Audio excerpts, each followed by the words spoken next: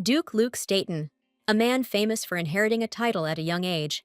He was rich and famous, so there were always terrible rumors about him, which were well spread at social banquets. Many discussed him because they felt a sense of fear as soon as he entered the throne room. Duke Staten was a monster without blood or tears, who amazed and frightened everyone with his image.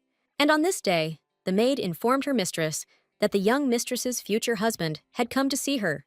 A beautiful girl in a wedding dress sat and waited for her groom. She could not do anything about it. It was her parents' choice.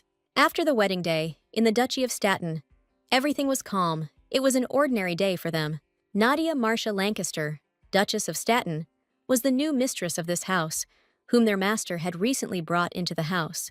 She was so scared that she couldn't stop shaking, and because of her nerves, Nadia thought only about sweets. She also didn't understand why the Duke decided to choose the Baron's daughter. What was the meaning of his actions? Such a question arose in her head. The girl never wanted such a misfortune. Her brother tried to protect her, but her father believed that Nadia should have a fiancé. In fact, if he had been from any other ducal family, they would have had the courage to refuse. But there was no point in arguing with the man who proposed to her, because he was known for his cruelty. Therefore, Nadia's family still had to accept the Duke's offer and marry their daughter to him. Her fiancé is a 2-meter monster who eats children and loves to kill. That's how she imagined him.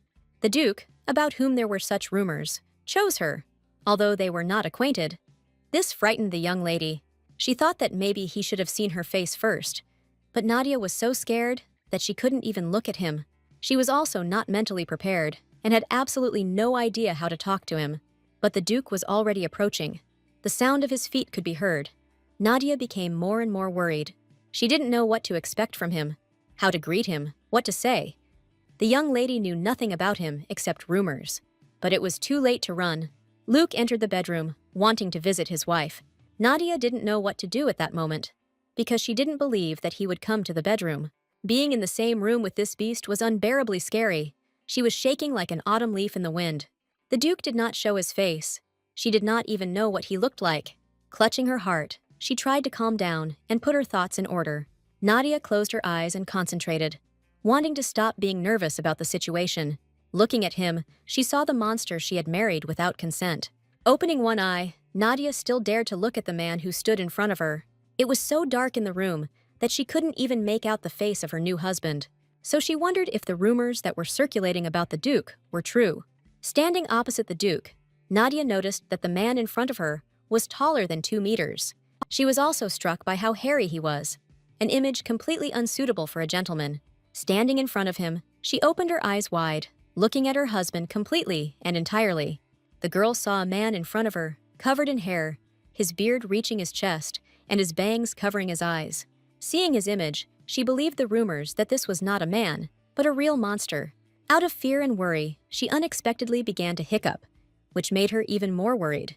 Trembling all over, the heroine thought that now her life would come to an end, because the man was so frightening. Nadia was also worried at this point that she was hiccuping and thus demonstrating her terrible manners. Looking at him, she understood that the Duke could not be offended by such behavior. Tears appeared in her eyes. She did not understand what to do, because all this time, the head of the house stood silently in front of her. Thoughts arose in her head that for such behavior, Nadia could be kicked out of the house on the very first day. What's worse is that he might insult her parents for raising their daughter poorly. Her face turned red from excitement. She couldn't utter a word, so Nadia just stood with her head bowed in front of her husband. Yet curiosity was above all else, which is why she raised her eyes upward, wanting to look at the Duke once more. And again, his monstrous image scared her to the point of losing her pulse. It seemed that she couldn't look at him at all. This stern look just said that it would kill her. The heroine kept thinking that she wanted to escape, so she began to gradually move back. Suddenly, the Duke opened his mouth and raised his hand. His words were unclear and difficult to understand, and Nadia wondered what her husband had said. Were these really words about her imminent death? But Luke noticed a bottle of wine flying after Nadia, so he just wanted to warn her. Turning around, the girl noticed that a bottle was flying at her, but she did not have time to react. Therefore, the Duke hastened to help his wife, wanting to protect her from inevitable injuries. Taking her by the waist with his hand, the man pulled the girl, who looked very light, towards him. Thus, he was able to save Nadia from injury and also look her straight in the eyes for the first time. The couple looked at each other without taking their eyes off each other. It seemed that this romantic atmosphere would last for a long time. From the Duke's point of view, Nadia appeared before him as a beautiful flower that needed care and affection. But Nadia did not see the Duke as beautiful as he saw her. Before her was a real monster with burning eyes. Out of fear, the heroine suddenly began to scream throughout the room, thereby confusing her husband. The scream was so loud that even the maids passing by the room heard it. Butler Alan hurried to ask the servants what the noise was, but the girls did not know. They only informed him that the lady had screamed from the room, which had confused the head butler. So Alan immediately rushed to find out what had happened, addressing his lordship through the door. Knocking on the bedroom door, he wanted to know what the young master was doing that was making the lady scream. The door was open, so the man dared to look into the newlyweds' room. What he saw shocked him so much that he stopped breathing and didn't know what to say. After all, he saw how the lady, all covered in blood, lay in the Duke's arms. And the image of the gentleman was so crazy that it seemed he killed his wife on the first night. It really did look suspicious. No matter how you look at it, it would be difficult to justify. Alan didn't know what to say at a moment like this. His face said that he expected this. Luke, the Duke of the estate, decided to put Nadia to bed. But at that moment, Alan turned to him. The head butler wanted to know how the master made Nadia lose consciousness on the very first day. While the young gentleman was making excuses to the butler, Nadia began to come to her senses and make some sounds. In order not to disturb her sleep, Alan suggested that the young gentleman leave the bedroom and talk. Sitting at his desk, Luke explained what had happened that night. Alan said he understood the Duchess because she married a man knowing only his name. The whole situation put a lot of pressure on her, and perhaps she fainted due to guilt. But Luke, slamming his fist on the table, said that it was not his fault that Nadia fainted. This behavior of the young master made Alan start shaking. It seemed that now he should worry about his life. Looking down and raising his fist, Luke noticed the large dent his punch had left on the table. Remembering everything that had happened in the bedroom not so long ago, he analyzed the situation. He wondered if he could really frighten his wife so much with just his appearance. Thinking about this, he asked the head butler if it was really that scary. In fact, Luke didn't immediately realize what his temperament was either. Standing in front of his parents' grave, he listened to other people speak about him. Many of those present said what a cruel child he was. Left alone at such a young age, Staten could only look forward to a bleak future. Suddenly, someone called the young master, so the boy turned around. Grandpa shouted loudly and said that Luke was the only remaining heir of Staten. The old man could not lose his grandson, because he did not want his great line to be interrupted. Therefore, he decided to inform the young master that from this day on, the old man would personally take charge of his training. The grandfather told the boy that if he didn't want to be weak, he had to be a monster. These were the words Luke remembered every time he sat down at the table of the head of the family. Alan decided to clarify whether the gentleman needed his opinion regarding his appearance. Luke confirmed the butler's words and decided to listen to his opinion. The head butler decided to say honestly that the gentleman looked like a bear standing on his hind legs. From these words, a picture began to appear in Luke's head of how he was frightening the young girl with his image. Alan realized that he had said too much, so he decided to correct the situation by calling the gentleman a wild beast. Luke didn't care what others thought of him, but he didn't want his wife to see him as a monster. The main palace was so touched by these words that it began to worry. So Alan, a man who was popular with the opposite sex, decided to help the master. Perhaps there was a way out. For starters, Alan decided to ask the Duke a few questions. Alan asked what kind of person Nadia was, and this question made Luke think hard. He couldn't answer anything, which made the butler very surprised. Had the Duke really not even spoken to her before making the proposal? This was not good enough, so Alan decided to lower the difficulty of the questions by asking the lady's name. Timidly, with tenderness in his voice, the Duke called her name, Nadia. He couldn't help but feel embarrassed, because in fact, this girl attracted him very much. But Alan was only scared by this, because he realized that the Duke had married a man he didn't even know. It was more like a kidnapping. Luke said that he had little time and could not linger in the capital. The Countess was embarrassed when she first met the Duke. She can constantly lose consciousness like that. Although it was already late, Alan decided to suggest that the Duke get closer to his wife and invite her to dinner. He also offered to meet with a skilled barber to shave his beard. It was a good idea, but the Duke was very embarrassed. This was not easy for him. But this time, Luke decided to trust his butler and do as he said. Although the man felt awkward, he did not expect that Nadia would accept him immediately after he picked her up. Looking at his engagement ring, Luke hoped that he could build a good relationship with Nadia. 3 months ago, Luke was in Lamonstord, the capital of the empire, on an errand. Seeing Luke holding his head, the man asked why he looked so tired. He suggested that it might be because of the alcohol, but it was strange since they had been drinking together. Luke turned to the crown prince, Leonard, and said that he was a monster. Looking at Luke, Leonard noted that with age, the Duke was becoming more brutal. But Luke didn't understand what these words meant, so he wondered. Leonard recalled that when they were growing up together in the capital, they were such cuties. But when Luke left for the duchy, he became a completely different person. Luke liked being in his native land, so he asked the crown prince to let him go.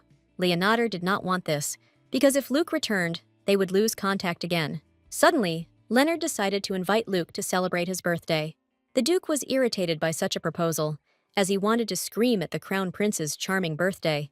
But Luke could not answer the crown prince like that, since he must serve the empire loyally. Leonard constantly mentions their strange friendship to annoy the Duke. The crown prince, holding a glass in his hands, wondered why Luke did not want to stay in the capital. Walking behind Luke, Leonard told him how beautiful the capital was. But the Duke was not interested. Continuing the conversation, the crown prince asked many questions, finally reaching the question of marriage. This infuriated Luke even more, because he did not understand why Leonard would suddenly talk about something like this. Leonard himself was not married, but sooner or later it will happen. It's just that no one has caught on yet. But Luke had no reason to do this. Perhaps he was afraid to get married, the crown prince suggested. Turning away, Luke held back his emotions and tried not to fall for the provocation, but as soon as Leonard started talking about his parents, he immediately lowered his head and began to address Leonard as His Majesty. Luke said that even without pressure from the crown prince, the Duchy of Staten would never disobey an imperial order. The duchy remains the lands of the empire, and Luke will answer the call of the imperial family at any moment. Luke assured the crown prince that his family posed no threat and asked him not to provoke him any further. Having said what he should not have said, the Duke departed, leaving Leonard alone. The capital of Lamonstord, like a fragile flower, has a banquet every evening, and the number of social events is so numerous that it takes your breath away. Luke was not used to spending time like this. He felt so stupid being in the capital, and he understood that if he stayed in such a place, he would go crazy. Suddenly, he was noticed by a lady passing by, who at first did not notice who was in the distance. But as soon as she saw that it was the very same Duke about whom there were terrible rumors, she began to scream. In front of her, she saw a man, or someone who looked like a man, but the lady could not understand whether it was a person at all. Seeing the dead body, which looked more like a bear, the lady screamed for someone to help her. Luke didn't care, because if someone reported something like that, he would just have to confirm their identity. Now, the Duke just wanted to rest, bask in the sun, and lie on the soft grass. But suddenly, opening one eye, he saw a beautiful image before him, a girl who addressed him in a respectful tone and did not try to run away. What struck Luke most was that someone had asked how he was feeling. He didn't take his eyes off her, because for the first time, he was addressed as a human being. Nadia, with her innocent image, gentle voice, and unprecedented beauty, conquered the Duke's icy heart. Luke couldn't utter a word. He just looked at this magnificent girl. What attracted him so much with her incredible tenderness and beauty? He couldn't believe that something like this could happen to him. Maybe it was a dream. So Luke began to rub his eyes. Suddenly, Nadia's sister approached, but Luke only hid, not wanting to show his face. Turning to her sister, Nadia asked whether it was worth calling a doctor, but the girl only shook her head. Listening to the girl's dialogue, Luke became very embarrassed and mentally asked to be left alone. In a city of prejudices, he never expected to meet someone so kind. Looking at the beautiful girl with a kind soul, he did not believe that something like this could happen to him. More and more people began to gather around, and Luke realized that the situation could only get worse. Then, this shocking news could spread throughout the empire, and rumors about the terrible Duke could worsen his situation. Luke knew that such news could only bring shame to his family, so he couldn't allow it. But the innocent maiden held his hands and asked him to wait just a little longer. Holding a handkerchief in her hands, the girl reported that her sister had gone to get a doctor. The Duke was frightened by this news, so he moved away and said that he was fine. While examining the man, The girl did not understand why he was refusing help. Luke continued to insist on his own and convince the innocent girl that he was okay. But when he raised his eyes and saw the girl up close, he was struck by her appearance. Nadia said that dehydration is very dangerous, so she wanted to help the gentleman somehow. With a smile on her face, the girl offered her scarf to someone in need. Timidly, Luke reached out to take the handkerchief and still couldn't believe that all this was happening to him. And at the moment when their hands touched, he was so embarrassed that he involuntarily began to show emotions. And then, deciding to hide his face, he ran away from the girl who offered him help. Nadia ran after the man, wondering where he was going. Seeing his condition, she did not want the gentleman to torture himself like that. But Luke couldn't stand such a rush of feelings, so he took a wider step and began to speed up in order to escape from the girl. Having hidden himself, he was finally able to breathe freely. He needed to put his thoughts in order. Luke thought about the girl calling him master. He had never experienced anything like that in his life. No one had ever addressed him like that. Everyone whispered behind his back and called him a beast. Nadia's sister had already arrived with the doctor, but the victim was not there. And all this time, the Duke was thinking about how a girl with such a gentle voice showed him such affection and care. These thoughts tormented him. He did not believe that something like this could happen to him. Holding the handkerchief in his hands and looking at the intricate embroidery, Luke thought that perhaps this was the girl's favorite handkerchief. But even so, she was able to give this scarf to some stranger. These thoughts did not give him peace. This means that not all people in the capital are like Leonard. There are also those who do not seek personal gain in others. The girl who appeared in front of Luke today was completely different from those he saw in his childhood. Looking at her, Luke clearly saw her kind and gentle look, so he believed that she was not like everyone else.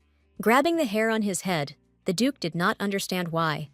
The more he thought about the girl, the faster his heart beat.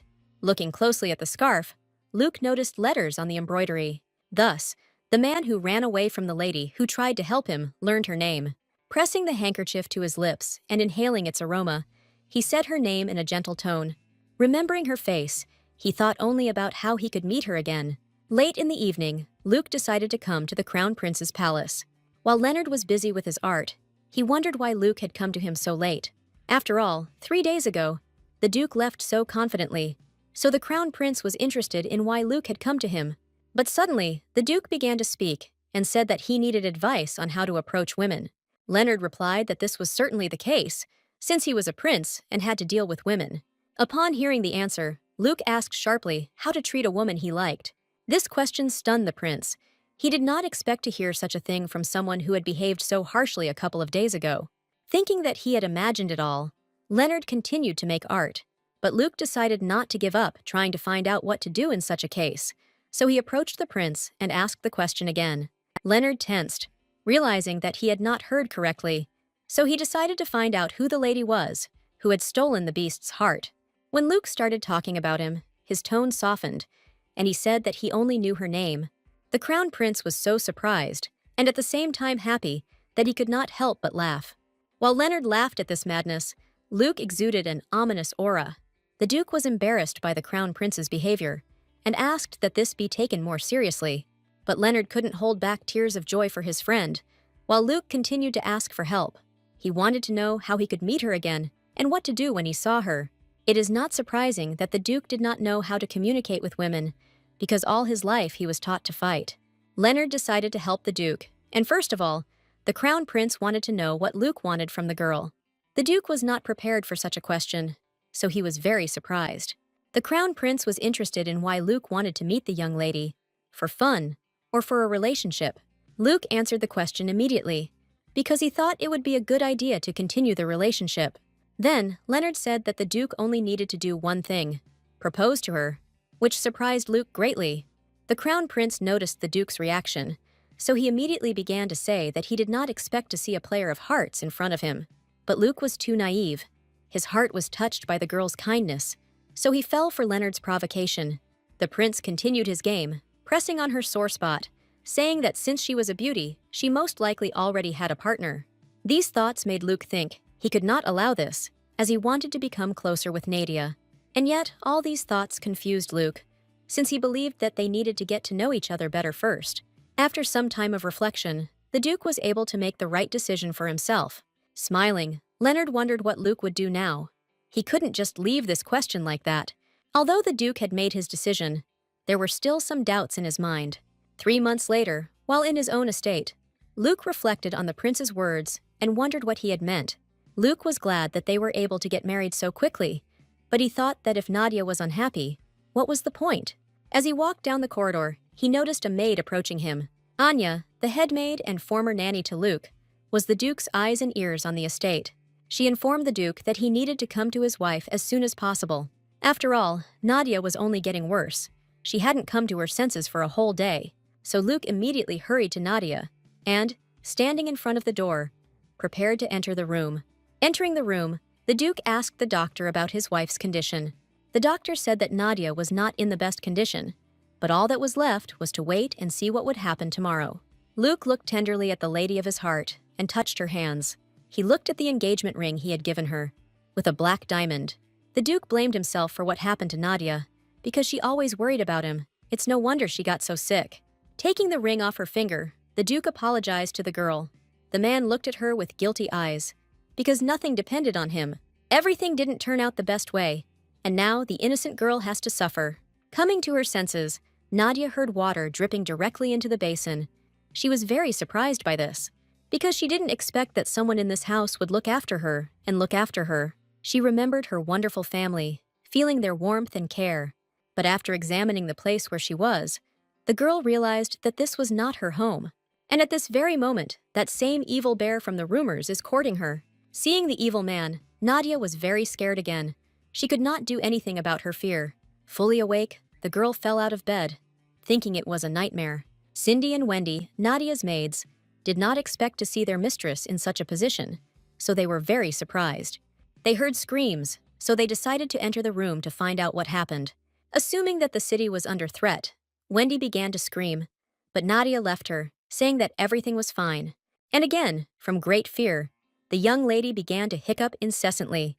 The maids began to figure out what these sounds were, and came to the conclusion that their mistress was hungry. Nadia was so ashamed of her body's reaction that she wanted to hide. They offered to cook the girl something to eat, but Nadia only asked them to leave. Looking away, the heroine wondered if this was really the life of a duchess. Such hospitality. From the very first night, everything is terrible, and it has been like this for a month now. Every day, Nadia is served delicious food. Everyone takes care of her, but she still feels uncomfortable. Being in such a spacious place, she couldn't shake the feeling that she was in a prison. A warm breeze penetrated the room and fluttered the heroine's hair. The sun shone straight into her eyes. That morning, she noticed that her ring was missing, so Nadia thought that the Duke was planning something terrible. The girl was still worried about the fact that she lost consciousness on her wedding night.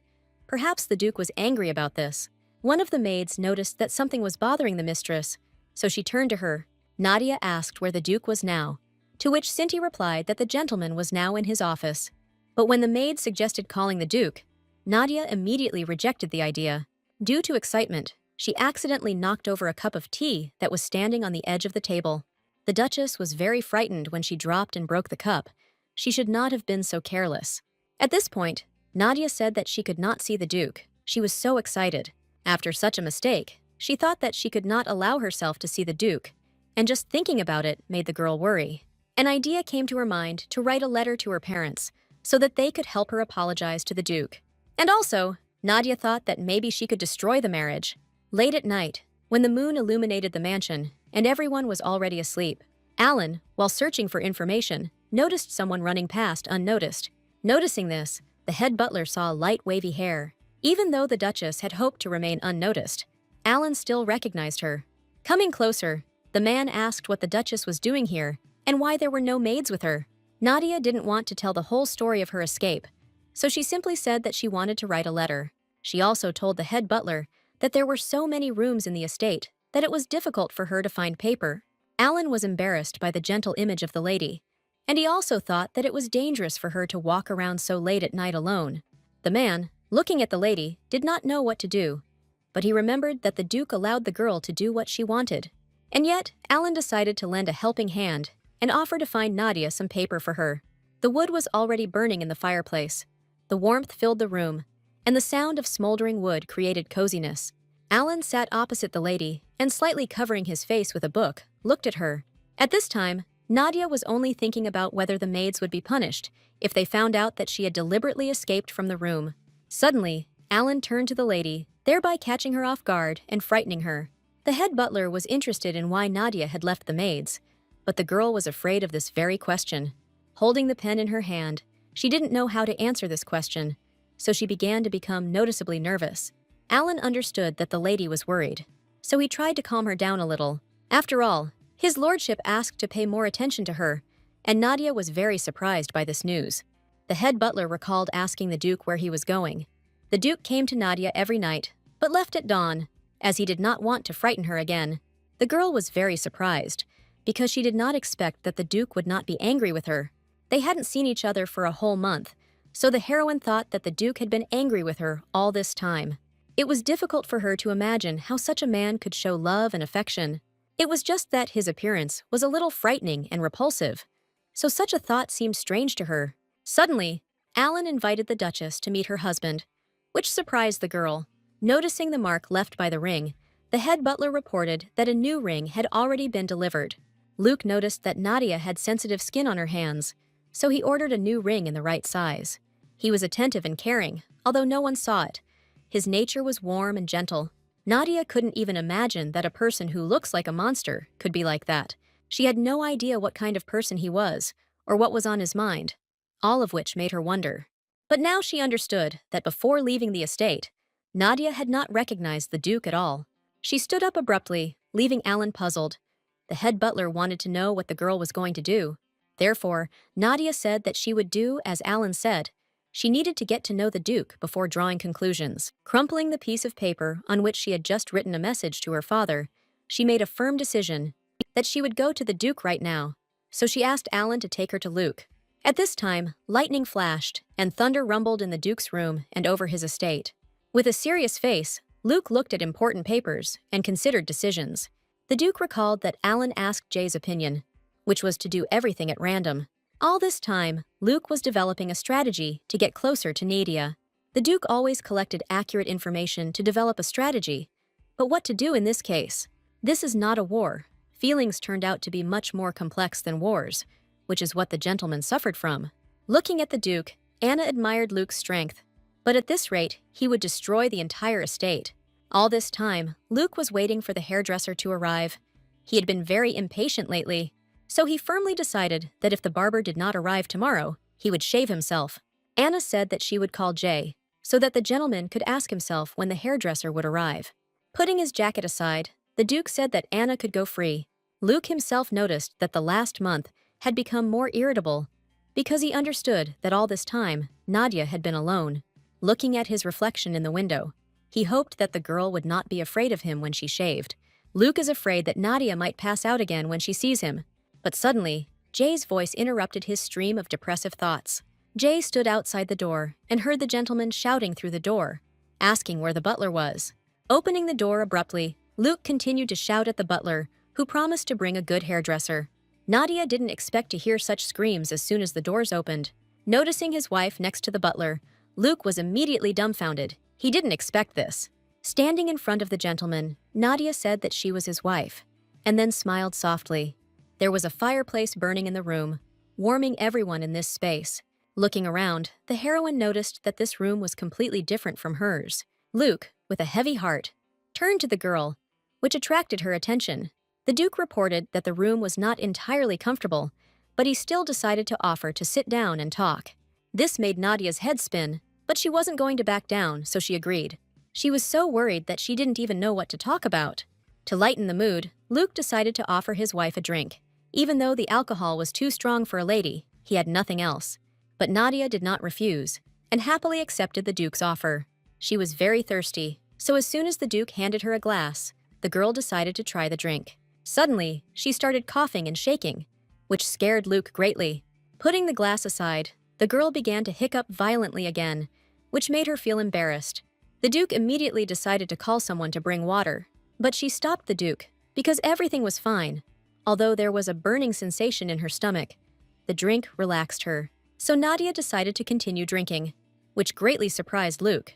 Having drunk a glass of wine and placed it on the table, Nadia was ready to speak, so she turned to the Duke. She said that she came because she wanted to talk to him in person. The Duchess also apologized for not doing it sooner, but she just couldn't do it. Reaching out his hand to her, Luke wanted to calm his wife down and tell her that she had nothing to apologize for. Trembling all over, she told how she had fainted on her wedding night, so perhaps the Duke was angry with her. The heroine explained that all this was due to excitement and not due to fear of her husband. She closed her eyes while making excuses, hoping that she would be understood and forgiven. But when the Duke said that he was not angry with her, she was very surprised, because she did not understand why the Duke did not come to her then. Feeling ashamed, Luke put his hand to his face, realizing that he couldn't explain the situation. Observing her husband's reaction, Nadia assumed that she had annoyed him, and that was why she was upset. But she asked him to be honest with her and answer all her questions so that there would be no misunderstandings between them. All in tears, the girl wanted to know the truth, even if it hurt her heart and soul.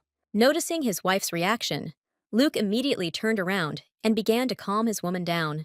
He told Nadia that he would not hate her no matter what she did. Such were the deep feelings Luke had for her. Her tears streamed down her cheeks. She said that all this time she had only been disgraced, so she would understand if the Duke wanted to divorce her. And also, everyone said that the Duke didn't care who his wife would be. He just wanted to get married, so he chose someone to propose to. Everything looked exactly like this in the eyes of a naive girl who knew nothing about her betrothed before marriage. Extending his hand, Luke convinced the girl that all this was not true, that these were just rumors that quickly spread. Kneeling before her, the Duke said that he truly loved the girl, and that was why he proposed to her. These words touched the heroine so much that her tears stopped flowing from surprise. She did not expect this. Looking at him, Nadia wondered why Luke left her when she became his wife. Tears ran down her cheeks and dripped right onto the Duke's palm. The girl did not understand why Luke did this. Nadia was already thinking that the Duke wanted to divorce her, but Luke quickly dispelled these thoughts. Looking into her eyes and drying her tears, the Duke convinced the girl that he would not allow such a thing to happen. He apologized for leaving her alone so unceremoniously. Luke wanted to give Nadia time to get used to it. The Duke reported that he had not even thought about divorce and was not at all angry, which surprised the girl. Nadia looked at him with her green eyes and saw a completely different person in front of her. These touches seemed so familiar to her, as if she had already felt them somewhere. Then the girl remembered that in her dream, she had already felt similar warmth and care. Touching Luke's hands, Nadia wondered if the Duke had been in her room. Luke, with a soft smile on his face, said that once, when Nadia was sick, he could not leave her alone. The Duke apologized because he thought he had been rude, but Nadia only shook her head. Crying, she gently touched his hand, realizing that the memories of that night were not a dream. Nadia realized that at night the Duke was nearby and changed the towels, taking care of her. He cared about her because she was his wife. These thoughts warmed her soul and heart. Luke was addressing Nadia, but the girl, sweating from embarrassment, listened to her husband. The Duke asked her to address him by name, because Nadia said that they were now a couple. Nadia began to feel even more embarrassed by these words, but the Duke suggested that she return to the room, as it was already late. Grasping the Duke's sleeve with her fingertips, the girl wondered whether she had to go back. She lowered her head, not knowing if this question would be too impudent of her. The Duke was surprised by such behavior of the lady of his heart. He did not expect such a thing. But Nadia continued, because since they were a couple, they should go to bed together. Luke was extremely confused by such words. He could not even imagine that their relationship would take such a turn so quickly. Looking at his wife, Luke agreed. But first, he asked to wait, because I completely forgot about the ring I had prepared for Nadia. The girl didn't understand why Luke suddenly started talking about the ring. Was it really a sign that he wanted a divorce? Holding the box in his hands, the Duke announced that he had ordered a ring that would perfectly suit his wife. Nadia was surprised by this, as she did not expect Luke to be so attentive to her. Getting down on one knee, even though it was already late, Luke offered the lady of his heart a ring. Embarrassed by this, the man asked if Nadia would accept his proposal. But Nadia held out her hand, thinking that Jade was right. The Duke really did care about her. Looking at the ring, she didn't think that a person with such an appearance could be so sensitive. At first, Nadia was afraid of her husband, because she believed the rumors that circulated about the Duke, the Beast. But now she knew that he would never, ever harm her. She also noticed that the body was very heavy, as Nadia had relaxed. Luke noticed the girl's condition, so he asked how she was feeling. to which Nadia responded positively. Nadia stood up abruptly and headed towards the bed, saying that she needed to lie down. The exam for the newlyweds begins. Luke's wife goes to bed. What is the correct answer? Say goodnight and leave the room or lie down next to her. Sitting down on Luke's bed, Nadia, greatly relaxed, turned to the Duke. Rubbing her eyes, the girl asked if her husband was tired, and she also offered to lie down next to him. Luke clearly didn't expect this, so he was puzzled by this question. He didn't know what to do in such a situation. Addressing Nadia, the Duke said that spouses do not have to sleep in the same bed. Touching her husband's hand, Nadia claimed that her parents had it like that. Besides, she hadn't fully gotten used to the estate yet, so she felt lonely when she slept. Luke was very embarrassed by such a request, but he knew that he could not refuse his wife. Standing in front of her, Luke asked if the girl knew what a married couple did when they slept together. Nadia became shy, and therefore began to worry more and more. She was preparing to answer her husband's question, which he had just asked her. Folding her hands in front of her chest, the girl replied that a married couple hugs when they go to bed together. Hearing this, the man immediately moved away. He didn't think that Nadia was so innocent. Luke was clearly upset by the answer. He felt ashamed for having completely different thoughts. Holding his trembling hand, Nadia understood that Luke was tired too, so she dragged him to bed. She insisted that he needed to sleep, because then he would definitely feel better. The girl sweetly tried to persuade the man to sleep together, and Luke, like a true gentleman, could not refuse the lady. Looking at Nadia, the Duke was embarrassed and thought that he had gone mad. The man reproached himself for such dirty thoughts about his completely innocent wife. Lying in the same bed, Nadia pressed herself tightly against her husband. Luke could barely contain himself. He tried to distract himself with thoughts of mountain ranges and ceremonial music, but this was incredibly difficult for him because everything inside him was raging and burning. The next morning, Nadia woke up as if nothing had happened and lost her beautiful eyes.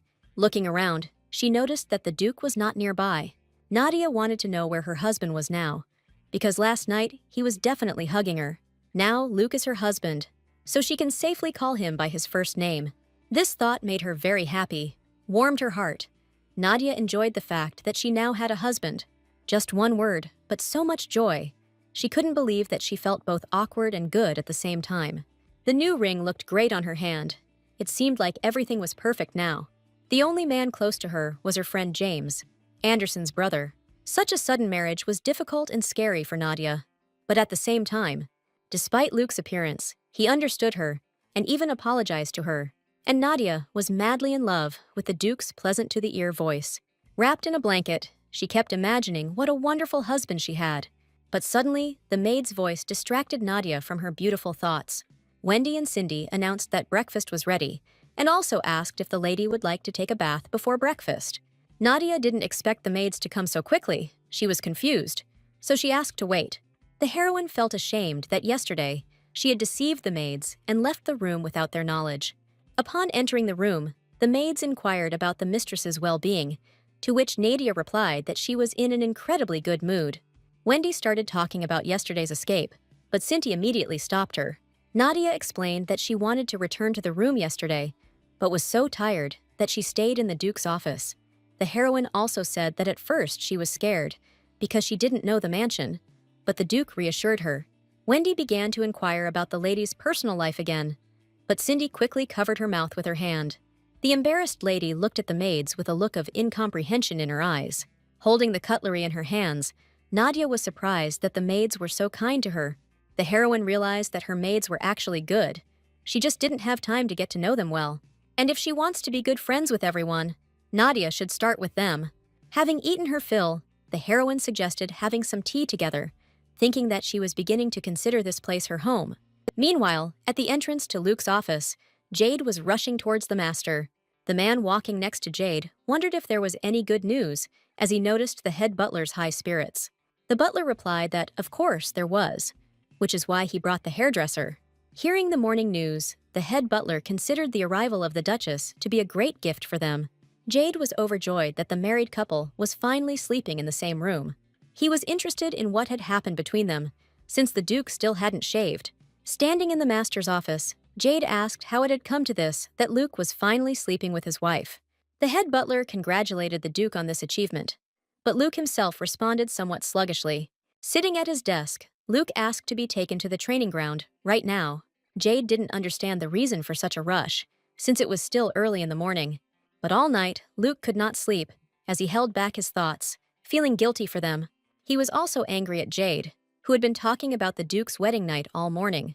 The girls sitting in the next room suddenly heard a scream, but Jade, after hearing the whole story of the Duke's first night, couldn't contain his emotions. The butler did not make a big deal out of this issue and asked the gentleman to calm down, as he had good news.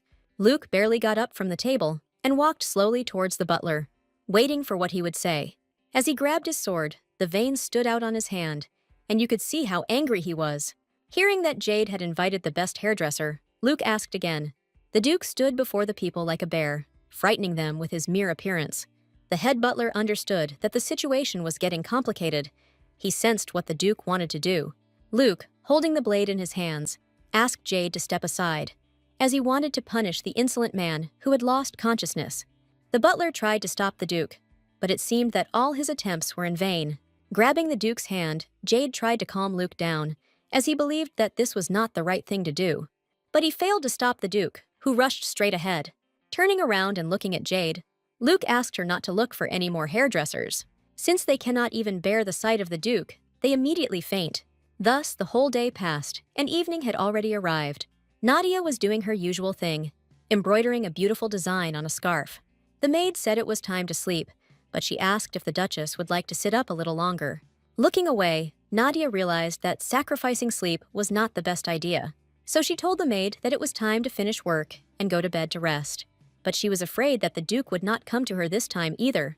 After that night, Luke avoided Nadia for the whole week. As she went to bed, Nadia thought that perhaps she really was a burden to the Duke. The girl was drunk at the time, so she assumed that something had happened that she didn't remember. Clutching the blanket with her hand, Nadia worried and thought about what she had done wrong. She didn't understand what was going on, because that night, Nadia clearly remembered that the Duke was sincere. Lying in bed, she didn't want to be alone, so she felt very sad. The maids turned around as they noticed something strange. The sounds from the mistress's room attracted them. One of the sisters noticed that the Duchess had left the room, but they did not know what to do.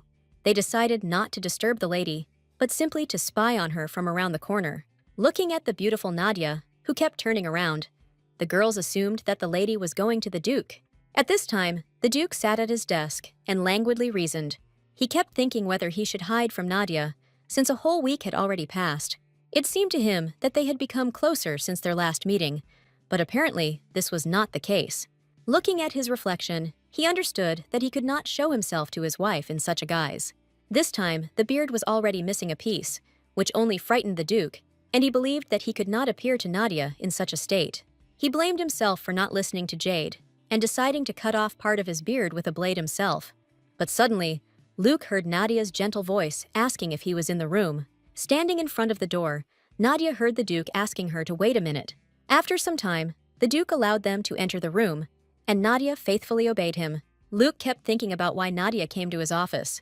Maybe it was a dream. Luke wondered why Nadia had come to him. Looking away, the girl apologized, as she assumed that she might have interfered with the Duke's work. In his mind, Luke was already thinking about the fact that Nadia had come to see him, which made him feel embarrassed. Pressing her hand to her chest and looking down at the floor, she spoke about how she had been very worried. While Luke was feeling very awkward, Nadia was worried about what the Duke might think of her. Nadia talked about how she really loves to embroider, but lately, she has been doing it so often that she no longer knows what to do with herself. Every day, sitting at her embroidery, she looked out the window and thought about the Duke. Luke didn't expect to hear that. He couldn't even imagine that all this time he made Nadia feel lonely. And Nadia said that the duchy was beautiful, but it didn't have everything that the capital had. Plus, she doesn't know anyone, so she has to spend a lot of time alone. Luke felt awkward. He couldn't believe he hadn't thought of her. Nadia was interested in what she could do, what a duchess should do on the estate. The Duke reported that the estate was run by a butler and headmaid, but there was something that only Nadia could do. Extending his hand, Ludi said that if something important happened in the estate, Nadia would make the decision. She was his wife. Her desires were his desires. Nadia was incredibly happy with these words. The girl thanked her husband, which made Luke feel very embarrassed, but he still covered his shame with the book. In his mind, Luke compared Nadia to a cute hamster who always made him happy with her appearance. Nadia thanked her husband for listening to her, but admitted that she came for another reason. Holding his hand, the girl said that she was always alone, so she wanted to meet the Duke in person. Looking at Luke, a slight blush appeared on her cheeks, because she said that she missed him. Luke was so embarrassed by this that he immediately put the book aside, showing all his dignity. Looking down, the Duke began to notice and wonder about something. In this light, Nadia's shirt became so light that Luke noticed how thin she was. He looked at Nadia with wide eyes and wondered if it had always been like this. Suddenly, Nadia started screaming because she noticed something on the Duke's face. She saw the Duke's nose start to bleed, so she was very scared. Luke said he was fine, but seeing Nadia's look, he knew she was very worried. Coming closer, Nadia wiped the blood from the Duke's face with her hand. Luke didn't expect this turn of events and didn't understand how it happened. Looking at the Duke's face, Nadia noticed scars. She wondered where they came from on his face, so Luke started talking about his attempts to shave his beard. But he was afraid that his wife would be frightened of him in this form, so he tried to hide his beard behind a book. And Luke also remembered how much work he had, while Nadia told him that he shouldn't have done that. Looking at the Duke, Nadia said that now Luke was her husband, and she was not afraid of him. The Duke did not expect that his wife was so beautiful in soul. He liked literally everything about her, but he promised that next time he would find another hairdresser, as he wanted to match Nadia. While Luke was talking about this, Nadia was already getting out the first aid kit to treat her husband's wounds. Nadia wondered why Luke decided to shave himself, to which the man replied that everyone was afraid of him. The girl asked if anyone would help Luke with this, and if he would promise not to make such independent decisions again. She said she wasn't a professional hairdresser, but Nadia could help Luke with that. The Duke did not expect that Nadia herself would take the initiative and decide to offer help. Next to Miss Anna, there was a man who was addressing her and asking her about her. Jerinos wanted to know if Anna had noticed that the Duke had been acting strangely lately, but Miss Anna answered positively. She also sees changes in the gentleman's behavior. Lately, things have gotten worse. Every day, the gentleman fights with the knights. And also, a rumor began to spread that it was he who was making these animal sounds. The maid and Jerinos wanted to get into the Duke's office, but Jade stopped them. Jade stood in front of the office entrance and asked to give what Anna and Jerinos were holding. The head butler overheard the maids talking about the master asking for shaving supplies. The Duke had to be stopped before he shaved his beard. But it was too late. Everyone was very surprised, because they didn't expect to see the gentleman in such a form. Luke was very angry because he realized why his transformation took so long. Did Jade decide to disobey the master's order? Which made the Duke very angry. While the servants were imagining the polar bear, Luke insistently demanded shaving supplies. He was burning with desire to get what he asked for, so he immediately headed towards the head butler. Jade grabbed the shaving equipment tighter, saying that he could no longer give the master a sharp blade. But the angry Duke demanded his own, since he was already mature for such things. The maid Anna put on her glasses to watch this drama, and Gerinos was also delighted with the plot. Suddenly, Nadia came out of the office, looking for Luke, which made the Duke freeze. Noticing this picture, the girl wondered what her husband was doing, whether he was really fighting with his advisor. Pretending to be friendly, Luke said he was simply helping Jade, who had almost fallen. Nadia was glad to see such a wonderful husband who would always help his servants. The Duke announced that Nadia would help him shave, which surprised Jade greatly. The Duchess said she was not a professional in this matter, but she helped her father and brother, so she could help Luke. Jade didn't recognize the Duke. He was so nice and calm, and the butler also said that he brought shaving supplies. While others were touched by this picture, Jade was the only one who did not believe what was happening. That day, Jade was convinced that his worries about their relationship were in vain. The head butler also realized that it was better not to interfere in the Duke's relationship. His coarse hair fell to the floor. Luke was transformed before our eyes. He became a different person. The sharp blade cut across his face, removing thick, coarse hair. Nadia shaved confidently and carefully, and it couldn't be said that she did it rarely. The girl said that when she helped her father and brother at home, it was like a game for her. But now, for some reason, it felt different. The man who seemed big and scary, for some reason looks like this, that she is completely immersed in the process and does not notice how Luke is transformed before her eyes. And for some reason, such a simple action felt somehow intimate to her. Having finished her work, Nadia looked at the Duke with a smile on her face, who looked completely different. Everything was ready, so she took a towel to wipe off the excess foam from her face. Luke looked down. He didn't know if he looked worse or better, but he wanted his wife to like him. Anna, seeing the gentleman like this, was amazed, since he looked very much like his father. Nadia began to stare at the Duke, as she had not been able to see his face during the process. Looking at the Duke, the girl was very surprised. Her pupils dilated. Meanwhile, Luke thanked Nadia for her help, saying that he couldn't have coped without his wife. Nadia couldn't immediately recognize her husband, so she moved away a few meters. She needed time to accept him as he was. So, Luke decided to take the initiative and approach Nadia, thinking that she was uncomfortable. But Nadia only fell to the floor and began screaming again.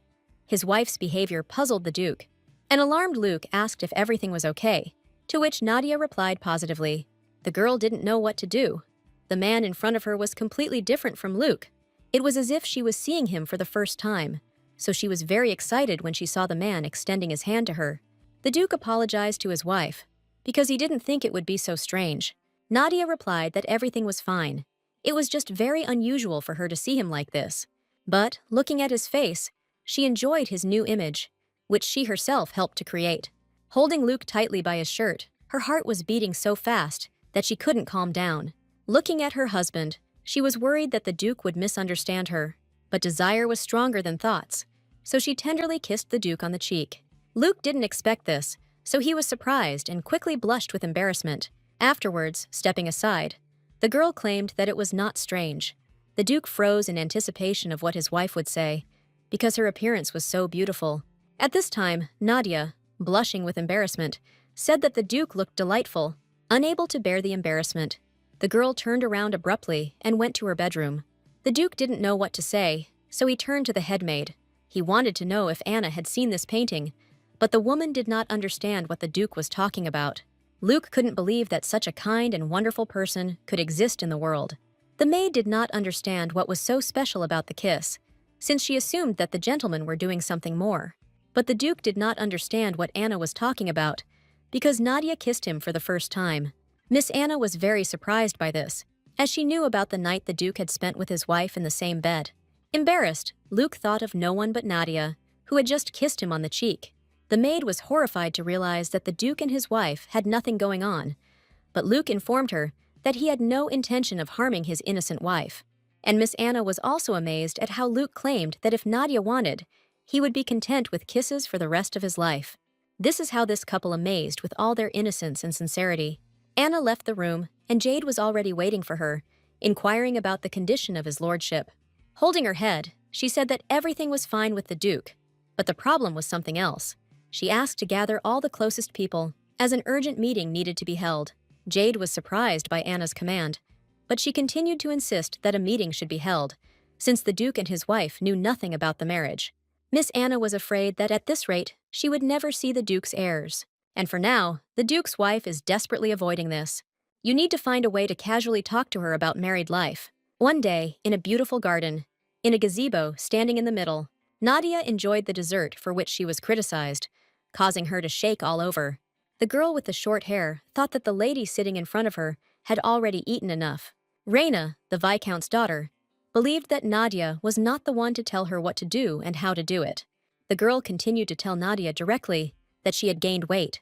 Emphasizing this, she asked the young gentleman's opinion, which he did not dare to answer. He noted that Nadia looked like a child, especially when she ate so quickly. Reina continued her attempts to ridicule the heroine, even though it seemed futile. The girl also noted that Nadia still doesn't have a fiancé, so she could end up an old maid, she thought. Nadia woke up from this nightmare, opening her eyes abruptly. Her breathing quickened, and she was covered in cold sweat. At first, she didn't believe it was a dream, because she didn't notice how she fell asleep. The Duchess waited for Luke because she wanted to sleep in the same bed with him.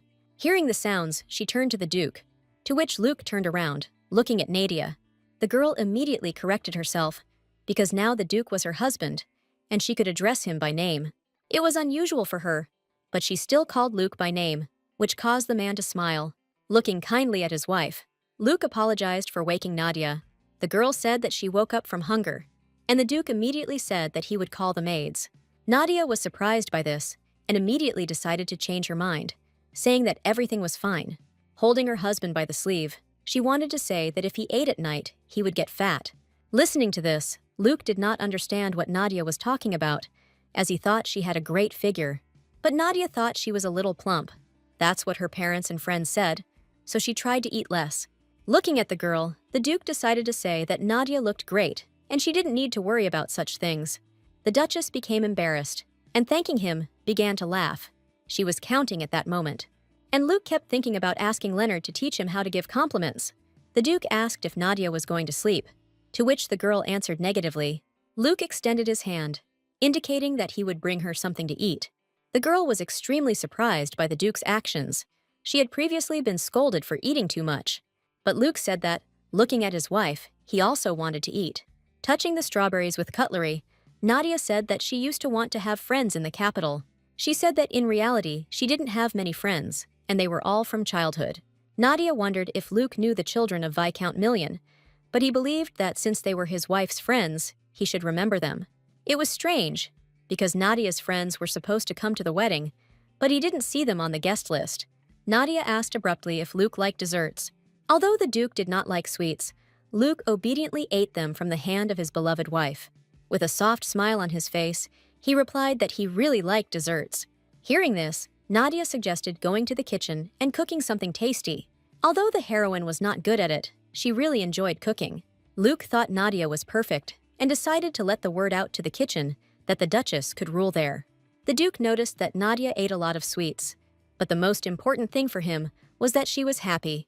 He looked straight at her face and enjoyed how Nadia devoured the cakes.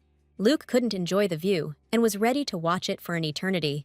Looking at her lips, he thought about what it would be like to kiss those soft and tender-looking lips. Luke stood up abruptly from the table, becoming embarrassed by his own thoughts. Noticing the Duke's actions, Nadia began to tremble, as she thought that he was angry because she ate a lot. Wiping the cream off his wife's face, Luke apologized and justified his actions by saying that he suddenly felt sleepy. Nadia understood that the Duke had a lot to do every day, so his behavior was natural for her. Nadia got up from the table and walked over to Luke. The Duke didn't understand his wife's actions, until she reached out and called him into bed, and Luke's pulse began to quicken. He was clearly not ready for such a phrase. His thoughts would start to confuse him again that night. Luke tried to calm down, since he had already decided everything for himself, but it was not so easy. He remembered that he had agreed to even just one kiss that would last a lifetime, so I tried not to dwell on it and imagine a calm ocean. Opening his eyes and looking to the side, a slight blush appeared on the gentleman's cheeks. He looked at his beautiful wife, who was already lying next to him in just her nightgown. So his meditation ended after 3 seconds, and everything started all over again. Luke said that Nadia didn't bother him at all. On the contrary, he liked that she was so cheerful. Nadia was pleased to hear this, because it seemed to her that Luke was telling the truth. All this time, the Duke was thinking about how to contain his dirty thoughts, and also suggested that it would be better to tie himself up. And since his wife was wearing only a piece of silk, Luke tried not to look at Nadia. After all, if he looks at her, he will be shameless and may do something stupid. Nadia looked at the Duke with an innocent look and did not understand why he was behaving like this. Luke closed his eyes, trying not to look at his wife and holding back his dirty thoughts. And the heroine looked at the Duke and felt some kind of feeling of emptiness. She supposed that perhaps it was because she had a partner for the first time. But for some reason, Nadia couldn't get these strange thoughts out of her head. A couple should sleep in the same room, hugging each other. That's what her parents told her. The brother and sister said that they would tell everything when Nadia had a fiancé, but she was always told that a lady should not think about such things. And even her friends thought so, even though they showed concern for her. No one talked to her about married life, so she didn't know anything. Standing up, she kept thinking about why this strange feeling wouldn't leave her. Looking at the sleeping Luke, she wanted to sort out her feelings, so, bending forward slightly, hanging right over Luke's face, Nadia wanted to kiss him. At the same time, in the conference room at the Staten estate, the butler was reporting that Miss Anna's order had arrived. Anna asked if this was the right size, to which the butler replied positively, but he was not sure whether it was okay to show something like this to the Duchess. The maid understood that it was difficult to resist, because they had already decided everything, because there was no other way to explain to her all the intricacies of married life. Waking up, Nadia felt something warm, as if she was hugging something. The surface was hard and soft at the same time. She felt such a pleasant feeling. Looking up, she saw that it was Luke in front of her, so she wondered. When she started screaming, she didn't expect that the hard and pleasant pillow would turn out to be Luke. Noticing his wife's reaction, Luke apologized because he thought he had scared her. Nadia explained that she was not surprised to see Luke, but she wondered if her husband had been looking at her while she was sleeping. Luke realized that he had been caught, so he felt ashamed about it. But Nadia was more interested in whether she had accidentally hit him in his sleep. The Duke admitted that nothing like that happened, and he also said that he slept very well. He slept so soundly that he didn't even want to wake Nadia, Duke Staten claimed. Nadia began to worry because she thought that Luke was late for work because of her. Luke started to get up in a strange way, as if it was very difficult for him. Seeing her husband getting out of bed with difficulty, Nadia thought that it was hard to support her weight on his chest. So she crawled up to him and asked if the Duke was all right. But Luke felt as if his back had been shot. He couldn't move, so he stood still. Nadia started to cry, continuing to think about her excess weight. But Luke turned around and convinced her that everything was not like that at all. In fact, the Duke could not sleep with Nadia because he was afraid to touch her. Luke apologized because he had to go, so they wouldn't be able to have breakfast together. But Nadia wasn't worried. She understood everything. Holding Luke's hand, she asked him not to forget to eat and hoped that the Duke was in good spirits today. Embarrassed, the Duke could only timidly answer one word: rest. As he left the room, he stood near the door for a long time and thought. He hoped that Nadia did not know the real reason why the Duke was not sleeping. Luke couldn't sleep all night because Nadia was there, and he was trying to control his animal instincts. He felt the moment she approached and wondered if Nadia would be surprised if the Duke opened his eyes. This moment was simply unforgettable for the Duke, as it was the first time he felt it. The sweetness of her lips, even though it was only her forehead, it was already more like intimacy. After this kiss, Nadia lay happily on the bed for some time and laughed. And the Duke could barely restrain his dirty thoughts, because after this moment, it became much more difficult to do so. Walking down the hallway, Luke was still very happy because his wife was happy. The boundaries between them disappeared, and they gradually became closer. The Duke did not want to frighten Nadia and make her stay away for no reason. However, the man could not help but notice how seductive Nadia was. Out of such despair, Duke Staten began to bang his head against the wall in front of the servants.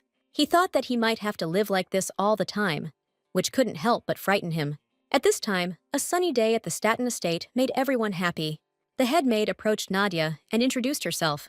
She had come to tell her news, that the commander of the knights and the head butler want to visit the Duchess.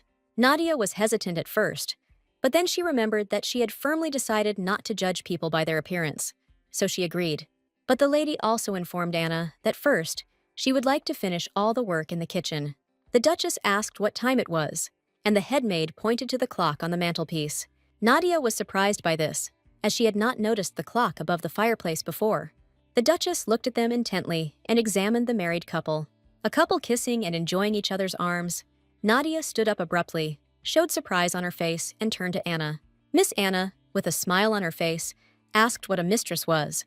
Although the lady saw the watch, Anna could not explain everything, and Nadia was going to take a walk, wanting to breathe some fresh air.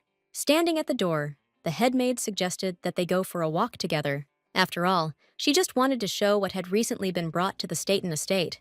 Nadia was very surprised, so much so that there were no words at that moment. Although the statue is covered in paint, we can see the couple in a very interesting pose that Nadia could not look at. Anna explained that this was a sculpture based on a popular novel. But the statue was not just static, it was moving, which frightened Nadia even more. The Duchess did not understand why or how, but she was very interested. Taking the key in her hands, she dared to set the sculpture into action, and this action amazed her so much that she began to sweat. Anne wanted the Duchess to appreciate this work of art. Nadia was amazed, because she couldn't even imagine that this was part of the Staten culture. Overwhelmed with emotion, she began to hiccup again, so she moved aside and sat down on the floor. The maid asked if the mistress was okay, to which Nadia said that she felt nauseous. Coming closer, Anna realized that perhaps it was too early to show this to the lady. After all, judging by her appearance, one could tell that the girl was very surprised by the watch and the statue. But Nadia found it strange that the statue's face reminded her of the Duke. Nadia imagined Luke hugging her and her closing her eyes, burying her nose in his shoulder. She even started to hiccup from embarrassment. But then Anna, putting her hand on her shoulder, suggested that they take a break. The head maid reminded the girl that she wanted to go to the kitchen and bake a dessert.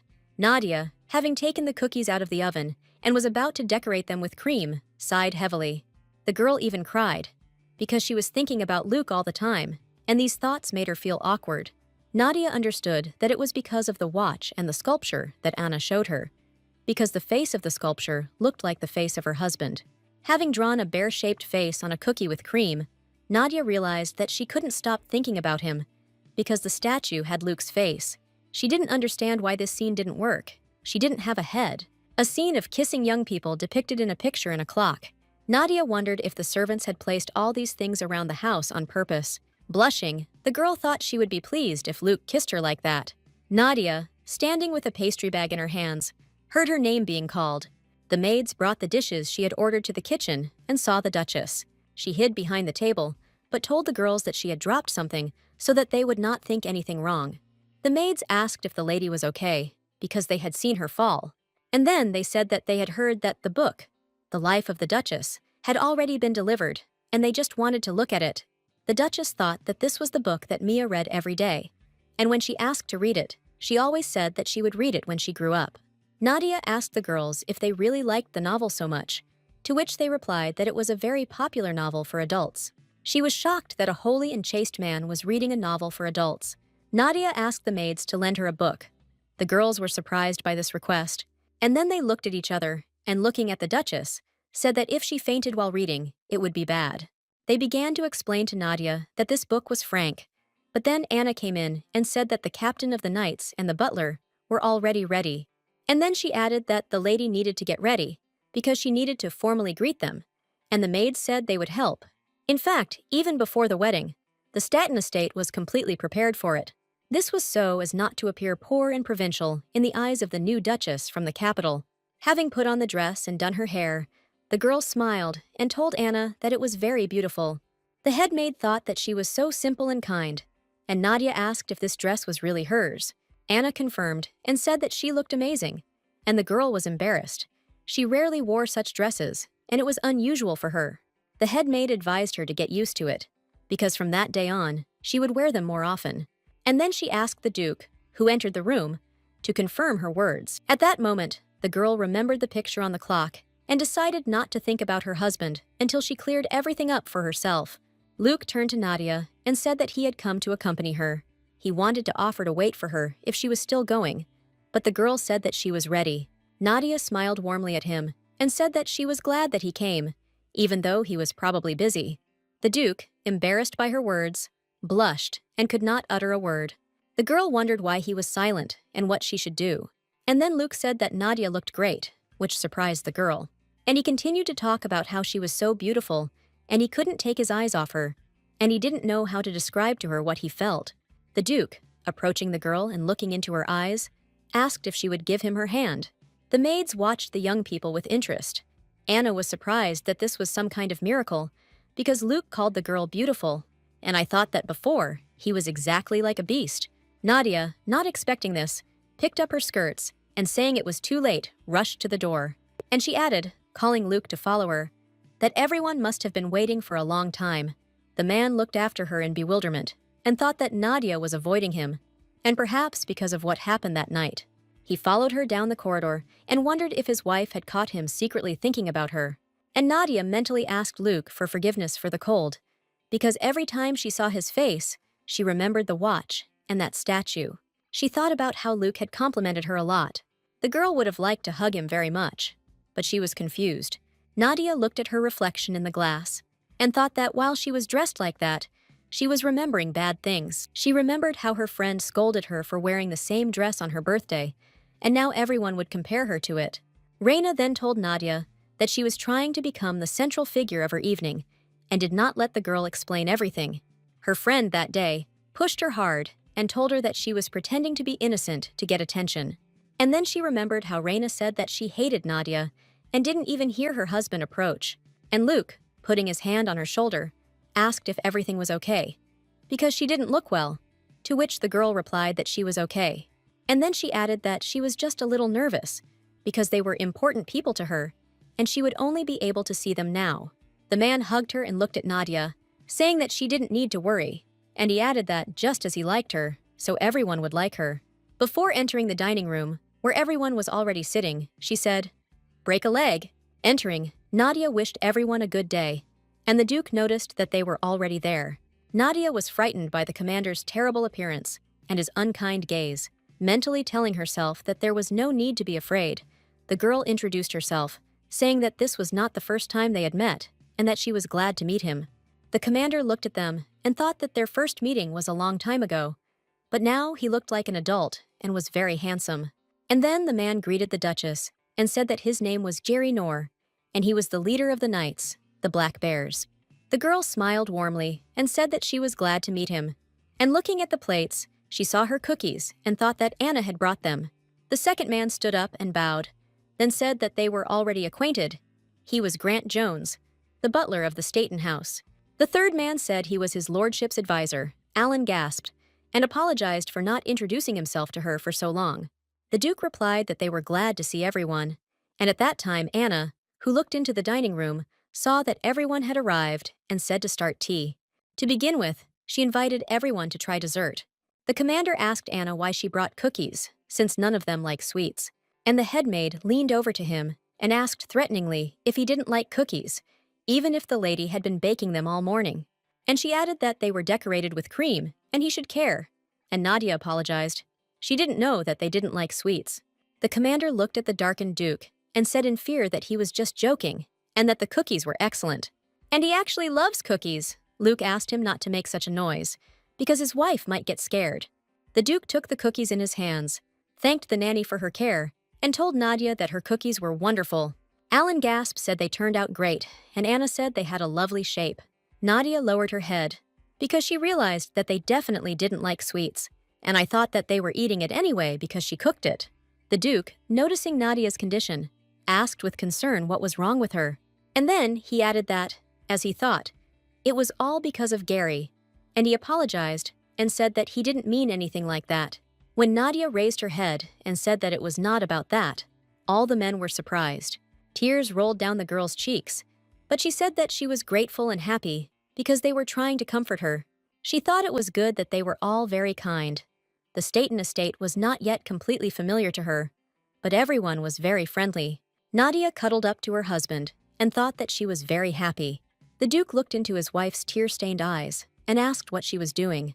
She suddenly wondered why Luke was talking like that and hugging her, and he continued that it would be better for the two of them to step away for a while, to a quieter place. When they went into another room, the Duke asked Nadia if she had calmed down a little, and then he added that she shouldn't worry about what happened at tea time, and suggested that they take a break. When the girl did not respond to his words, Luke leaned over and saw that she was unwell. The Duke apologized seeing this, and Nadia thought that he was very sweet, and what was wrong with her. The girl remembered the statue and could not believe that she thought of her husband in such a way, and suddenly she felt a man's strong hands on her waist. And then Luke picked up his wife in his arms, which surprised her greatly. The Duke apologized and said that she had done a good job and carried her to the sofa. And then Luke asked if the servants had prepared a gift for her. They said she was surprised by their sincerity. The Duke continued. The girl thanked Luke, but she also felt very ashamed in front of him. She remembered the picture on the clock again and realized that she liked it very much, and apologized again. Luke became very upset and thought that he didn't know something, because he didn't understand what his wife was apologizing for. And then he thought that he had never comforted a crying woman. The Duke saw people crying because they were afraid of him, but he did not have to calm them down. Luke was very worried that he might do something wrong and hurt her. The girl, crying, apologized again and said that she had ruined everything. The man thought he needed to be brave and hugged Nadia, then said she was charming.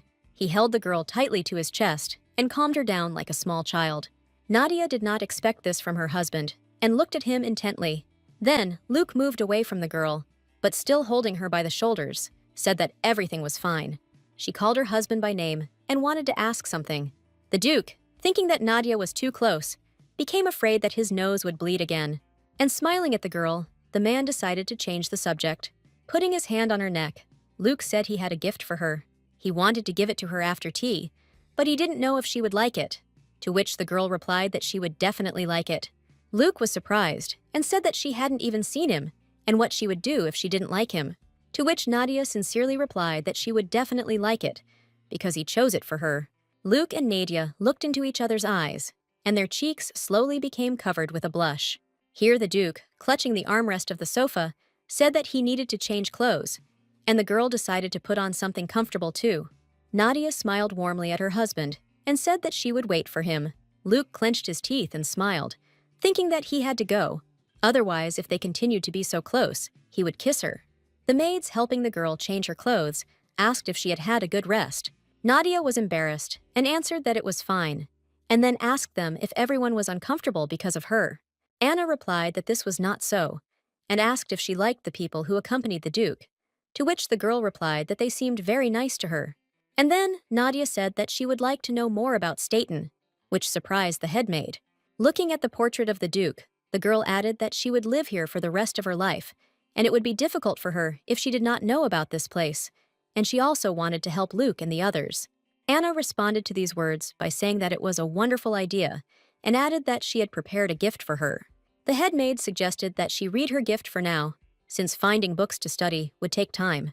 Nadia saw that Anna was handing her a book, The Life of the Countess, and she was very happy.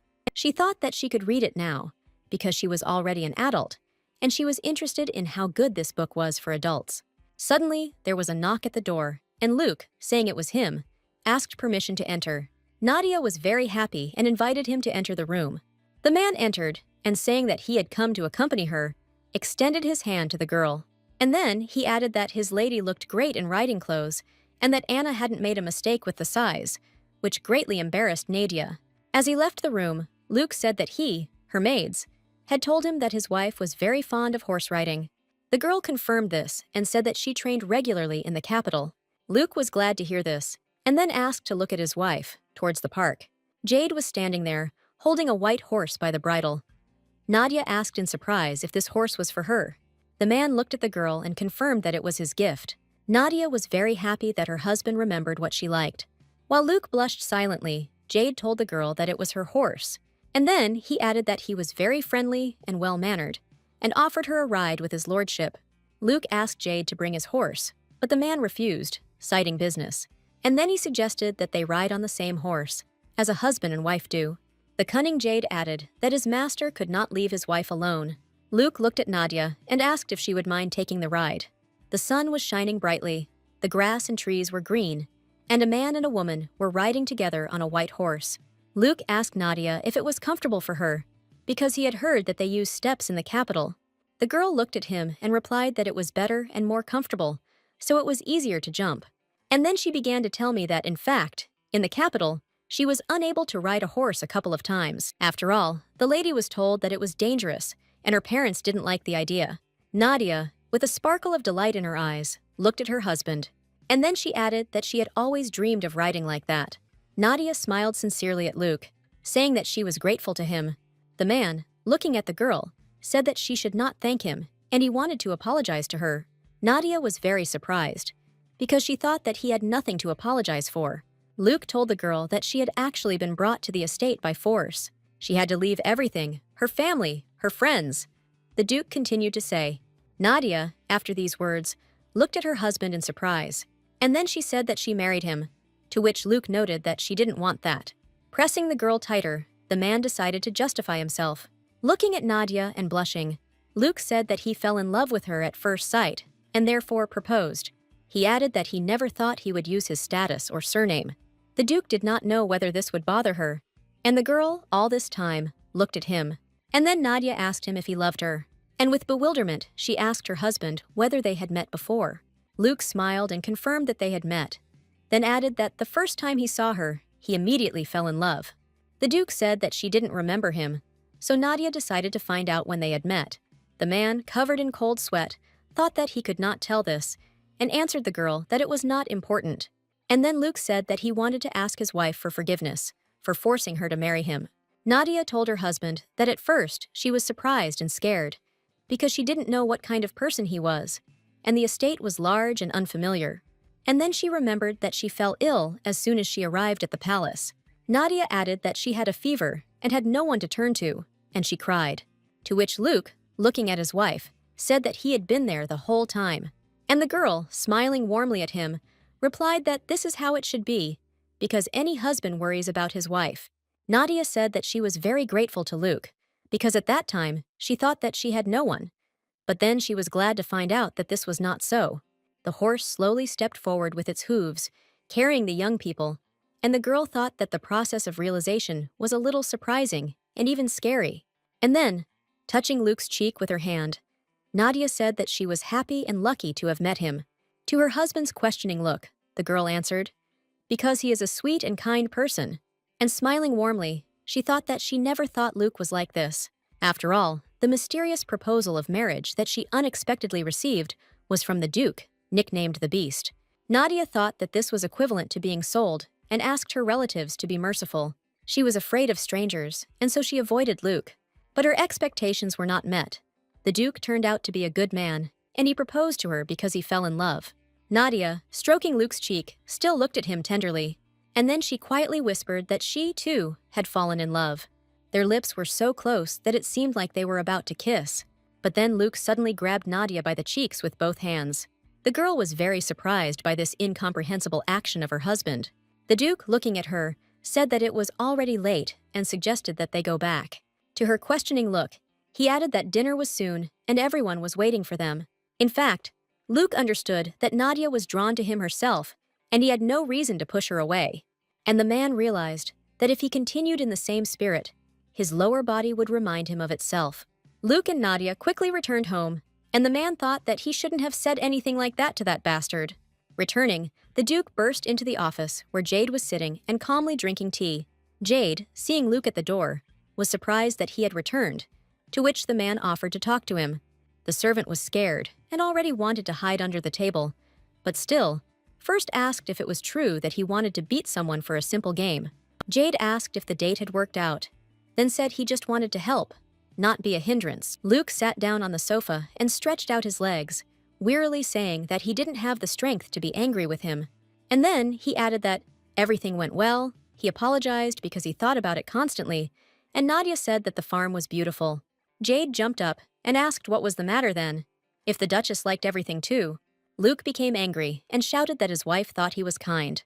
Luke talked about how Nadia looked at him with innocent and beautiful eyes, and Jade imagined moments where the master wanted to beat him. And the Duke continued that, instead of blaming him, she said that he was a good man because he was good to his wife. Luke cried out in anger that this was not true and that he had dirty thoughts about Nadia. And he decided that something like this needed to be prevented in the future. And then the Duke ordered to give him the letter that was lying on the table, and he would get rid of it. Jade was horrified by the Duke's desire and grabbed his head. And then he protected the letter from Luke with his chest when he wanted to take it himself, and, crying, said that he wanted to cross everything out. Jade hinted to the man that his wife would not want him to get hurt, and there had to be another way out. He, imagining Luke and Nadia together, suggested that the Duke take a walk in the fresh air, and then he would return healthy in body and spirit. The man thought for a moment, and then remembered that the time for training in the mountains would soon come, and this was a difficult and long journey. But he was ready to do anything to avoid harming his wife. Luke praised Jade for giving good advice, and asked if he started preparing now. When would it be possible to leave? At this time, in the bedroom of the Staten estate, Nadia sat comfortably on the bed and picked up a book. Putting on her glasses, she realized that she never thought she would be reading her favorite book. Moving from her bed to the windowsill, she thought that reading was going rather slowly, because in fact, she liked horse riding and baking more. Nadia remembered that she always admired her older sister, who spent all her free time reading while she looked after her children. She was also interested in whether they had grown at least a little, since she hadn't seen them for 2 whole months. The girl decided that when she finished reading, she would write a letter home, because Luke really was good. The book she was reading described the relationship between a man and a woman. She was very surprised and blushed, and then thought that it was strange when she got to the explicit scenes. In the evening, the maids knocked on her room door and said that they had come to help her get ready for bed. When the Duchess did not answer them, the girls decided to enter themselves. They saw that the lady was lying face down on the bed, and the book was lying on the floor, and they decided that she had fainted. But then Nadia suddenly jumped up and sat on the bed, greeting the girls. When the maids asked if she was okay, the Duchess replied that she was simply feeling dizzy. Nadia sat there all red with embarrassment, because she understood what adult novels are and how husband and wife sleep in each other's arms. She was worried about what Luke thought of her and decided to ask the girls about it without saying it concerned her. Embarrassed, she asked them what they would think if their wife or husband were completely pure when they got married. The maids looked at each other and thought that she was definitely talking about herself, and replied that they didn't know, and that it depended on the person. Nadia, covering her face with her hands, said that she was so ignorant and just silently waited for something, and she was so ashamed. The maids reassured the Duchess, saying that everything depended on the other person and it was not necessary to have physical contact. And then they added that if she couldn't just ignore it, then why shouldn't she take the initiative next time? Nadia sat and thought that if the book was to be believed, they had never been a real couple, and the maids wished her good night and got ready to leave. The girl thought shyly that she wanted to try something, anything that isn't a goodnight kiss from your parents or sister. She remembered her husband, and she wanted to receive such a kiss from him and see his reaction. Nadia wondered if it would be better for them and what someone else's lips would feel like. The Duchess called out to the maids who had come to the door and asked if she could ask them for a favor. Embarrassed, Nadia asked the girls to tell her how she could show initiative. With her head down, the girl asked them to explain what it meant to be closer. Nadia sat in her smart shirt and thought how good it was that they helped her. And also, that she addressed them correctly, because the girls advised her to dress nicely and then look at her husband with desire, biting her lip. The maids looked at their mistress and thought that the Duke would be amazed by her. Nadia sat and didn't know what to do now, and was starting to get nervous. She blushed with embarrassment, imagining that if Luke came, today they would have their first kiss.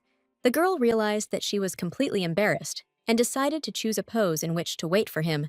And then, I decided to lie down on the bed and wait for him in that position. Nadia thought that when Luke came, she would definitely make the first move. With these thoughts, the Duchess did not notice how she fell asleep. When she woke up, she realized that it was already morning and her whole arm was numb. Wondering where Luke was and if he had already left the bedroom, Nadia looked out into the hallway. The head maid, seeing the Duchess, wished her good morning. Nadia asked her if she knew where the Duke was, to which she replied that he had left for training that night. The girl was very surprised and asked if these were the same exercises that were talked about in the capital, and remembered how her brother said that the Knights of Staten should go to the mountains for training. He read the book, The Crown Prince's Knowledge of the Knights of Staten, and added that it was intense training, and all because inexperienced knights lost their lives in battle. Nadia, remembering this, said that these were dangerous exercises, and asked Anna why he didn't tell her anything. The head maid reassured the lady by saying that there was no need to worry, because it was not that dangerous there, and rumors always exaggerate. And then, supporting the girl by the elbow, she added that he would return the day after tomorrow. Nadia decided to think about the good and spend this time to better prepare and surprise her husband. 3 days had passed, and there was still no news from Luke. Nadia prepared and waited for him every evening. She dreamed of their first kiss. She sat on the bed and thought that he had recently finished horse riding training, or maybe she had done something wrong. The Duchess kept looking out the window and realized that she already missed her husband. In the evening, standing by the window, she heard a strange sound and looked out of it. The girl saw a squad of knights moving along the path to the mansion. Nadia ran to the exit to meet them, ignoring the maid's words that it was dangerous. Joyfully, she ran out and saw Jade, said hello to him, and asked where Luke was. The man said that he would now explain everything to her, but first, he took off his cloak and put it on the Duchess. The girl was embarrassed, because she came out in a nightgown because she ran to meet them in her joy. The Duchess thanked Jade for giving her the cloak. And then the man, not knowing how to begin, told the lady that he had something to tell her. Jade said that because of these exercises, only they are back now. Listening to him, Nadia turned pale and realized that her husband had not returned with them. Jade sadly talked about how the knights wanted to return on the second day. After all, Luke was very worried about the Duchess being there alone. But on the way home, an unpleasant situation arose. A messenger caught up with them and reported that the new knights who had joined at the beginning of the year had stumbled. Luke, having said that the downpour would now affect the others, immediately went to help the newcomers. It was only thanks to the Duke that they were able to save all the newcomers. But when the last knight remained, the Lord fell into the abyss. Nadia was very scared for her husband when she heard these words. Jade asked the lady to calm down, assuring that the gentleman would cope. And then he added that the Duke knew the area like the back of his hand, and the rain had already died down. Nadia looked at the knights and thought that they themselves were in a panic, and that was bad. And then she asked if anyone was looking for him. Jade replied that they would now gather a search party, because it was dangerous to stay there then. So they returned.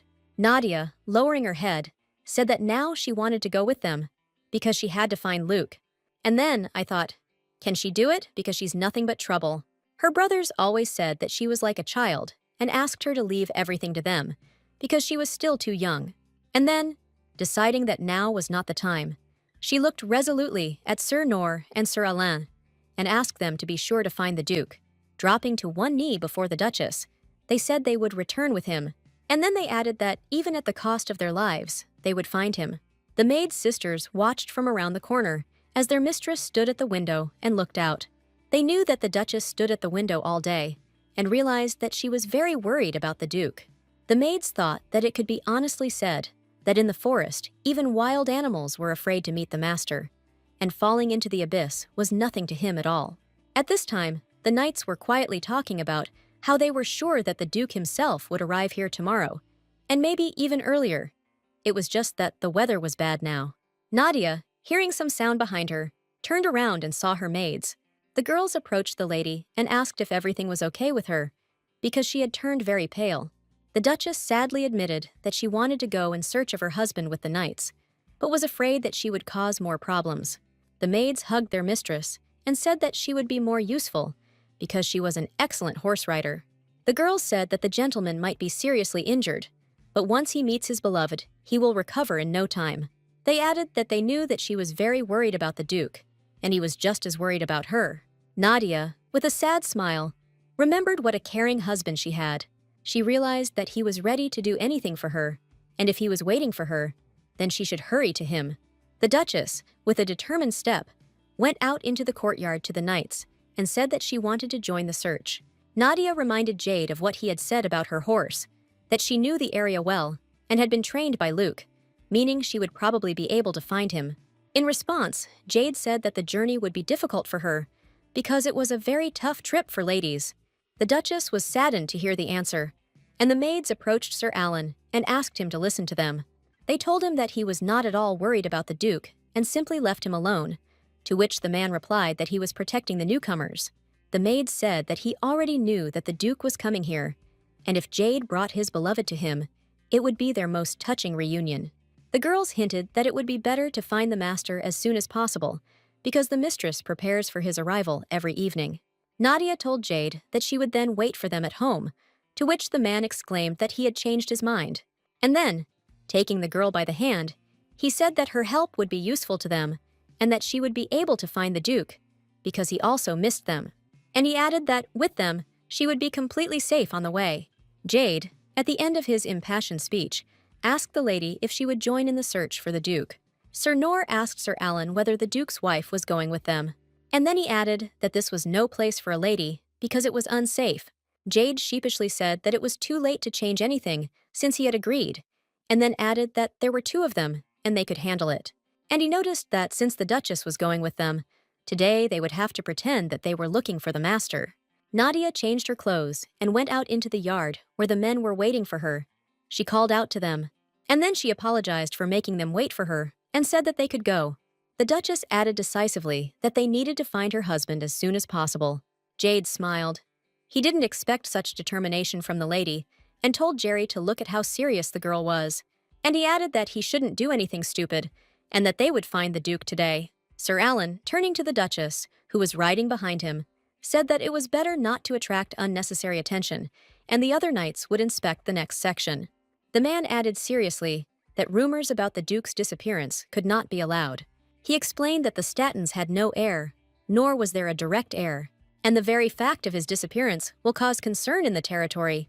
Jade finished speaking to the worried Duchess. At this time, he thought that the gentleman was strong, and there was no need to even look for him, and Nadia thought that she should protect Luke. Sir Nor added that she needed to be careful, and that it was their duty to find the Duke. She can return home at any time, to which Nadia replied that she will try to find him, because he is her husband. Jade, who was eavesdropping on the conversation, was very surprised that the Duchess called Luke her husband, because a month ago he could not even imagine such a thing. In his thoughts, the man turned to the Duke and said that his wife was very worried about him. Suddenly, Nadia's horse stopped, and she wondered why this happened. The girl thought that the horse was behaving as if they had found a person, and the knights, seeing that she was standing, asked if something had happened. Nadia showed the men the object that lay near the hooves of her horse. It turned out to be a button that was on her husband's clothes. Jade was surprised that the Duke was so close, and then he thought that the training grounds were not that far from this place, and he should have returned home. And then he decided that most likely, because of the heavy rain, the whole road was washed away, and the Duke went the wrong way. Then, looking anxiously at the others, he exclaimed that they had to move forward. Nadia and the commander looked at Jade, who said that the Duke had not returned to the castle. And this means that perhaps the gentleman went deep into the forest, he concluded. They had been driving for quite some time, and the sun was already beginning to set when Gary asked Jaden to stop. He said that they had to go back, because they had gone too far and might run into the Ames people. The girl was surprised to hear this name, and Jade suggested driving a little further, because the Duke could be in great danger. In response, Gary said that he was also very worried about the Duke. And then, looking around anxiously, he added that they had better leave here. Jade told the Duchess that they needed to go back, and then take reinforcements with them to continue the search. And he added that Gary was right, and first we needed to contact the other knights. But unfortunately, the enemies were already watching them from behind the trees, who realized that these were definitely knights from Staten, and they were surprised by what they were doing here. Here, Nadia stopped, and when the knights asked what had happened, she said that something had moved in the forest. Jade looked anxiously at where the Duchess thought she saw movement, and then he sharply tilted Nadia forward so that she would dodge the flying arrow. They were very surprised that they were attacked, because these lands were abandoned. Gary looked back and shouted to Jade to cover the lady, because the Ames had set up an ambush here. The knights pulled out the balls and began to protect the Duchess, although they did not understand where the enemies came from. The leader of the Isms, observing the knights, said that he did not expect strong resistance, and when his subordinate asked him what they should do, he said that Staten was their enemy. And then he ordered that the woman be left and the rest killed. Nadia didn't understand what was happening and why they were fighting. She heard that the Ames had long since disappeared from the face of the earth, and then she turned around and saw one of the enemies getting close to her horse. The horse, sensing this, reared up and rushed forward, not looking where he was going. Jade turned around and saw this and was very surprised. He called to the lady, who was holding the reins tightly, to stop the horse. Jade tried to catch up with the lady, but was hindered by the attacking enemies. He shouted after her that there was a dense forest there, but the horse did not stop. It got dark. The horse calmed down and walked slowly through the dark forest. Nadia dozed off from the monotonous movement and from the emotions she had experienced that day. Suddenly, a strong, cold rain began, which immediately wet the girl. Wet and frozen, the girl woke up and didn't understand where she was. The Duchess did not understand how she could return to the knights, and maybe she should look for Luke then. The girl was shaking from the cold and worrying about her husband, because he could be in great danger. Nadia thought that the Duke might also have fallen into the Azim's ambush. Tears rolled down her eyes. The girl didn't know if she would be able to find him now, but if she went back, she would only cause problems. Nadia thought that all she did during the search was get in the way. The girl cried even harder, realizing that instead of helping find Luke, she only added to the problems. And then, wiping away her tears, she decided that now she needed to find a place to spend the night. The Duchess was riding through the forest and suddenly saw a cave nearby. Seeing the light in it, she thought that some thieves or bandits might be hiding there. The girl got off her horse and decided to carefully approach the cave. Nadia couldn't stay in the rain because she was already wet. Having quietly peered into the cave, she screamed in fear. There, by the fire, sat her wounded husband with his eyes closed. On the day of the disappearance, in the northern forest, the knights asked what happened and whether the Duke was okay, to which they received the answer that they survived only thanks to him. The Duke stood on the ledge, holding onto the rock with one hand and holding the newcomer with the other, telling him not to let go. Looking at the knight, he realized that he was in a panic and everything could collapse due to their weight. The Duke held Lawrence with all his might and thought that he couldn't allow other knights to get in here. Luke decided that he had to save him and, squeezing his hand tighter, threw him out of the abyss and up. Shouting for the others to hold the newcomer, he felt the ledge beneath his foot begin to crumble. Luke heard the others calling him, but at that moment, he was already falling down. Having fallen, The Duke lay for some time completely motionless on the ground.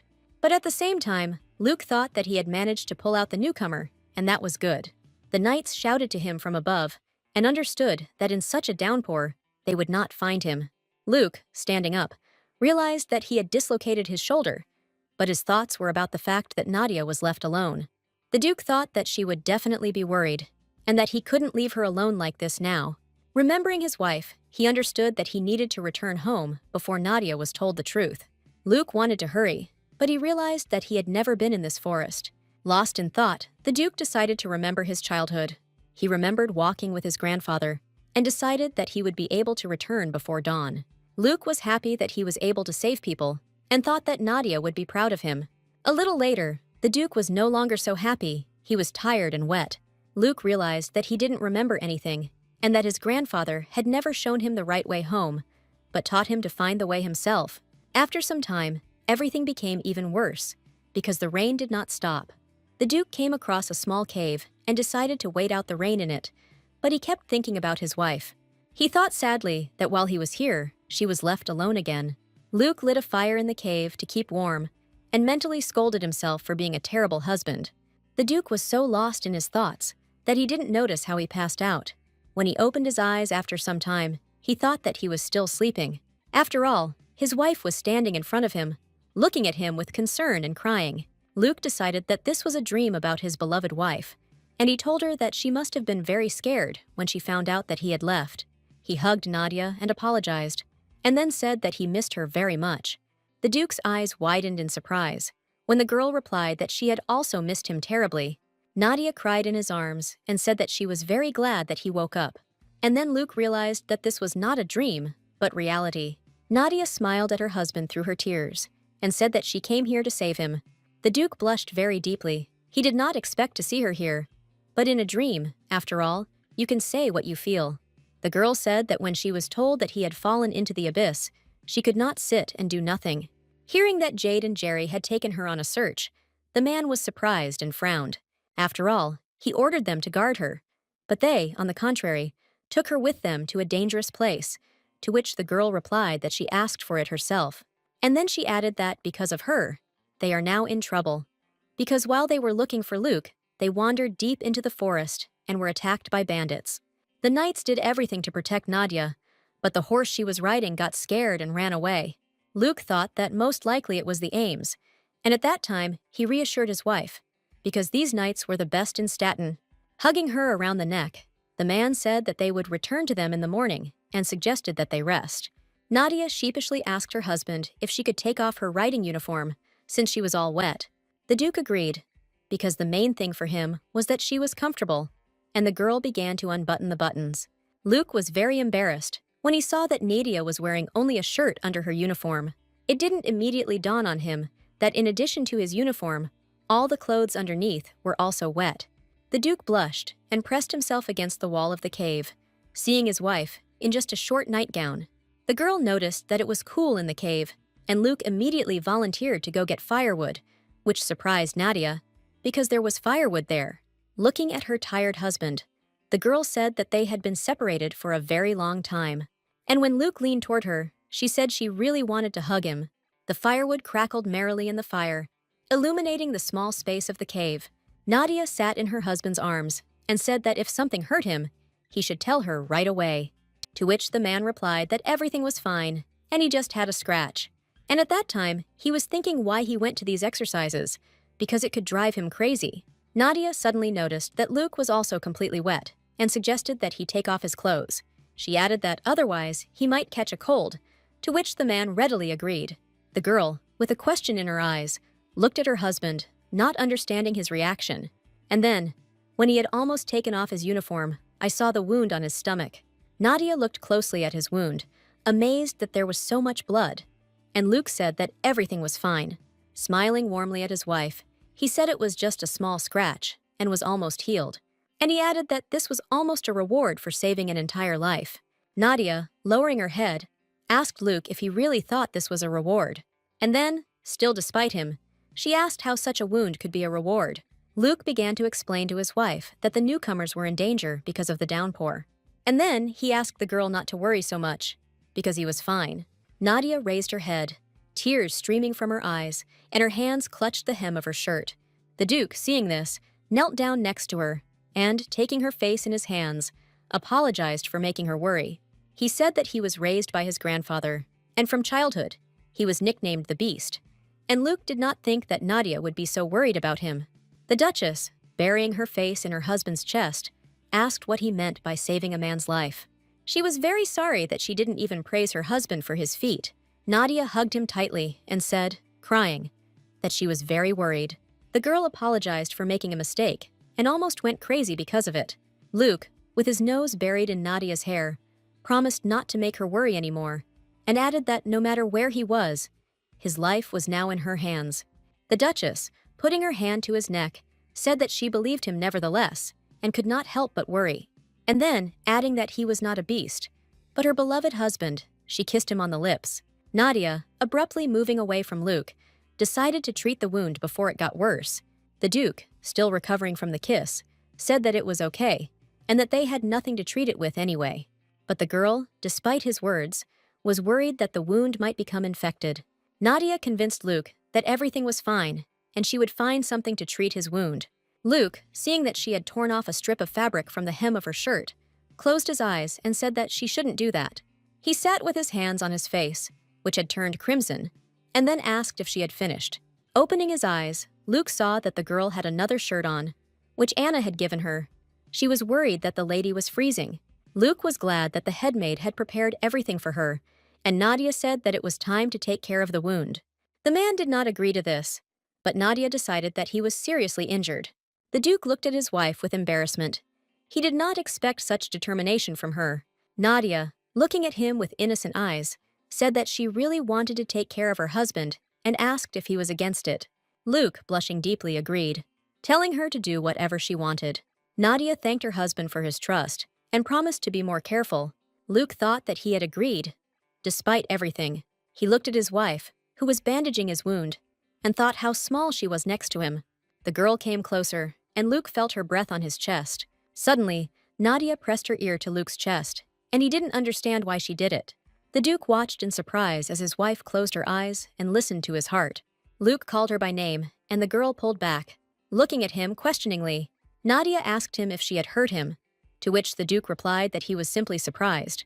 The girl apologized and said that when she approached him, his heart seemed to beat very loudly. Luke replied that he didn't know what it was either, but she shouldn't apologize, because his body belonged entirely to her. The Duke was surprised at himself. He didn't understand what he was saying at all. They hadn't seen each other for so many days, and now it was as if he was seeing her for the first time. Suddenly, Nadia laughed merrily, which surprised her husband even more. He thought that he had done something wrong, but the girl reassured him, saying that she felt calm with him. Sitting in the cave, opposite each other, Nadia said that when he disappeared, she was in despair and did not know what to do, and she came up with all sorts of terrible things. The Duchess said that she had never seen bandits in her life, and it was very scary, and she was very worried. The Duke asked anxiously if they had attacked her, and the girl replied that one of them had wanted to grab her. There hadn't been any bandits here for a long time, because they were afraid to enter the beast's territory, except for a few, Luke thought. Luke explained to his wife that they were attacked by unusual bandits, and he added that these people were Ames. Nadia looked at him in surprise. The Duke explained that these were the remnants of the duchies that had rebelled against the Empire, and that today no one speaks of them anymore. And then he bitterly added that he would never forget them, because of them, he lost his parents. Nadia looked at her husband in shock. She realized that he was still a child then. Luke, smiling sadly, said that it was not the most pleasant bedtime story, and then, looking at the girl with concern, he added that she was tired and would hardly be able to listen calmly to everything. Nadia, stroking her husband on the cheek and looking into his eyes, said that she wanted to know everything. She asked Luke about what happened in his childhood and where he grew up. The Duke began to talk about how he was born in the capital and lived there with his parents until he was 6 years old. But when the Ames attacked their lands, the people of Staten suffered the greatest losses in their history. Then his father returned home, and the rebellion ended. They thought it was all over.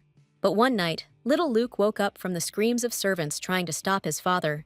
He heard that the captured Ames had kidnapped his mother, and saw how the knights were persuading his father to wait for reinforcements from the emperor.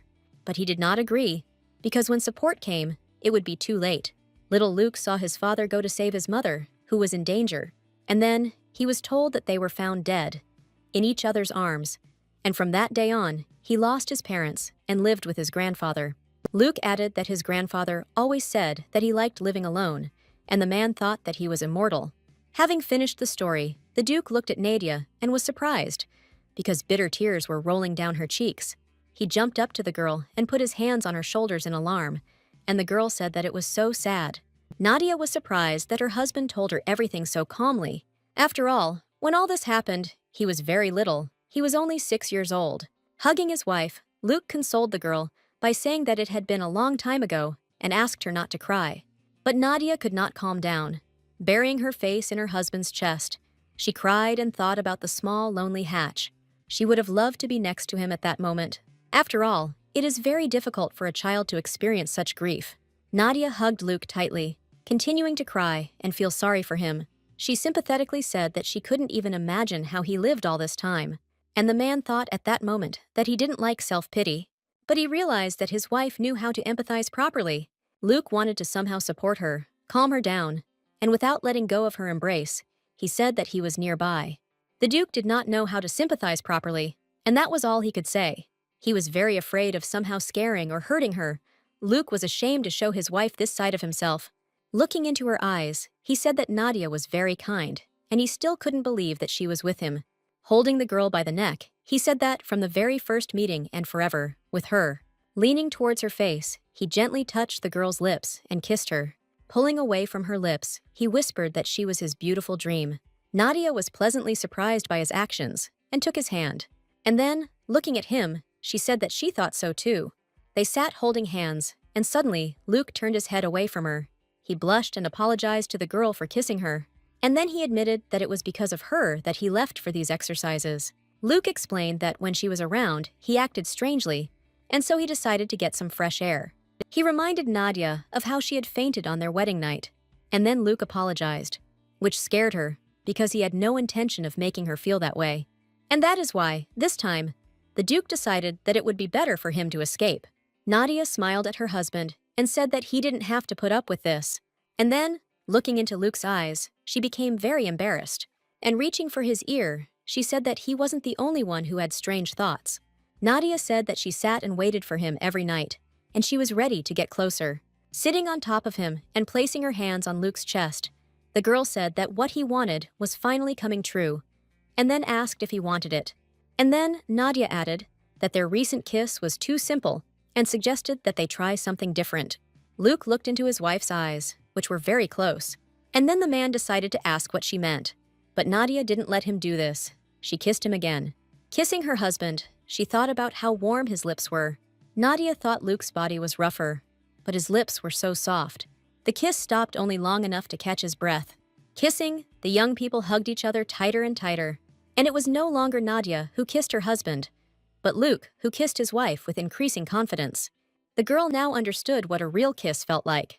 Remembering her brother, she realized that her kiss with Luke today was completely different from the goodnight kisses. Nadia thought that the kiss felt somehow strange, but very pleasant. But suddenly, Luke stopped kissing her and, kneeling down, apologized to the girl. He looked into her eyes and said that he got too carried away and was sure that this was not what she wanted. Nadia looked questioningly at the man, while he said that they had better stop, because he didn't want to put her in an awkward position. The Duke thought that the girl was stunned by what had happened, and perhaps she just wanted a light kiss. He looked at his sad and silent wife and thought that he had gotten too carried away. When Luke wanted to apologize once again, Nadia suddenly raised her head. And then, looking at her husband, she asked why he stopped. Nadia asked him why he always held back. And then, lowering her head, she whispered, "Wasn't she good enough for him?" Nadia started to cry and suggested that maybe it was because she was so clumsy and inexperienced. She said that she wanted to try many things with him and for them to truly become husband and wife. And then she added that the Duke doesn't want this, and he's probably tired of her, and she's not good enough. Nadia asked her husband, if this was so, to tell her right now. Luke, looking at the crying girl, said seriously that this was not so, and he was only worried that they probably wanted different things. Luke said sadly that he was afraid that she would start looking at him with fear. He lowered his head, and despite his wife, added that she might begin to look at him with disgust. And then Luke added that he would never want to scare her. Nadia asked in bewilderment why he was worried about this, because she liked their kisses. And she added that if he allowed it, she would kiss him all day. Luke asked in surprise if that meant she wouldn't turn away from him because of that. And then, leaning towards his wife's face, the Duke asked if she was afraid of him. Luke told the girl that he could think of much more than she did. The girl, embarrassed and blushing, looked at the man. And then she said that she read about things happening between a husband and wife that are greater than hugs, in a book that Anna gave her. Luke carefully laid his wife on her back and hovered over her. And Nadia, looking at her husband, said that now she knows about such things. In Luke's head, after these words, the angel was glad that she already knew everything, and the demon, on the contrary, suggested stopping him. He looked at the girl and thought only about what she now knew about such things. Nadia, looking into Luke's eyes, asked him to kiss her. And then, while he was thinking, she said that she wanted to kiss him and did it. Pausing and looking at the embarrassed Luke, the girl thought that this was very nice. At that moment, the Duke himself reached out to his wife and kissed her. He kissed her with all the passion and desire that was building up inside him. Holding the girl with one hand and continuing to kiss her, the Duke helped her sit up. When Luke pulled away from her, Nadia whispered his name. She didn't want him to stop. The man understood her and continued, and the girl thought that he was gentle, even at such moments. Luke is very gentle and doesn't want her to feel even the slightest bit uncomfortable. Nadia, kneeling down and continuing to kiss, wanted to tell her husband that she would never be afraid of him when he was so kind to her. Luke began to kiss his wife's neck with soft kisses, and a moan escaped her mouth. He kissed a path from the girl's ear to her chest. Nadia felt both pleasant and ticklish, and she told her husband about it. Suddenly, Luke heard some sound, and stopping kissing the girl, looked over her shoulder. He hugged the girl and wanted to caress her a little more. But the sound gradually grew louder, and it was the sound of someone's footsteps. The young men looked anxiously towards the entrance of the cave. Luke stood up, worried that they had been tracked. The man was angry that someone dared to barge in on them in such a way, and at such an important moment. The Duke asked Nadia not to worry, because he would finish off those scumbags who wanted to kidnap her. He had already rushed to the entrance to do it with his own hands, and at any cost. But as soon as Luke grabbed the first person who entered by the clothes on his chest, he heard a familiar voice. It was Jade, the one the Duke grabbed, and Jerry followed him into the cave. Sir Alan thought there was a monster there, and asked Luke if it was true that he had eventually turned into a bear. The Duke asked them what they were both doing there, to which the men replied that they were looking for the Duchess. Jade hugged Luke, saying it was a miracle they found him here. And then he wanted to ask if the Duchess was here. But then he saw her. Jade looked and saw that she was without a coat and with disheveled hair. And the girl was glad that everything was okay with them. The men were very surprised by her appearance, and Jerry even blushed. The knights realized that they were in the way, and said that they would come back for them in the morning and take them home. The Duke, shielding his wife with his body, asked what happened to those bandits, to which Jade replied that they had escaped. And then he said, closing his eyes, that they decided not to pursue the bandits, because the safety of the Duchess came first, and added that the knights had set up camp nearby. Nadia, hearing this, said that she was glad that everyone was safe, and now they could rest and return home. After the knights left, Luke apologized for getting so worked up in the cave. To this, Nadia embarrassedly said that she was not against it, and she even liked it. And she added that it embarrassed her a little, and asked her husband if it embarrassed him. And then, looking at her husband with burning eyes, she said that when they returned, they would continue where they left off. A carriage drawn by 2 horses was driving through an abandoned forest. Nadia and Luke were riding in it, and the man was thinking that they would soon arrive at the castle. He wanted to ask the girl what she meant when she talked about a sequel. The young people sat next to each other and held hands. Luke understood that neither in the cave nor now could he say a word. Suddenly, Nadia turned to her husband and looked at him questioningly. She saw that his face had turned red and asked if he was feeling well, to which the man replied that he was fine and it was just stuffy in the carriage. Nadia, putting her hand to his forehead, said that they couldn't miss such important things because he disappeared for a couple of days. Blushing even more, Luke repeated that he was fine, and if he felt unwell, he would call a doctor. And then he reminded the girl that he promised her to take care of himself. Nadia laughed happily. She was glad that he remembered this. To this, Luke exclaimed that he could not forget, because he belonged entirely to her, no matter what. He thought about how beautiful Nadia was, when she looked at him and then noticed that they had arrived. The maids hurried down the steps to the carriage to meet them. Nadia, getting out of the carriage, said that now they should take care of themselves. The girl, without turning around, added that they should meet in the bedroom later. Luke's face and ears turned red from his wife's words. Jade, while bandaging the Duke, asked him how long he was going to sit like that and asked him to come to his senses. Sir Alan was worried about the wound on his stomach that needed to be treated, and Luke sat there with a stupid smile and didn't react at all. And then Luke said that he would not remove the bandage that his wife had done, but he had already cured everything else. Jade scolded the gentleman, saying that the bandage was not even made correctly and asking how much longer he would wear it. The Duke bit the knight on the hand, not allowing him to remove the bandage and saying that he would be cured by Nadia's love. And Jade asked him to stop behaving like an animal.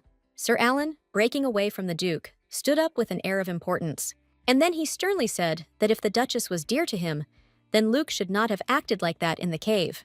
And he added that Nadia did everything to save him, and this is how he repaid her. Jade looked sternly at Luke and concluded that this was inappropriate behavior for a duke.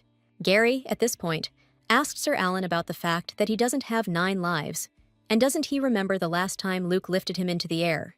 And looking at the Duke, he also advised him to calm down. Luke, embarrassed, told the knights that this time it was Nadia who started it. He admitted that he had been reckless in not taking care of her, but he could not do so because she was so sweet. Hearing that the Duchess had made the first step, the knights burst into tears of happiness and rushed to congratulate the Duke. And then they added that Luke would finally not have to spend his nights feeling awkward, to which the Duke asked why they didn't stop his wife when she was in danger. Gary replied that they were trying to stop her, because it was a dangerous journey for an aristocrat like her. And he added, in secret, that his wife was the one who worried about Luke the most, and it was she who provided the most support. The friends hugged each other and said that it was only thanks to her that they found him, that she was not as heartless as he thought. The Duke knew it was true, because she said she had no choice but to join the search, because she was worried about him. Luke thought more and more about Nadia's feelings and became more and more embarrassed, and told Sirs Alan and Nora that they should also rest, and he would change the bandage himself. It was night outside, and the Duke remembered that the girl had said that she did not think of him as a monster, but he did not know how long her kindness would last. And then Luke remembered how the other girls screamed in horror that they didn't want to marry him and were very afraid of him. As his happiness grew, so did his anxiety. The man realized as he entered his bedroom.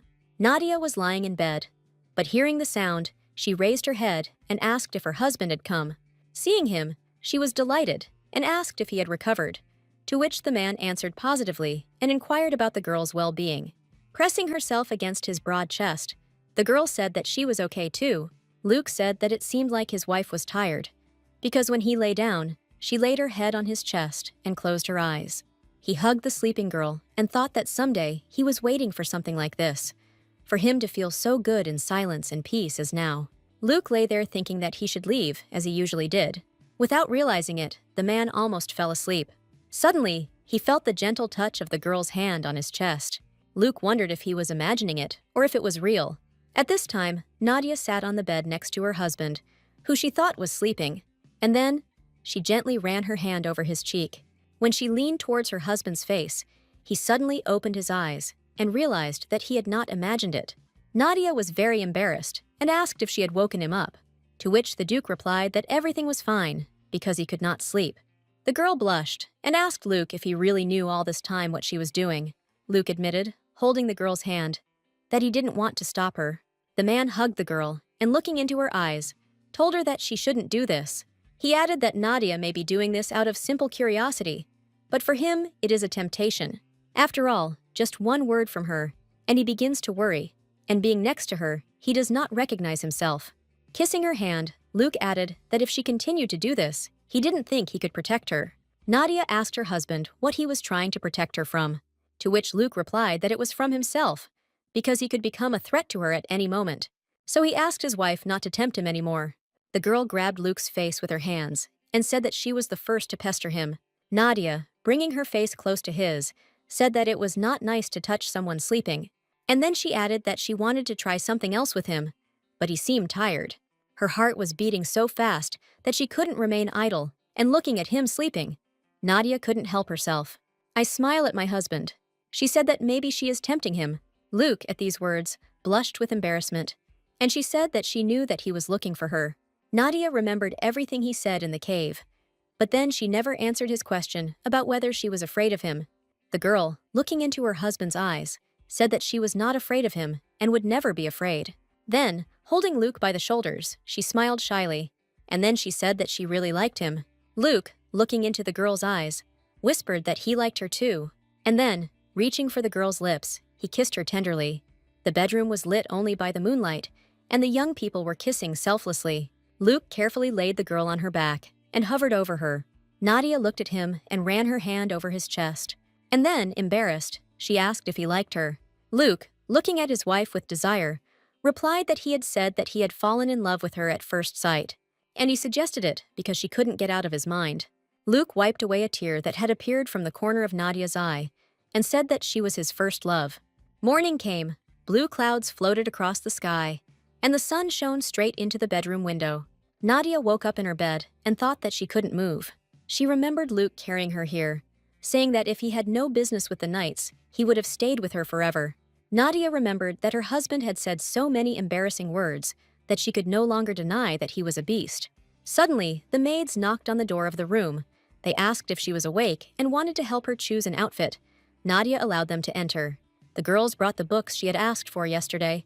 There were only a few of them, since there weren't that many in the Ames house.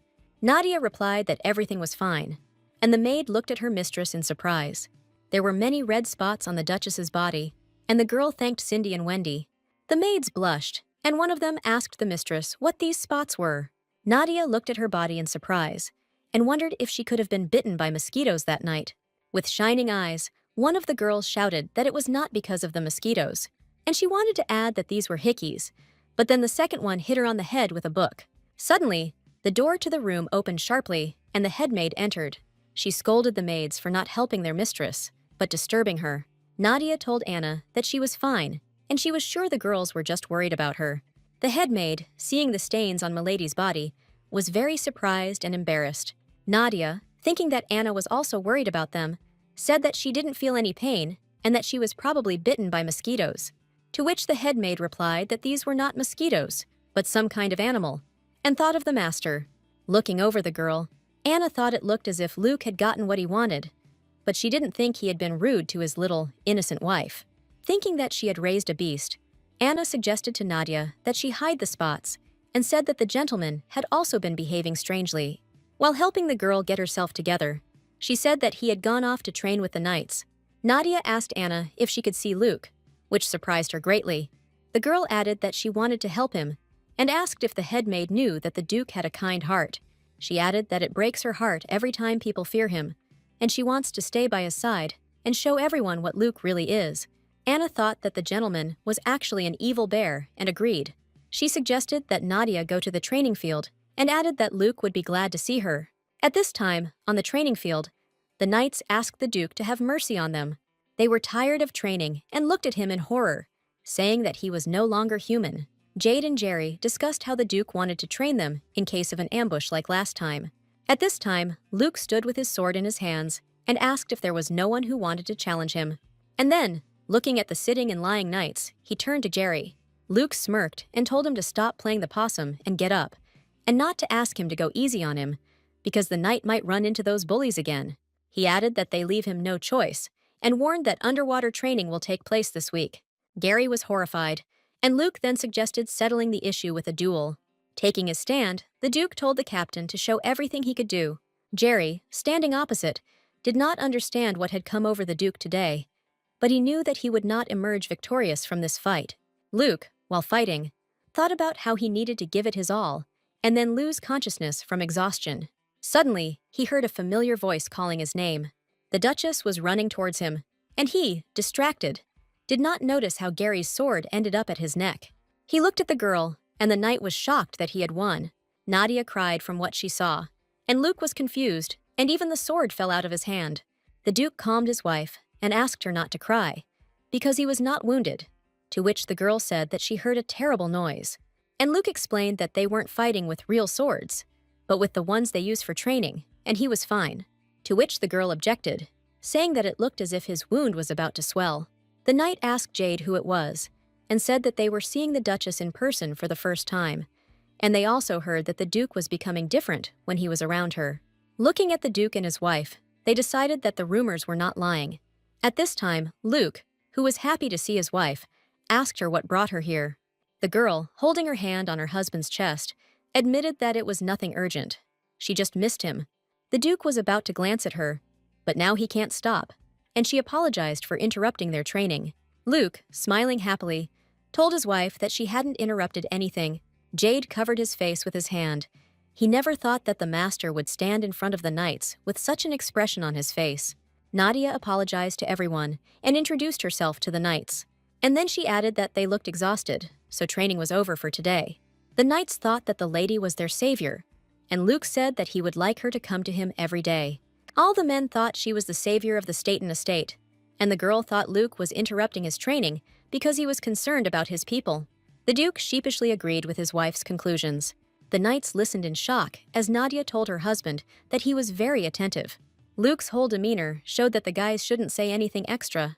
So, raising their fingers, the guards confirmed that Luke was the embodiment of kindness itself. The guys could breathe a sigh of relief and leave, because their commander-in-chief was completely and utterly occupied with his love. It was getting close to lunchtime, so the Duke asked if Nadia would like to join him. He said that he needed to eat, and it didn't matter whether he was busy or not, so he asked to wait for him, since he was covered in dust. Nadia quickly agreed to wait for her husband. Kissing him on the cheek, she made Luke blush. The girl also said that she was going to write a letter to her family to dispel their bad impression of her husband, because now she sees Luke from a completely different side, gentle and timid. The Duke liked the idea, so he suggested writing a letter together, to which the girl immediately agreed. Putting their palms together, they understood that their marriage would cause many wrong impressions on the part of Nadia's family. But if they can express in a letter what they feel for each other, Nadia's family will be able to look at Luke in a completely different light. Evening came. Nadia's family had already received a letter from the girl who had gotten married a couple of months ago. When they started reading it, they were horrified. What they saw shocked them. The Duchy of Lemanstrode, the capital of an empire that, as always, had a sense of luxury and nobility. The high society people noticed something strange, so they did not take their eyes off the man. They were amazed that members of the Baron's family were present at such an elegant ball. One of the men noted that the Lancaster family was unlike any other. After all, they sold their youngest daughter to a monster, and now they want the attitude towards them to change. The Lancasters are wolves in sheep's clothing, but they are not as simple as they seem. The girl screamed loudly, "Father!" causing the older man to turn around. The father was very surprised, because his daughter, Ilya, was supposed to be at the book club at that time. But now it didn't matter, because Ilya reported that Nadia had sent them a letter. The girl wrote the letter with love and care, asking how her family was doing. She also wrote that 4 months had passed since her wedding, and during this time, Nadia had learned a lot about Luke. Reading Nadia's letter, Luke could not contain his feelings. He was pleased to read such tender words about himself. Nadia tried with all her heart to express her attitude towards her husband in the letter. And also, the girl wanted to make it clear to her relatives that Luke truly and sincerely loved her. Therefore, the parents had nothing more to worry about, as she was truly happy. Nadia's mother felt unwell and was covered in sweat as she lay on her bed. Relatives did not understand Nadia's sincerity. They thought that she wrote the letter to calm her parents. After all, she was the same when their family received the marriage proposal. Filled with fear, they could not utter a word. But Nadia spoke first. In tears, the girl tried to calm her parents down, as she didn't want them to suffer. The mother was against this, but she understood that their family could not refuse the Duke. Looking at her children, the mother blamed herself for what happened to their family. The children suffered. They could not watch their parents waste away after reading the letter. The girl did not know what to do and turned to her brother for help. As soon as she looked at the Staten family crest, the older sister immediately remembered Nadia in her wedding dress. Crying, she realized that she couldn't bring herself to write a reply. Anderson reassured his sister, because he seemed to know what they needed to do. He hadn't spoken about it before, because he thought it was too risky. But Anderson had been thinking about this plan for a long time. He thought about how they could meet Nadia, at least catch a glimpse of her. Duke Staten, head of the Nobel estate in the empire and master of the duchy, protecting its borders. He has incredible power, so if he does something wrong, the Lancaster family will fall. It was for this reason that they had to remain inactive and let Nadia go. But the girl's father could not believe that the Duke would send a letter in which he would write that he loved Nadia to death. The head of the Lancaster family had no doubt that this was a direct threat to his family. Anderson entered his father's office and approached him to tell him his plan. Coming closer, the guy asked what his father was doing, to which the man replied that he was trying to write a response to Nadia. After all, he didn't know where to start. It seemed to him that his daughter was mired in some kind of hell. Anderson knew his father was worried and felt guilty for not being able to do anything, so he tried to calm him down in a confident tone. The son spoke of hope, but when his father heard these words, he immediately stood up from the table. Having broken the frame with Nadia's photograph, the father did not believe that they had any hope left. After all, they could not resist the one who had earned the recognition of the future ruler. Anderson announced that he had to meet with His Majesty, which greatly surprised his father. But the son insisted that he would beg the prince to summon the Duke to the capital. Clutching the letter in his hand, the man did not understand how they could trust the written words. Lowering his head, the brother wanted to hope that his sister was alive and well, and if this was not the case, then Anderson decided that their family needed to leave the empire. After all, this will be the only way to protect Nadia from this monster. Jed, standing in front of the master, all in sweat, asked the Duke to stop. The butler wanted to know how much longer the Duke was going to try on clothes. It seemed as if he had lost track of time. But Luke was preparing for a date with Nadia, so he chose his outfit carefully. It was difficult for the Duke to choose. He thought about how he would look in the eyes of the girl. And Jade noticed that from the day Nadia appeared in the duchy, everything around had changed. It was all clearly for the best, but it seemed like something was wrong. The butler claimed that Luke had been completely different from himself since Nadia stopped training. He also said that the Duke always turns into an angel when he sees his wife. Luke claimed that it was not his fault, since Nadia said that he was sensitive. But it was true, because now the Duke was truly happy. Jade held his head and tried to calm himself down, because that was exactly what he wanted. Because it's much better than the Duke's constant threats to harm himself. After finishing his preparations, Luke knocked on the door and asked if he could enter the room. Opening the doors with a smile on his face, the man said that today was a wonderful day. But Nadia didn't think so. She was sitting on the bed in tears, her head covered with a blanket. Luke was shocked by what he saw. He didn't understand what was going on, so he assumed that perhaps Nadia was sick. The girl said that she was fine and did not need any doctors, and she also asked not to worry about her. The Duke did not know how to react to this and what to do in such a situation. Turning her towards him, he touched the girl's face and said that he couldn't help but worry about her. He claimed that Nadia could tell him what was bothering her, and then Luke would be able to solve any of her problems. With tears in her eyes, Nadia said her husband's name, preparing to tell what was going on. A month ago, the girl sent a letter to her family. She always received a response, but no matter how long she waited, no matter how many times she questioned the servants, her family did not send any news. She pressed herself against Luke's chest and said that perhaps something had happened to them, and that was why she was so worried. While calming his wife, Luke asked Nadia not to worry, because he would find out what was going on. He assured Nadia that her family was safe and that everything was fine with them. The Crown Prince sat at his desk and talked about the Duke and his new wife. Anderson said he would find a way to fix everything, and the Crown Prince was at the heart of his plan. He knelt down and was ready to sacrifice everything just to save his sister. Standing before the prince, he begged him to summon the Duke to the capital. But the prince could not make such decisions so easily, so he wanted to know what was going on. Anderson came to the palace to show paintings, not to put on such a show. But the eldest son of the Lancasters begged to arrange a meeting for the sake of his younger sister. The prince rose from the table, as he understood that this matter required his intervention.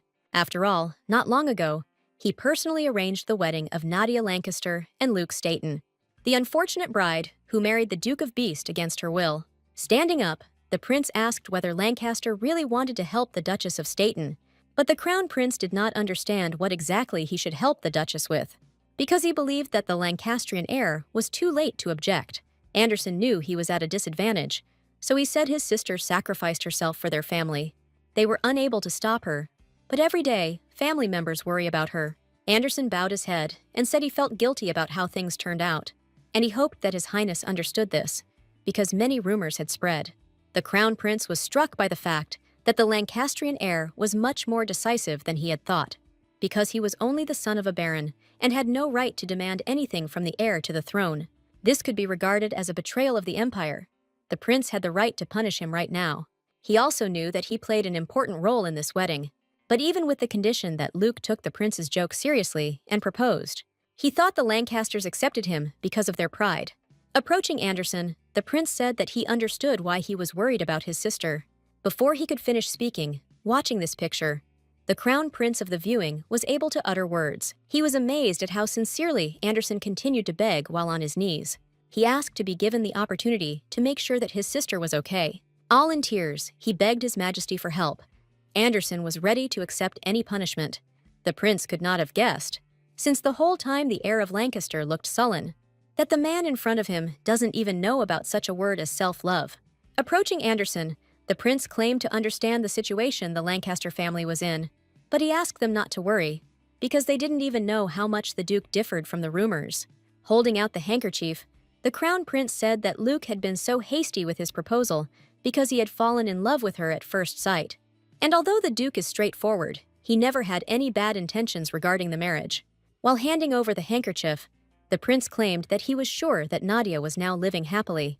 Accepting the handkerchief from the prince, Anderson asked again if his sister was really happy. The crown prince had no doubt about it, and the more he looked at the Lancaster heir, the more surprised he became.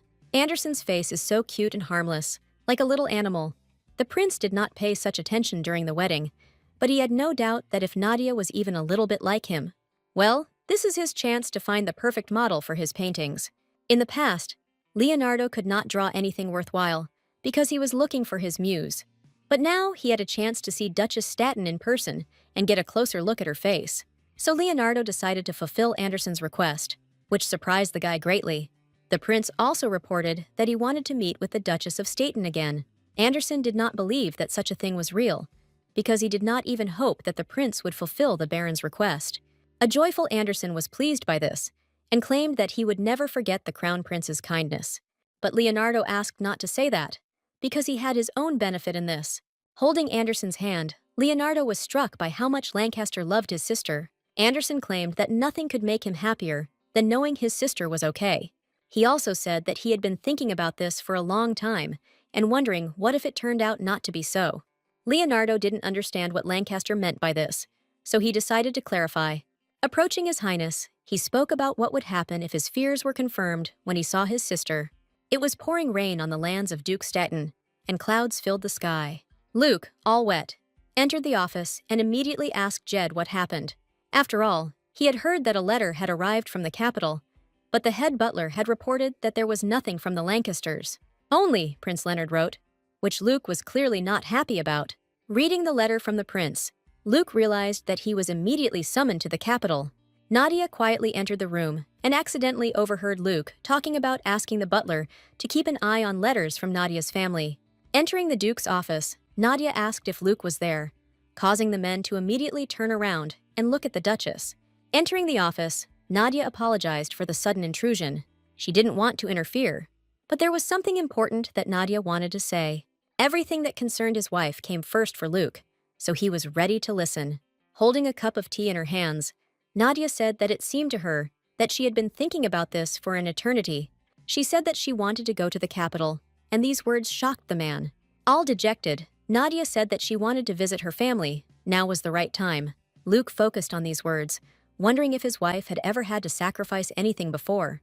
Perhaps he naively thought that everything was fine and forgot himself in his own happiness. Luke began to think a lot, but Nadia, noticing this, kissed her husband on the cheek and dispelled all his bad thoughts. The Duke leaned towards her, so she thought she should kiss him. The man apologized for overreacting, as he was completely lost in his thoughts. This was all because Nadia said that she wanted to return to the capital. He thought it was because of him, which surprised Nadia greatly, since she didn't mean it that way. Reaching out to her husband, Nadia said that she was not returning to the capital. She just wanted to dispel bad rumors about her husband and visit her family, because she was very worried, because her parents never responded to her letter. So, she suggested that they go to their place together and visit, which Luke didn't expect. The girl understood that the Duke had a lot of things to do, but she would be glad if Luke could go with her. All red, she said that she wanted her husband to always be by her side. Luke replied that he would be happy to visit the capital with Nadia, especially since he had just received an invitation from the prince. Plus, it was a good chance to introduce myself to Nadia's parents. Jade noticed that the Duke and Duchess were still talking, so they assumed that they would indeed be heading to the capital. Then first, you need to write a response to the prince so that their appearance in the capital does not come as a surprise. After all, the Duke is going to the capital of the Empire for the first time with the Duchess of Staten. A week later, the head butler knocked on the Duke's office, announcing that they had finished selecting the knights. Jade selected the most suitable candidates to accompany him, and Gary will find out more about the bandits who attacked the Duchess. Hearing no answer, Jade became curious and entered the office. Seeing Luke sprawled on the table, Jade didn't understand what was going on. But the chief butler's cries woke up the Duke, who, judging by the bags under his eyes, had been busy with business all night. Jade realized that the Duke had not slept all night again, as he had been preparing all night for the trip. Luke had never been so worried before, and went to the capital as if for a walk. And now, the Duke approaches his work very responsibly and carefully prepares for the trip. But it wasn't just the upcoming trip that Luke turned to Jade.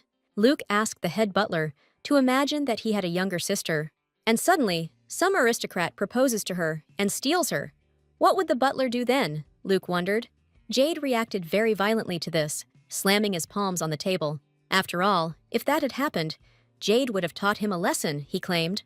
Realizing that all of this was an insult to the master, the butler immediately began to sweat.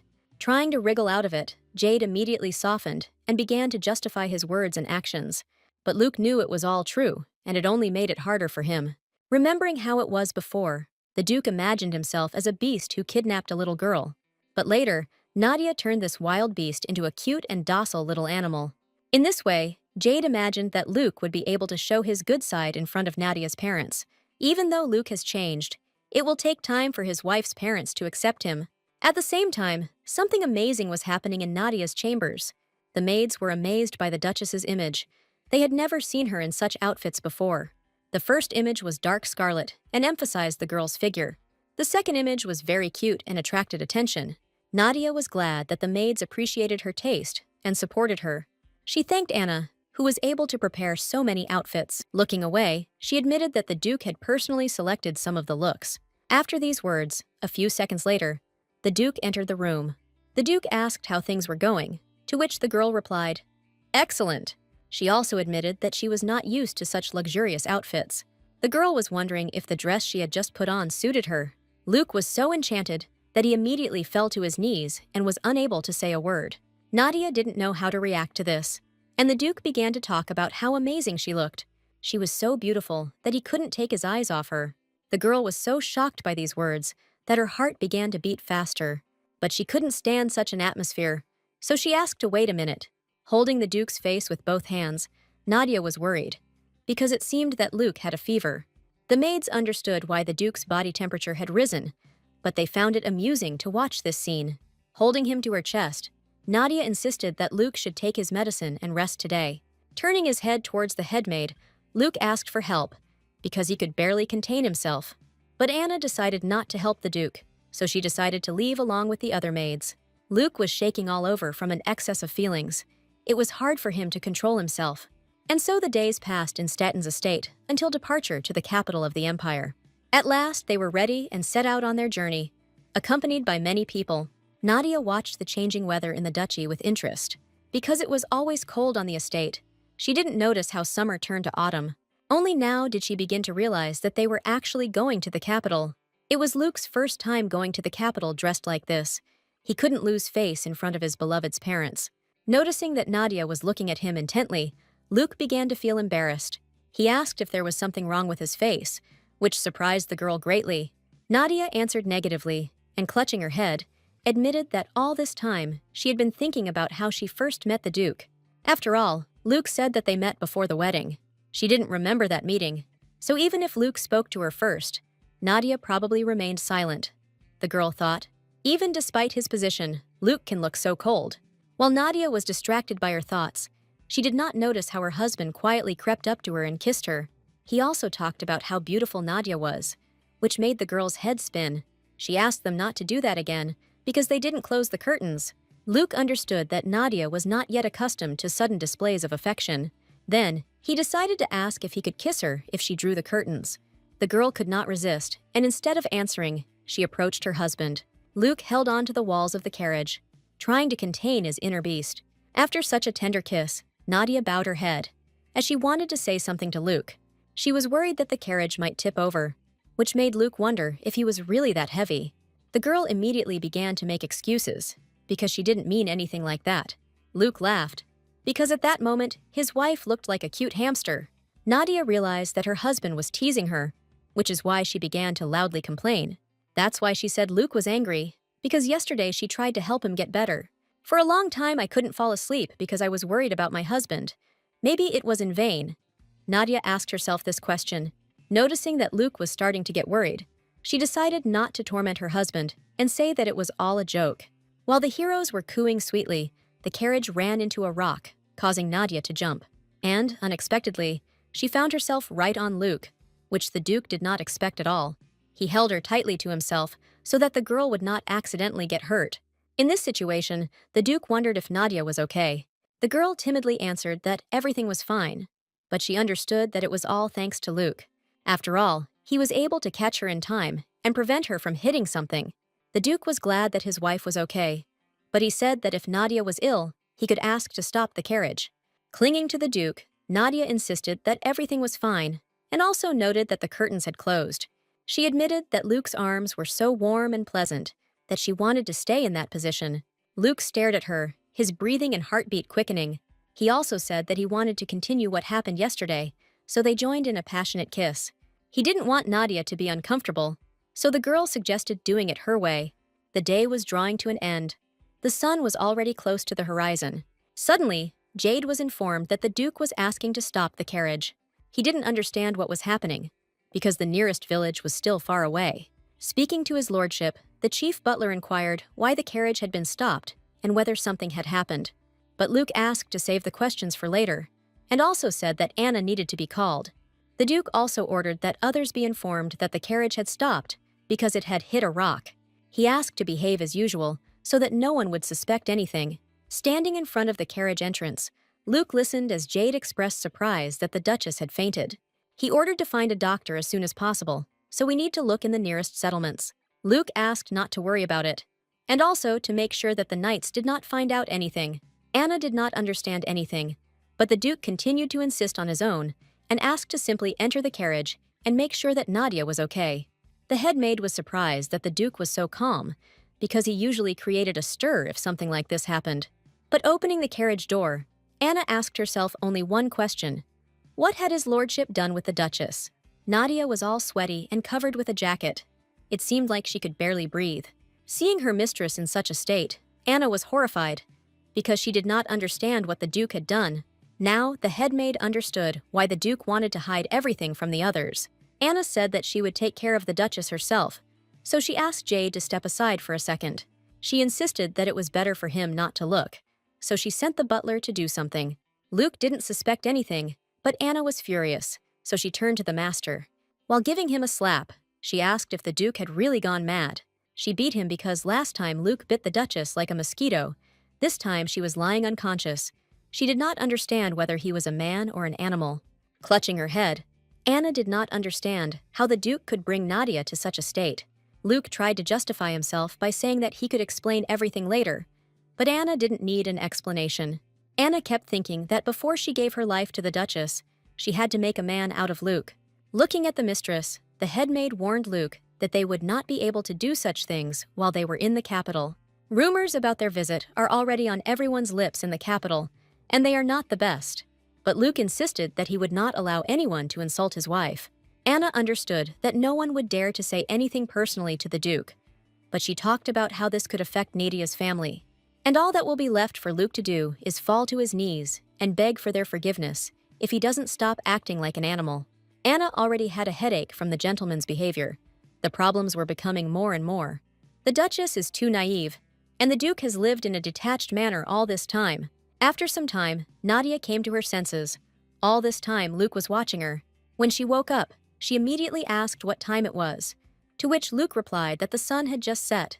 He asked Nadia to continue sleeping because he would wake her up as soon as they arrived in the village. Nadia claimed that she was fine, as she felt much better after sleeping. Looking at her palms, she noticed how dark it was outside, so she wondered if she had slept that long. The last thing Nadia remembered was definitely her and Luke kissing tenderly. Realizing this, she began to feel very embarrassed and stopped thinking about such things. Timidly, she asked Luke if she had fainted. The Duke apologized because he thought he should have stopped. But Nadia didn't think so. She admitted that she enjoyed everything they did together. That's why she suggested doing it again. And this time, she was much more enthusiastic. The Duke laughed and said that he, too, liked everything they did. But he said that he didn't want to rush yet, because Nadia might overwork herself before arriving in the capital.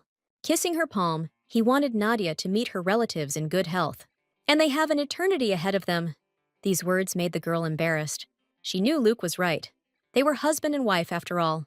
But still, if it was difficult to restrain ourselves, she suggested just kissing. This brought a smile to the Duke's face, as he was glad to hear something like this from Nadia. So night came. The sky was strewn with stars. A light breeze refreshed this picture. 2 weeks later, in the capital of the empire, Leonardo was told something important. We just received news that Duke Staten has arrived on the outskirts of the capital. Leonardo was also informed that the Duke had arrived with 3 carriages, accompanied by 20 knights.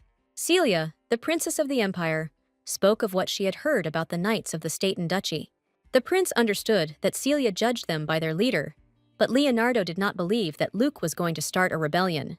He also spoke about the fact that Duke Staten could become the groom of the princess of the empire. Celia didn't like the fact that her brother constantly reminded her of this. She didn't even want to hear anything about the Duke.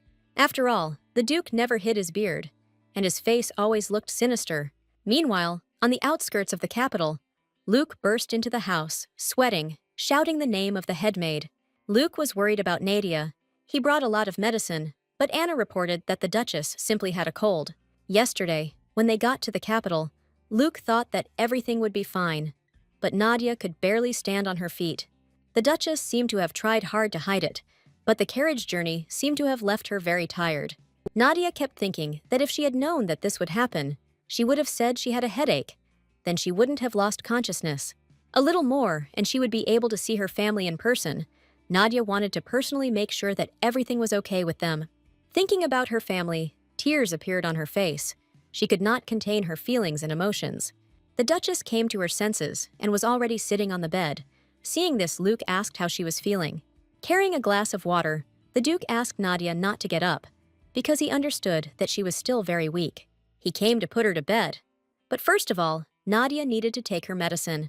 The girl cried, thanking Luke. She claimed that she usually has no health problems. Luke wanted to support his wife, so he took her by the shoulders, telling her that he knew how strong she was. He admitted that he regretted a lot, talking about the moment when Nadia first arrived at the castle. The Duke felt he should have said at least one kind word before proposing marriage. Even though Luke changed his behavior, he realized that he could not protect Nadia from illness. The Duchess was afraid that Luke might get infected, but he didn't care, because the main thing for him was that his wife was happy. He also remembered that Nadia had said that husband and wife should sleep together. That's why Luke, even though he wasn't used to it, always slept with Nadia. Waking up and opening one eye, the Duke noticed that Nadia was not nearby. So he stood up and began to look around to find his wife. Even though Nadia looked better, he was worried and thought that she needed to rest a little more. Noticing that Luke had woken up, Nadia immediately ran up to her husband and hugged him because she felt much better. In fact, her fever had gotten worse during the night, so she thought they would have to go back. She felt so bad that she couldn't even close her eyes. But then, looking at her sleeping husband, she was able to relax and fall asleep. Nadia claimed that it was all because Luke hugged her all night. Noticing Anna enter the room, Luke began to feel very embarrassed because he understood that she had heard everything. Anna was also embarrassed and said that she had come only to find out how the Duchess was feeling. After all, if Nadia feels well enough, then they can continue on their way.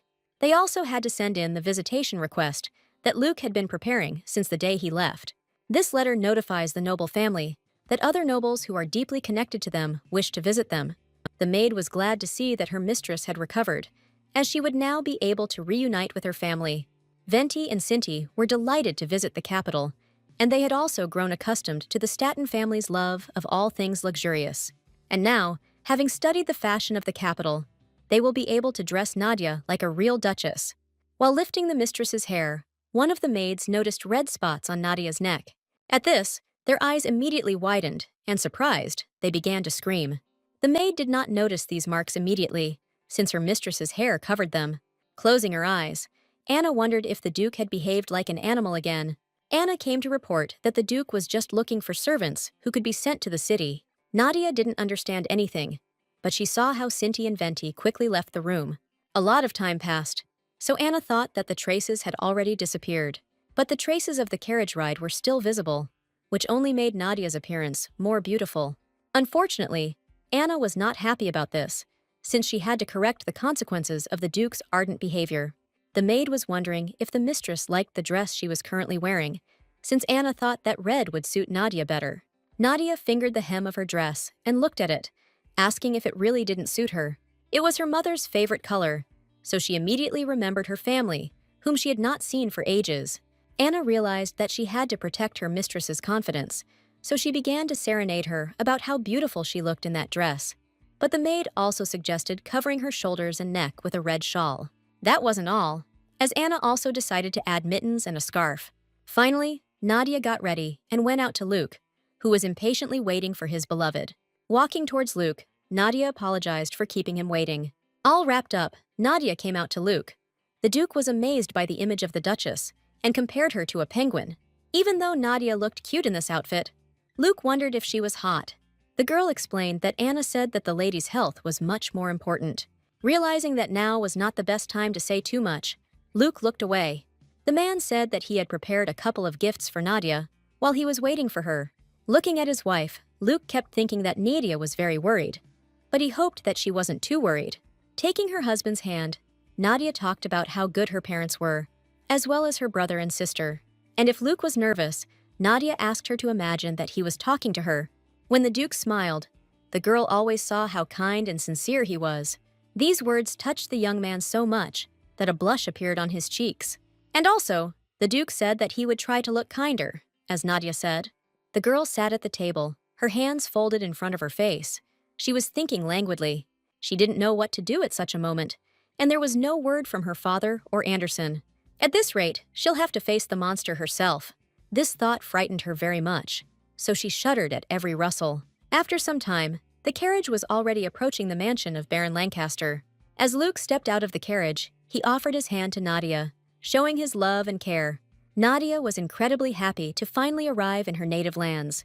The girl noted that her house was exactly the same as when she left home, but for some reason, she had a feeling that something was wrong. Her older sister came out to greet the guests. The girl was confused.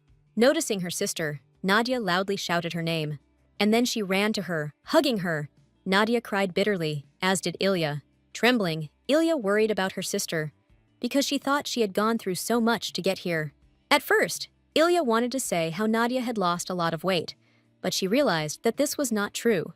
Feeling her sister's body, Ilya did not understand why Nadia looked completely normal. The girl asked whether Nadia had arrived alone or with someone, but Nadia immediately decided to announce that she had arrived with the Duke, so she immediately introduced him. Taking off her scarf and cape, the girl wondered where her mother was. But at that moment, all the red spots on her body were revealed. When Ilya saw these traces, her wall of consciousness began to crack at the seams. But when Nadia heard that her mother was in her bedroom, the girl was shocked by this news.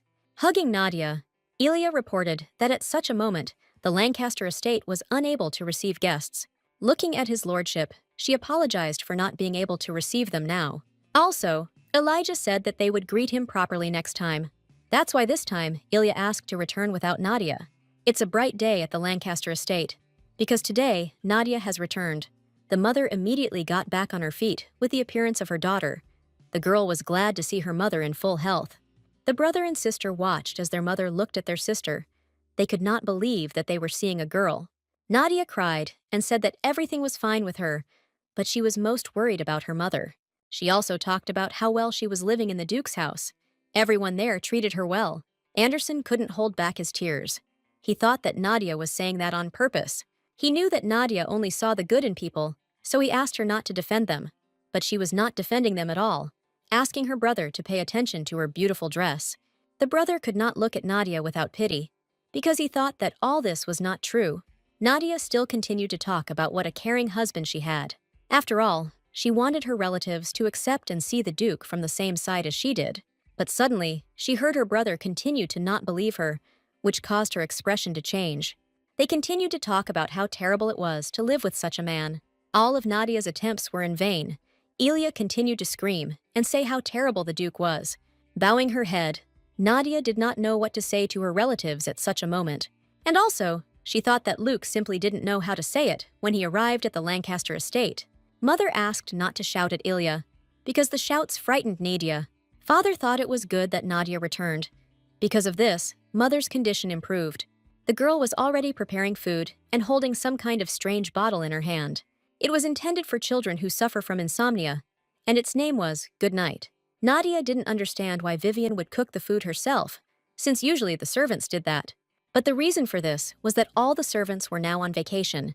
Then Nadia understood why the estate was so empty. Holding out his hand, the brother invited Nadia into the dining room and also asked her to tell him as much as possible about Duke Staten. Extending her hand in response, Nadia agreed. Nadia understood that it didn't matter what she said now. She needed to wait until her family calmed down.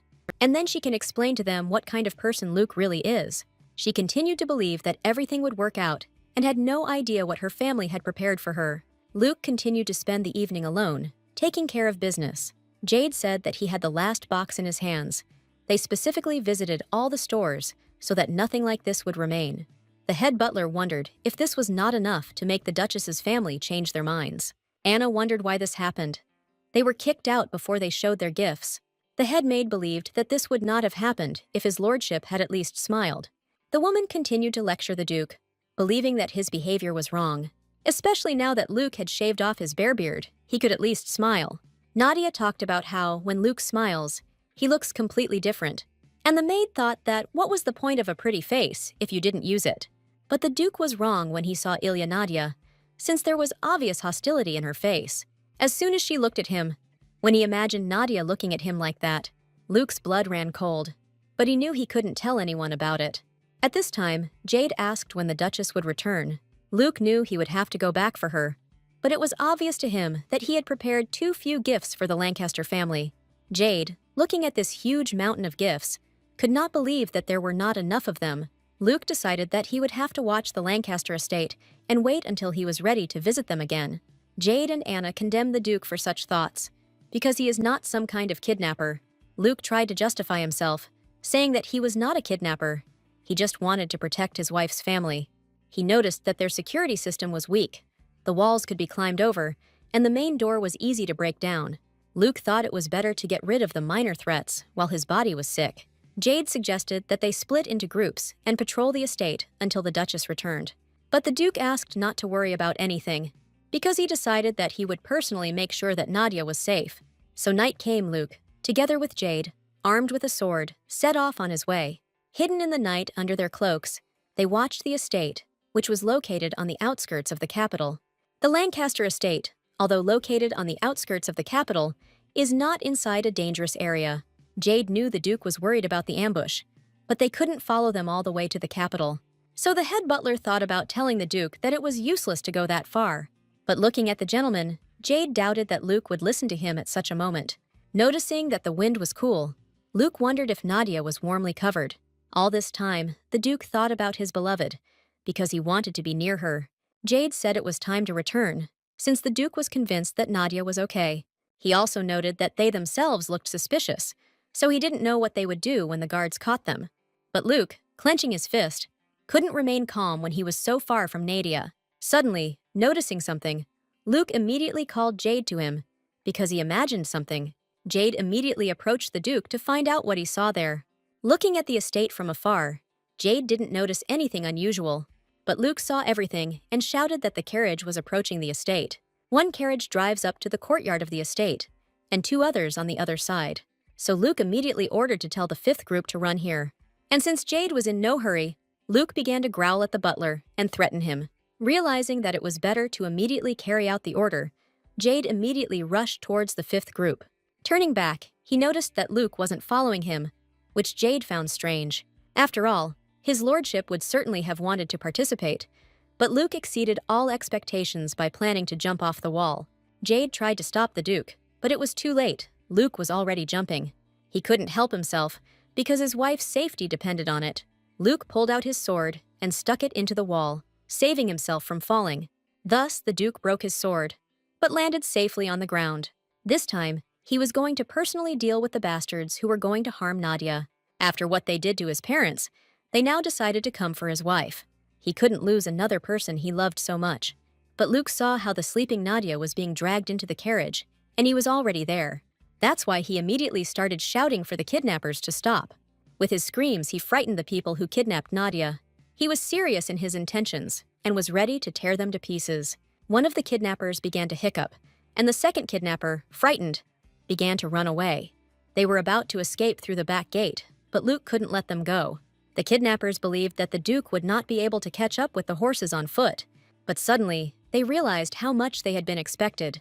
After all, Luke was almost able to catch up with them, even on horseback. Clenching his fist, Luke watched as the kidnappers walked away with his wife.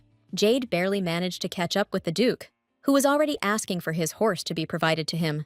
Also, the head butler said that he was told that the prince had planned all of this. The man in the carriage that Luke noticed was Prince Leonard. Sitting in the carriage, the crown prince was pleased that his plan had succeeded. But he was told that he needed to hide urgently, as some bandits had attacked them. It was Luke, who stormed into the carriage of the imperial prince in anger.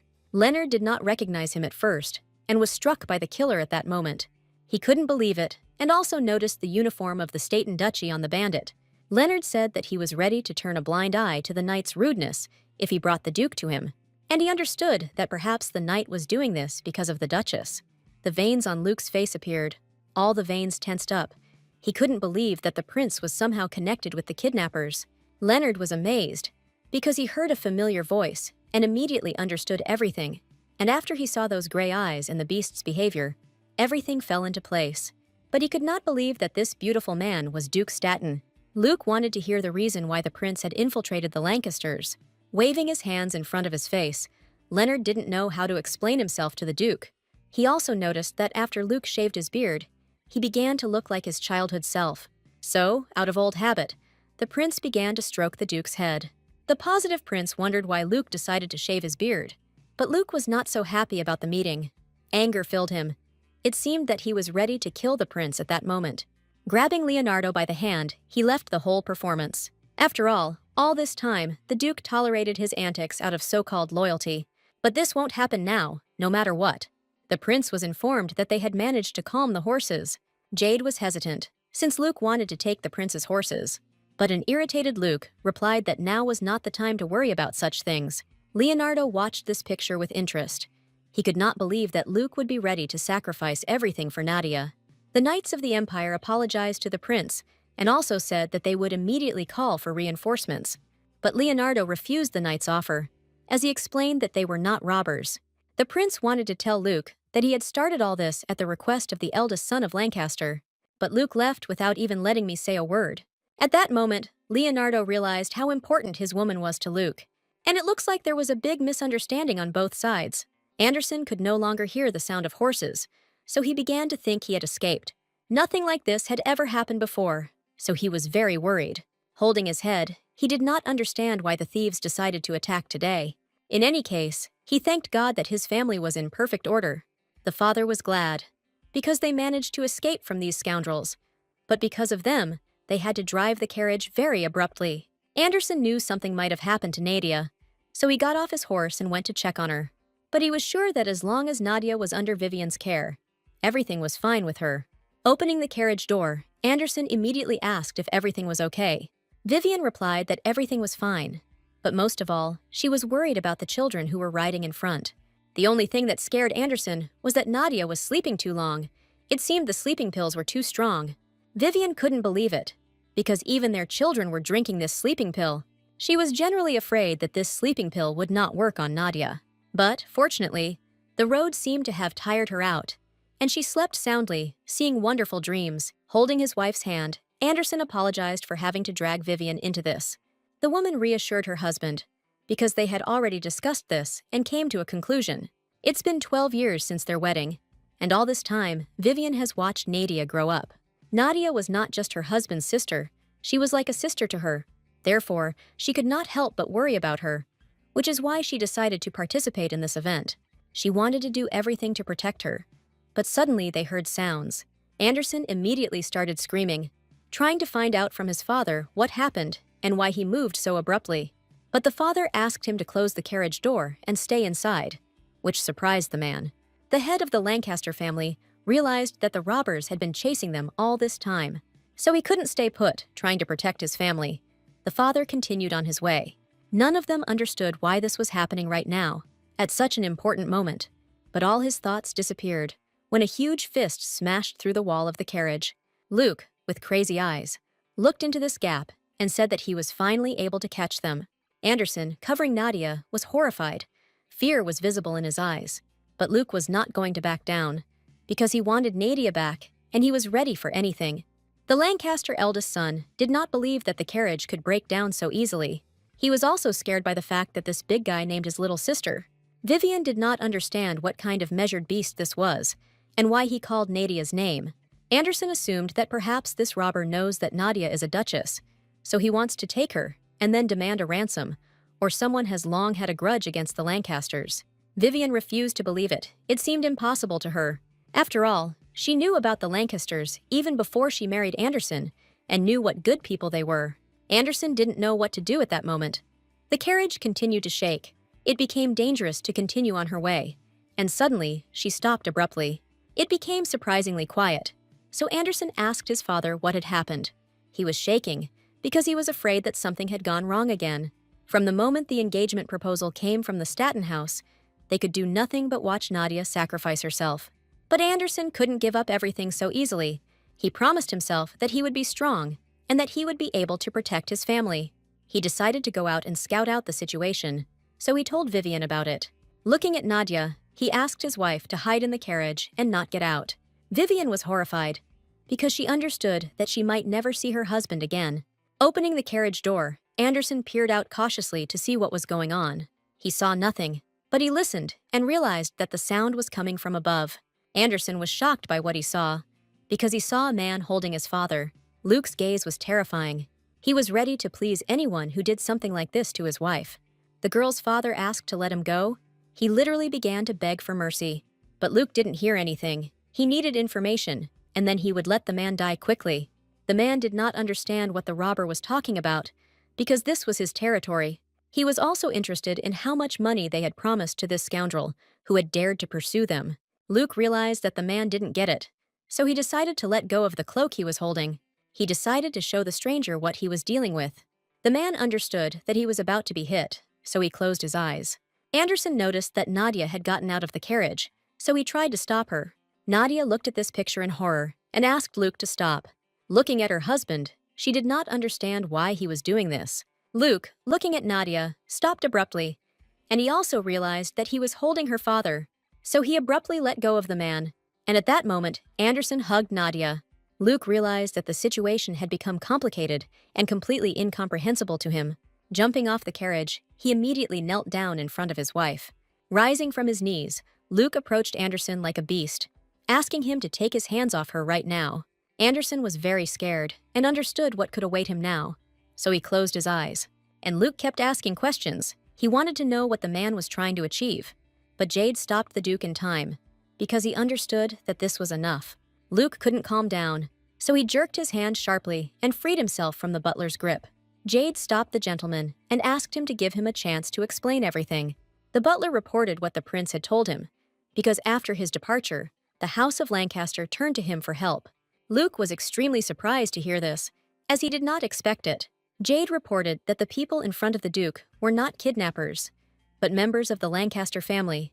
Father, getting down from the roof of the carriage, said that all this was nonsense. They were just returning home.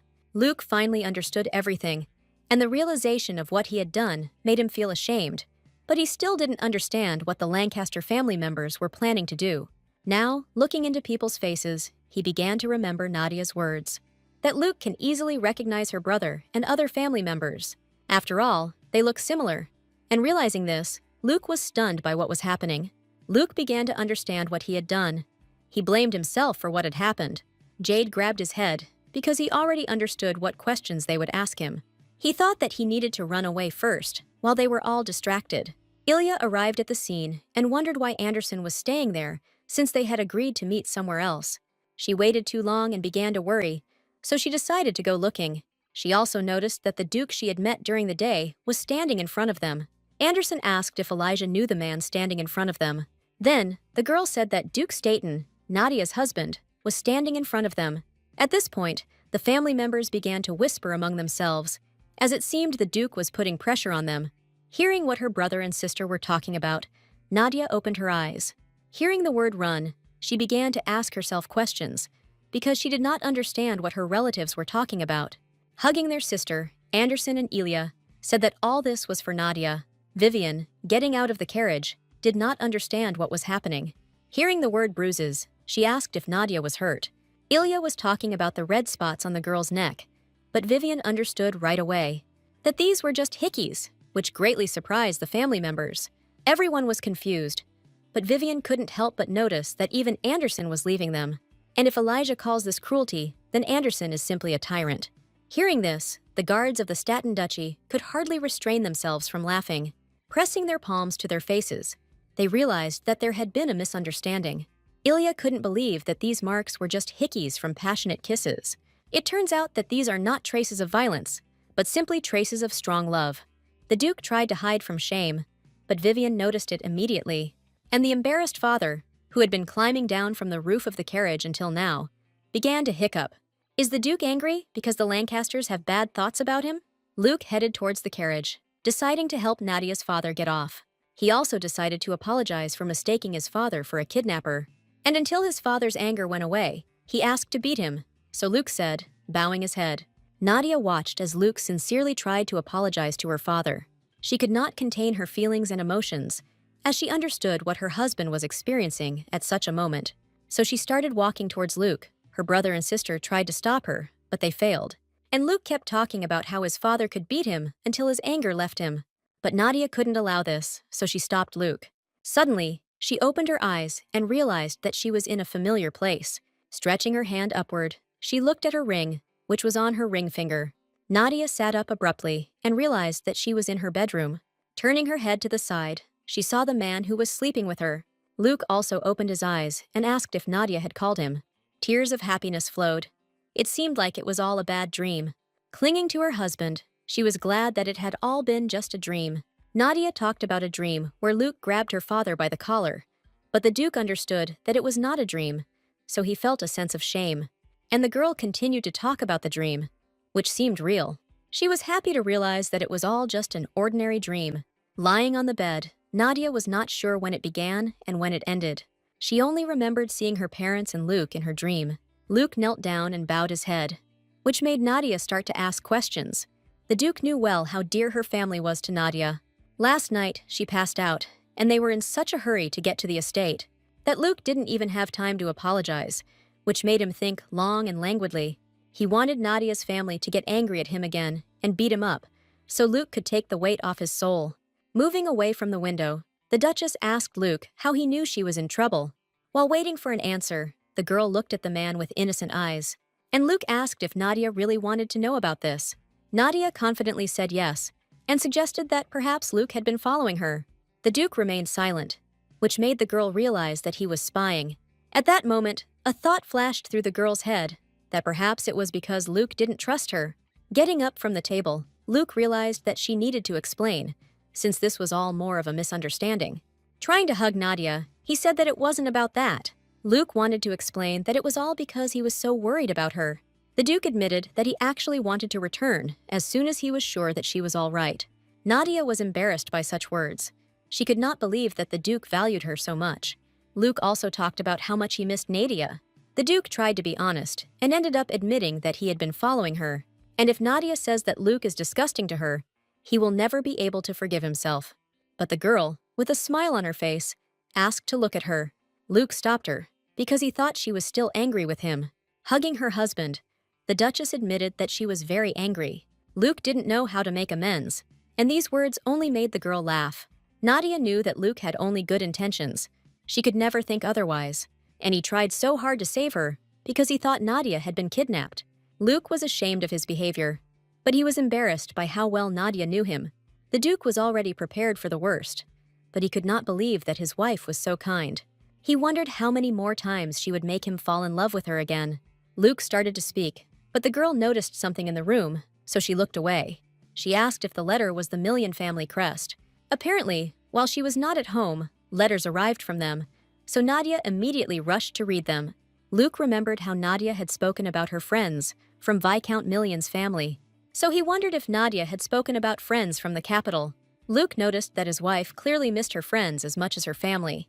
He thought she needed some time alone right now, so he decided to sneak outside. So, quietly, he decided to leave the room, deciding to sort out his business. And these were things that Nadia shouldn't have known about.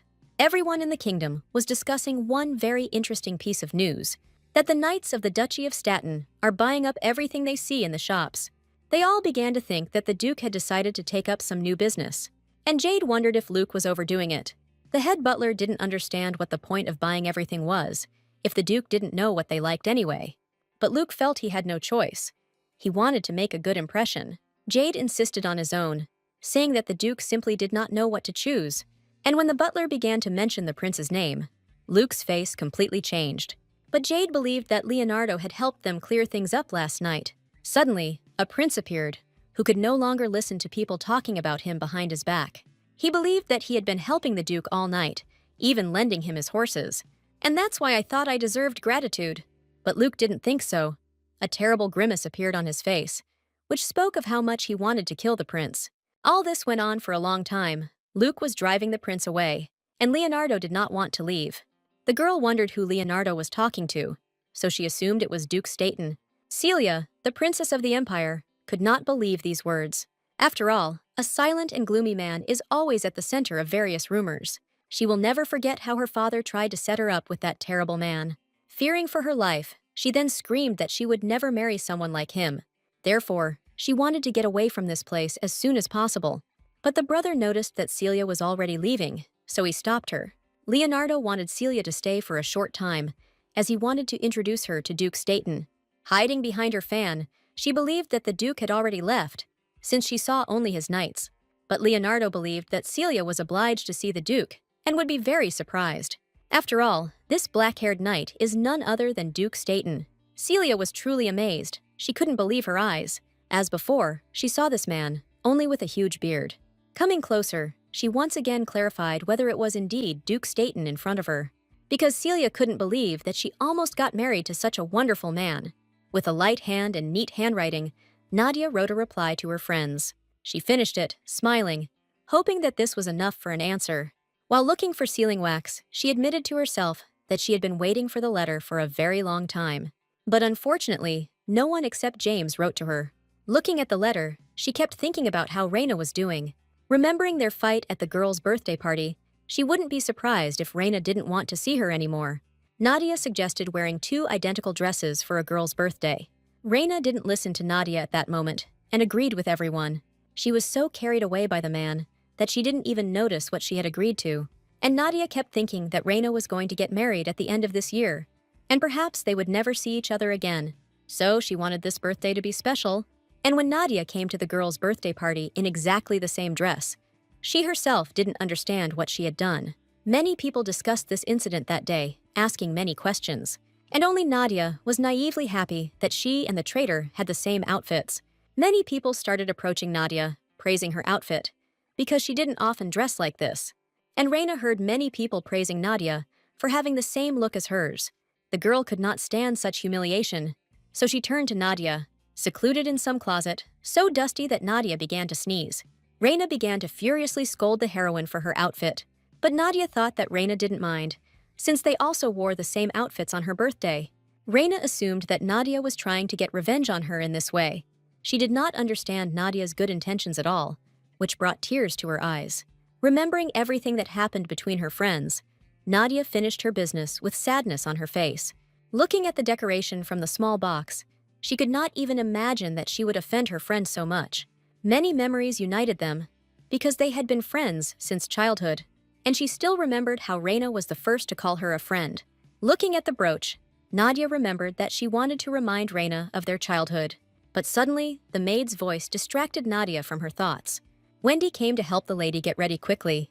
The maid reported that a guest from the House of Millions had come to see her, which surprised Nadia greatly. Therefore, she immediately asked to convey that she would be coming down soon. Having quickly gotten ready, Nadia was in a great hurry, so she literally ran up the stairs. But Nadia was so happy to have a guest in their House of Millions that she didn't hear the servants at all, who asked her not to hurry so much. Nadia thought that it was Reina who came to see her, but all her hopes were dashed when she saw the man. James was handing his clothes to the servant, and hearing the clatter of heels, turned his head. Viscount James was overjoyed to see his old friend, who had recently gotten married. And Nadia, looking at James, seemed disappointed, as she expected something else. The man came closer and hugged the girl, not believing that in front of him was in fact his childhood friend. He missed the girl so much that she couldn't even imagine. James wondered if Nadia was not quite back, but Nadia replied that she was here temporarily, since she now belonged to the Staten House. She also said that as soon as her husband needed her, she would immediately return to the estate. The Duchess was still glad that James came to visit her, as she missed him too. James was overjoyed to see his childhood friend.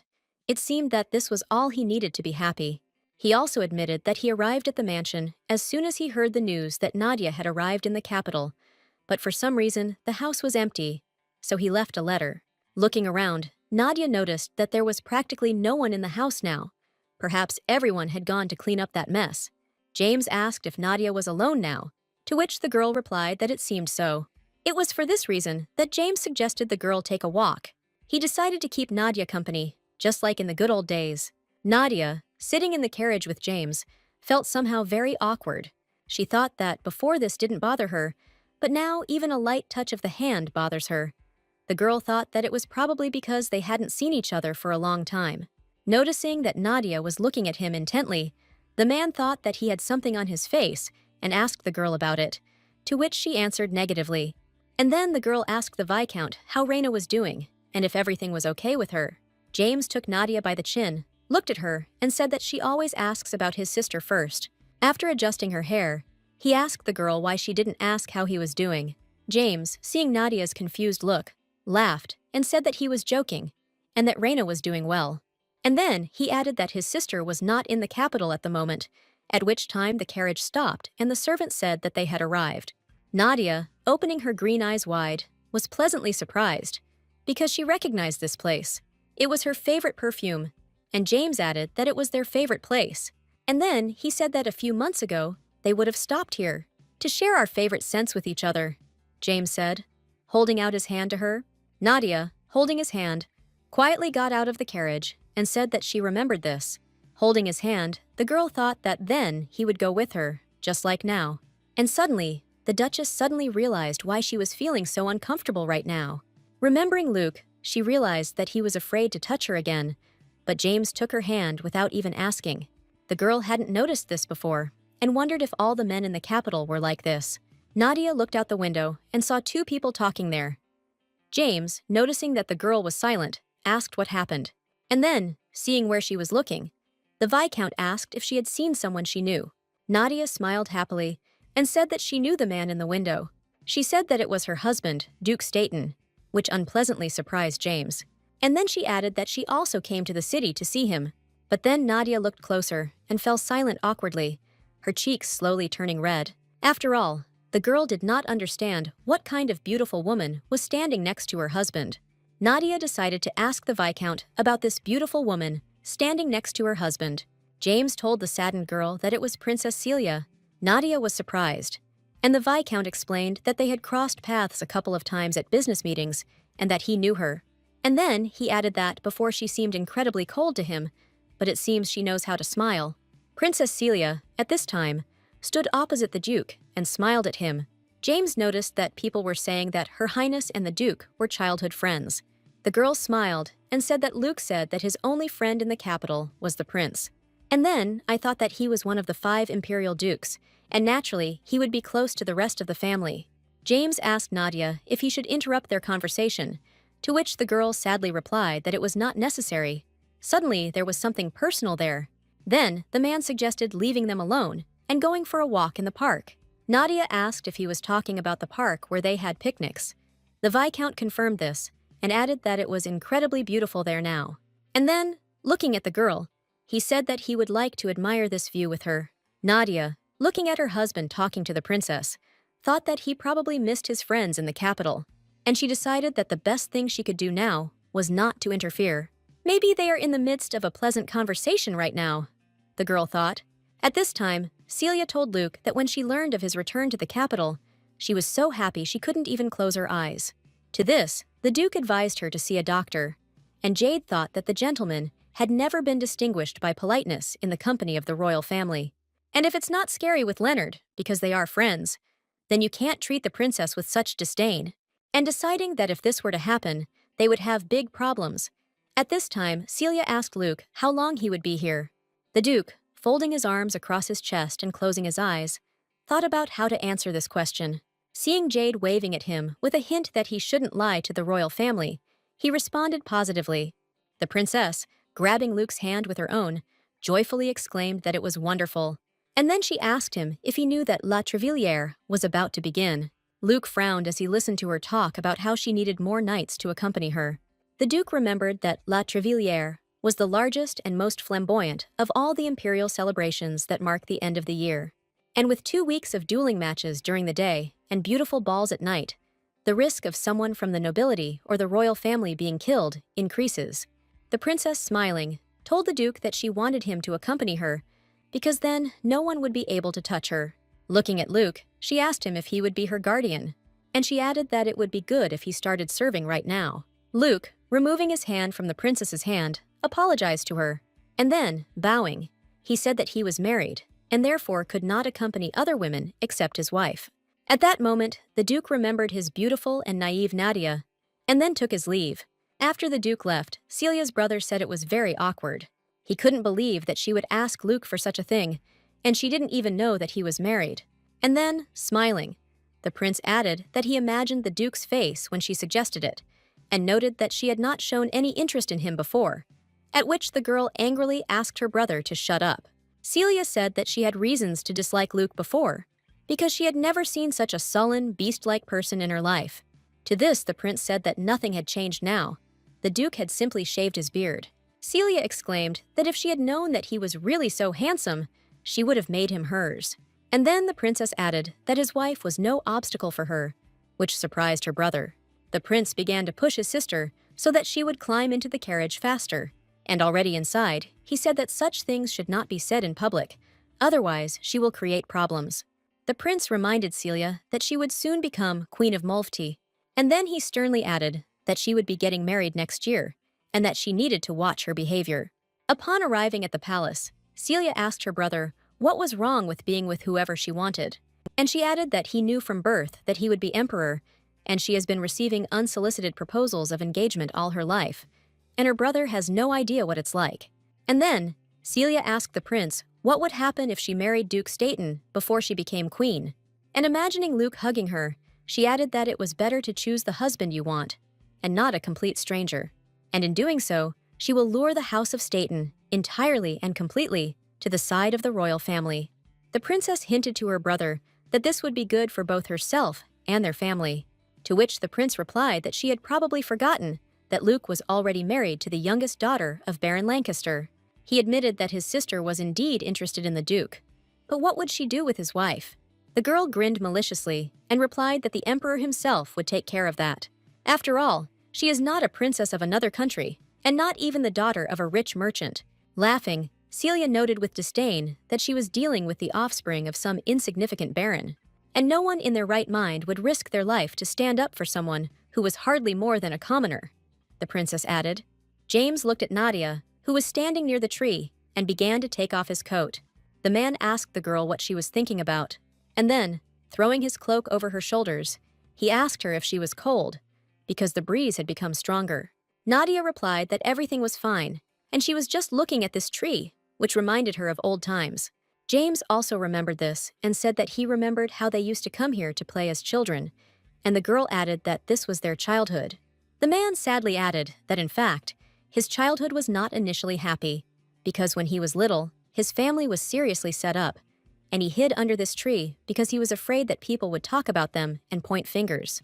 James remembered sitting and crying alone under that tree, and Nadia, at that moment, was the only one who was kind to him. James added that he had pleasant memories only because of her, and when he was with her, every moment was a joy. Touching her cheek with his hand, the Viscount said that he owed her an unpayable debt, which he must pay for the rest of his life. Nadia, stepping back from him, laughed nervously and said that he didn't owe her anything, because they were friends. And then she took off her coat and returned it to James, saying that she was not cold. Sitting on the ground and lowering her head, the girl said that she had to apologize to them, because the three of them were best friends and separated because she offended Reina. Nadia really regretted this quarrel, which happened before her wedding. Smiling sadly, she added that she really wanted to invite them to the wedding. James, sitting down next to her, replied that he had been there, which greatly surprised the girl. And the man, looking at her, repeated that on that day he was at her wedding. Nadia asked in surprise how he managed to do this, because at that time, James was supposed to be on a business trip to Molfti. The man recalled that while he was on a business trip, he was asked if he had heard the news. James then asked his interlocutor if something had happened in the Empire, to which he replied that everything was fine there. And he added that he had heard that the Viscount was close to the Lancaster family, and the news that their youngest daughter had reached marriageable age somehow attracted Duke Staten. The man added that she would marry the Duke in 3 days. James was shocked by such news. Nadia, at that moment, asked the man when exactly he returned, because she did not remember the millions being on the guest list. She added that even if Molfti and Statona were not far from each other, it would be by ship, since it was not possible to quickly cross the border. And clenching her hand into a fist, she asked why, after such a difficult journey, he came and didn't even say hello. James replied that his sister had received her offer around the same time. He explained that I was heading to the estate of Kalaman, her fiancé, when I suddenly learned about Nadia's wedding and stopped along the way. James added that during the wedding, the girl did not look too happy, and in the end, it all ended before he had time to make a decision. Nadia, clapping her friend on the shoulder, said that Kalamana had been courting Reina for a long time, since she got married at the same time as her. She remembered that when they were both little, they made a promise to each other. The girls wanted to be each other's bridesmaids, but in the end, they didn't even attend each other's weddings. Embarrassed, the girl added that she was glad James had come, even though she didn't look well. To these words of the Duchess, her friend replied that this was not true. He remembered the wedding day, where there were many guests and Nadia with her groom, and he told the girl that she was simply beautiful that day. James added that he would never be able to forget this until his death. And then, getting up, he said that it was time for him to go, because he was going to meet the Marquise at noon. He thanked Nadia for spending time with him, and the girl thought that the Viscount, as always, was busy with business. Nadia said that there was no need to thank him, because she also wanted to see him. James turned and said that now she was a duchess, and would attract attention in the capital wherever she went. She can also attract envious and dissatisfied people. And holding out his hand to her, James added that if that happened, she could always rely on him. Getting down on one knee in front of Nadia, the man said that he would always be on her side. Meanwhile, back at the Lancaster home, father and son discussed how they had tried to repair much of the damage that had been done. The Baron, turning to his son, said that he had already returned the carriage provided by the prince and told the servants to return to work. The son responded to this by saying that he was glad that they were able to eliminate all the consequences without leaving a trace. And he added that he was worried about Ilya, because she was crying and blaming herself for everything. To this, the Baron, entering the room, told his daughter that she did not need to reproach herself, and that the Duke did not seem as merciless as they imagined him to be. To which the girl angrily exclaimed that he could not be sure of this, because they were subject to the whims of the rich and powerful. She added that the local nobility would beat the child unconscious if he dared to dirty their dress or drive away the maid who had just given birth. Ilya said with bitterness that their family had only one foot in high society, and they dared to insult the Duke himself. Thinking that he might burst in right now, they heard a sound. The Baron asked Anderson, who was looking out the window, what that sound was. The man replied that the Staten cards were entering, and they were carrying a bunch of stuff with them. Baron Lancaster and Anderson ran out of the mansion to meet the Duke. They apologized, asked what it was, and offered to help unload the things. Luke responded that everything was fine, which greatly surprised both father and son.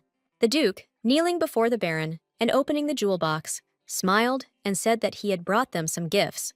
Luke hoped that they would like them, but the Baron, in shock, did not understand why they needed gifts. And then, seeing how much the Duke had brought, he thought that it was not a little, but a lot. The Baron invited the Duke to go inside and said that there was no need to kneel before him. The Duke, however, jumped up and addressed him respectfully as Sir and agreed. Then, Luke said that the Baron was now the head of the family, and he was his personal subordinate, and asked to do with him whatever he wanted. Nadia's father clutched his heart and felt a little unwell after these words. And the Duke, looking at this, thought that this was the answer, and that he really liked the gifts so much. Turning around, he quietly called out to Jade and said that he was right about the gifts. The knight, standing next to Nadia, who had approached, only sighed and shook his head wearily. And then he added that the Duchess had also just returned. Luke was very happy to see her, which once again surprised her family. Nadia's brother watched the conversation between his sister and her husband with bewilderment on his face. Luke said that he didn't want to bother her and left quietly, and he also went to the city to buy gifts, to which the girl replied that Jade had already told her everything. Anderson, turning to the Duke, said that since everyone was here, they should start preparing for dinner and asked them to wait in the living room. Nadia wanted to help them, but her brother stopped the girl. He said that he could not allow the Duchess to work in the kitchen, which greatly upset the girl. And her father added that he knew what she wanted to say, but few people would like it, he added. And he asked them to take a rest in the living room. Nadia pressed herself against Luke in disappointment and agreed. The girl was sitting on the sofa, and her husband was looking at the furnishings in the living room. Nadia sighed sadly and thought that for the first time in her life, she didn't recognize her own home. Looking at her photographs, she realized that when she was alone, she didn't think about the fact that she was no longer Lancaster. But Nadia could not even imagine that she would realize this. Thanks to her family, Luke, seeing that the girl was sad, approached her. When he sat down next to her, the girl apologized for being in the clouds, to which her husband said that she had nothing to apologize for. Nadia asked her husband that he must be bored alone, to which Luke replied with a smile that sometimes she treats him like a small child who cannot be left alone. The girl, blushing, replied that she knew that he was older than her, but he was also much more sensitive than he seemed, so she felt she had to protect him, and then asked if it bothered him, to which Luke replied no. Nadia looked at the smiling Luke and thought that he seemed to be in a good mood. She suggested that it might be because of the meeting with the princess, and then she said that she saw that her husband was glad to have returned to the capital. She added that he looked happier than before, to which Luke replied that it was because they were at her house. Nadia was surprised, because everything here was modest and there was nothing to even look at, and the Duke replied that the point was something else, that she lived here. Luke imagined her walking down this corridor they had passed through and sitting on this same couch. He looked and imagined the girl as a child running around this house, and he saw that side of her that was still unknown to him. And then, looking sheepishly at his wife, Luke added that all this made him smile. Nadia was very embarrassed by his words, and her cheeks turned very red. Luke, seeing this, took her by the shoulders and asked with concern if everything was okay with her. Taking her by the cheeks, he told Nadia that her whole face had turned red. Nadia answered her worried husband that everything was fine. She just felt hot. And Luke, also blushing, pressed his forehead to the girl's forehead and said that it was because it was very hot here. Calling her by name, he said that winter would come very soon. And then he couldn't resist and very tenderly began to kiss his wife. After the kiss, the girl looked at her husband with embarrassment, and Luke looked with the desire to kiss his wife again and again. Taking the girl's hand with one hand and leaning the other on the sofa, he hung over her. Nadia found herself in a semi-recumbent position, leaning back on the sofa. She opened her eyes and told Luke that he kept looking at her as if he wanted to eat her. The man, his knees propped up on the sofa, didn't even deny it, taking her by the chin and bringing his face close to hers. The Duke said that it was because she was looking at him like that. Nadia bit his finger slightly, and Luke responded that it was very difficult for him to restrain himself. Suddenly, there was a knock at the door, and the young people suddenly pulled away from each other, and a child's voice asked if her aunt was there and if she could come in. After permission was given, Fiona, Elijah's daughter, entered the living room and reproached her aunt for not telling her that she was already there. She added that they had arrived several days ago, but they only told her today. Nadia laughed at this and said that all this time they were here, under the same roof. The girl was surprised and at first did not believe it. Coming closer, Fiona pointed her finger at the Duke and asked that it must be him. She called Luke a villain who took Nadia from them to eat her. And then, turning away. She wondered if it might have been an animal, thereby putting her aunt in an awkward position. The Duke, standing up, told the girl that he had not intended to burst anyone, and then he added that he could not deny that he took Nadia from them. Fiona asked her aunt if it was true that this man was a beast. She wanted to see how scary he was, but apparently her grandfather was wrong, because Luke, in her opinion, looked more like a bookworm. The Duke asked why her grandfather called him scary, to which the girl replied that he had practiced many times in front of the mirror to pronounce his name, because when he looks at a man, he thinks that a bear will eat him. Luke realized with dismay that, as he had thought, the Baron was afraid of him, and Fiona continued that her grandfather had ordered them to be called to dinner. The girl boasted that she was sweet, because she came to call them herself, so that her grandfather would not know if she spoke to him. Luke stood there looking upset, and Nadia told Fiona that she was very kind. The Duke, sitting at the table, was lost in thought, looking at his plate, and did not even immediately hear his wife calling him. When he finally noticed that Nadia was calling him, he saw that she was looking at him with concern, and everyone was sitting silently and not touching their food. The girl asked if he was full, since he had only eaten a few pieces of bread, and Luke replied that he was just taking a short break, since everything was delicious. The girl responded that Anderson was a very good cook, and he smiled and said that if more was needed, the Duke should tell him about it. And then, looking at his sister, he said that she also needed to eat, to which she turned away and said that she had already eaten. Nadia thought that they never talked about the kidnapping, and she wanted to show that she was still angry.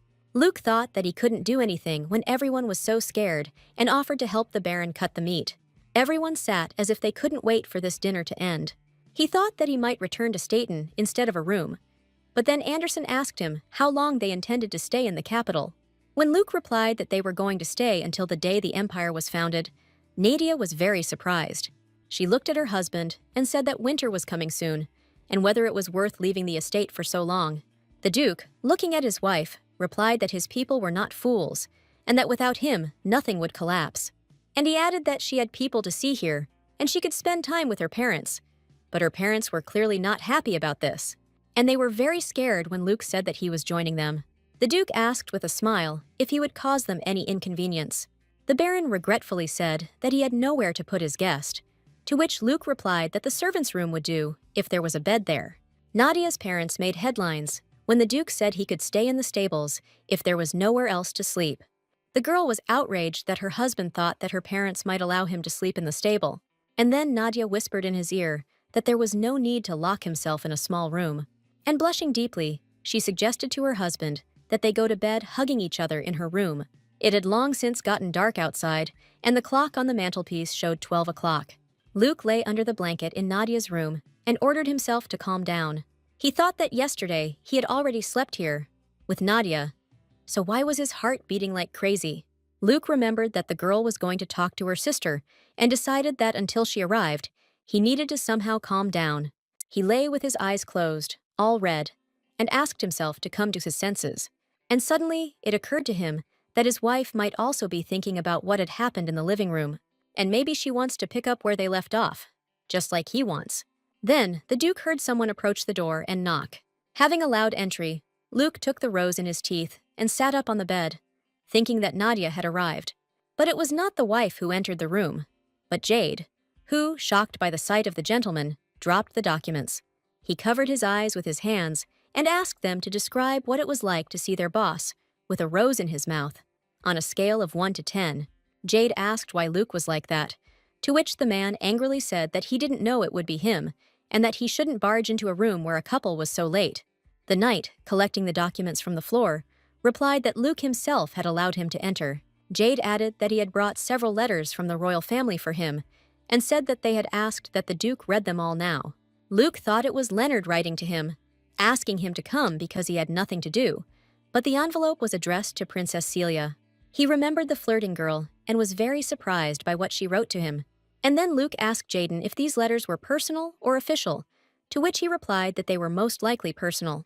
Then the Duke went to the fireplace and burned the princess's letters, which shocked the knight. And he added that if she needs him, then let her officially invite him, and it is not proper for a married man to receive letters from a princess. At this time, Nadia entered the room and said that she hoped that she had not interrupted some important conversation. The Duke, delighted by her arrival, approached the girl and said that there was nothing more important to him than her. And then he asked how she and her sister had talked. Ilya wanted to tell about what was happening in the marriage, but Nadia whispered that she already knew. So when her husband asked, she answered that they had chatted a little. Nadia asked Luke if he missed her, but she thought that her sister's questions were very tiring. The girl began to undress and noticed that the room was warmer than usual. She asked Luke if he had burned anything, but the man, blushing and covering his face with his hands, only said her name. And when he said that, if she wanted to change, he would go out and call the maid. Nadia turned around embarrassedly. She apologized to her husband and added that old habits had returned to the old room. The Duke, embarrassed and very red, turned his head away and without opening his eyes, said that she did not need to apologize. And then he quietly added that it was the obscenities in his head, despite the fact that they were in her house. And her parents are sleeping right next to each other. The man finished speaking. Nadia calmed him down by saying that everything was fine, because when she went into the room, everyone was already asleep.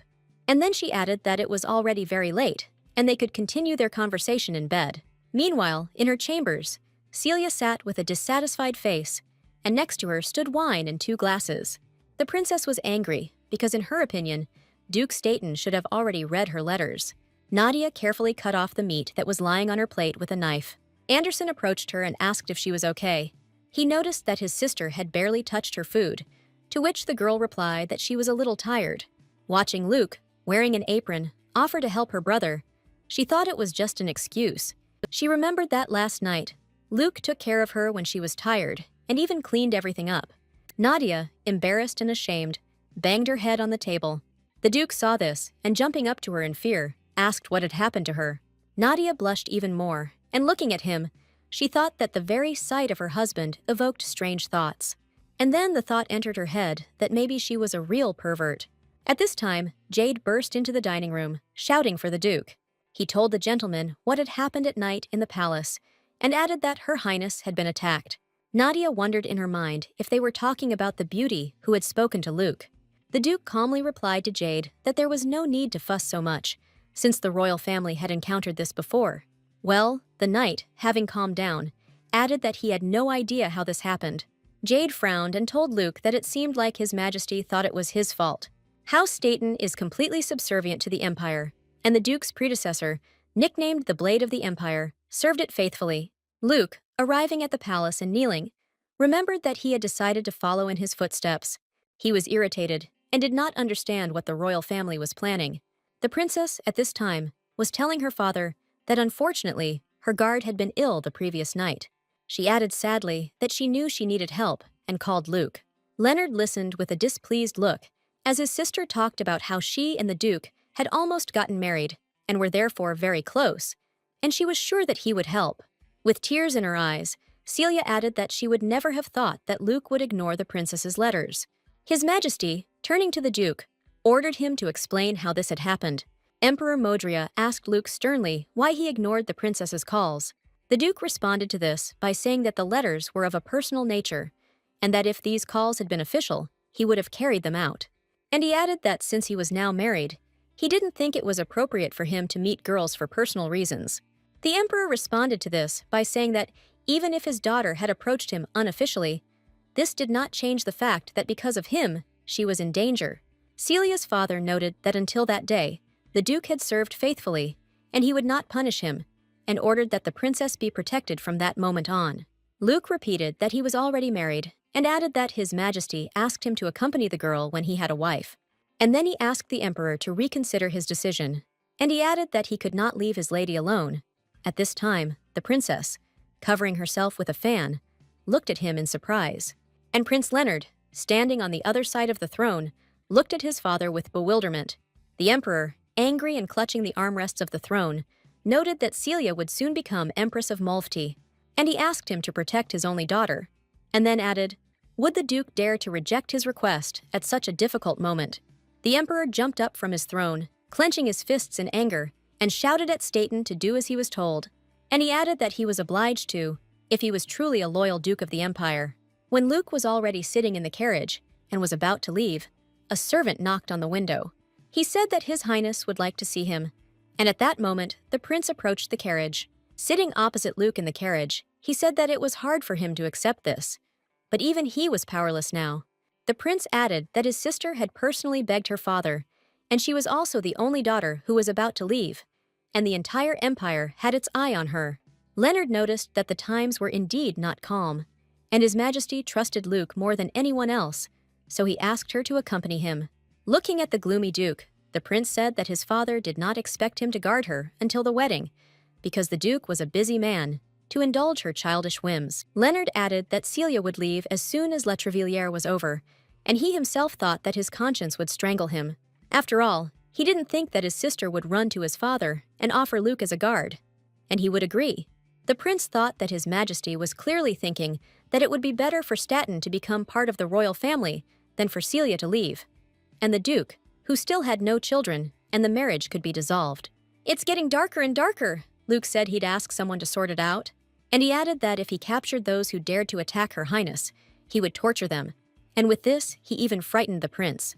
The Duke angrily exclaimed that they could simply go and kill them, and if they gave him a couple of days, he would search the entire empire, but he would find and kill them. The prince, in fear, asked Luke to stop and calm down.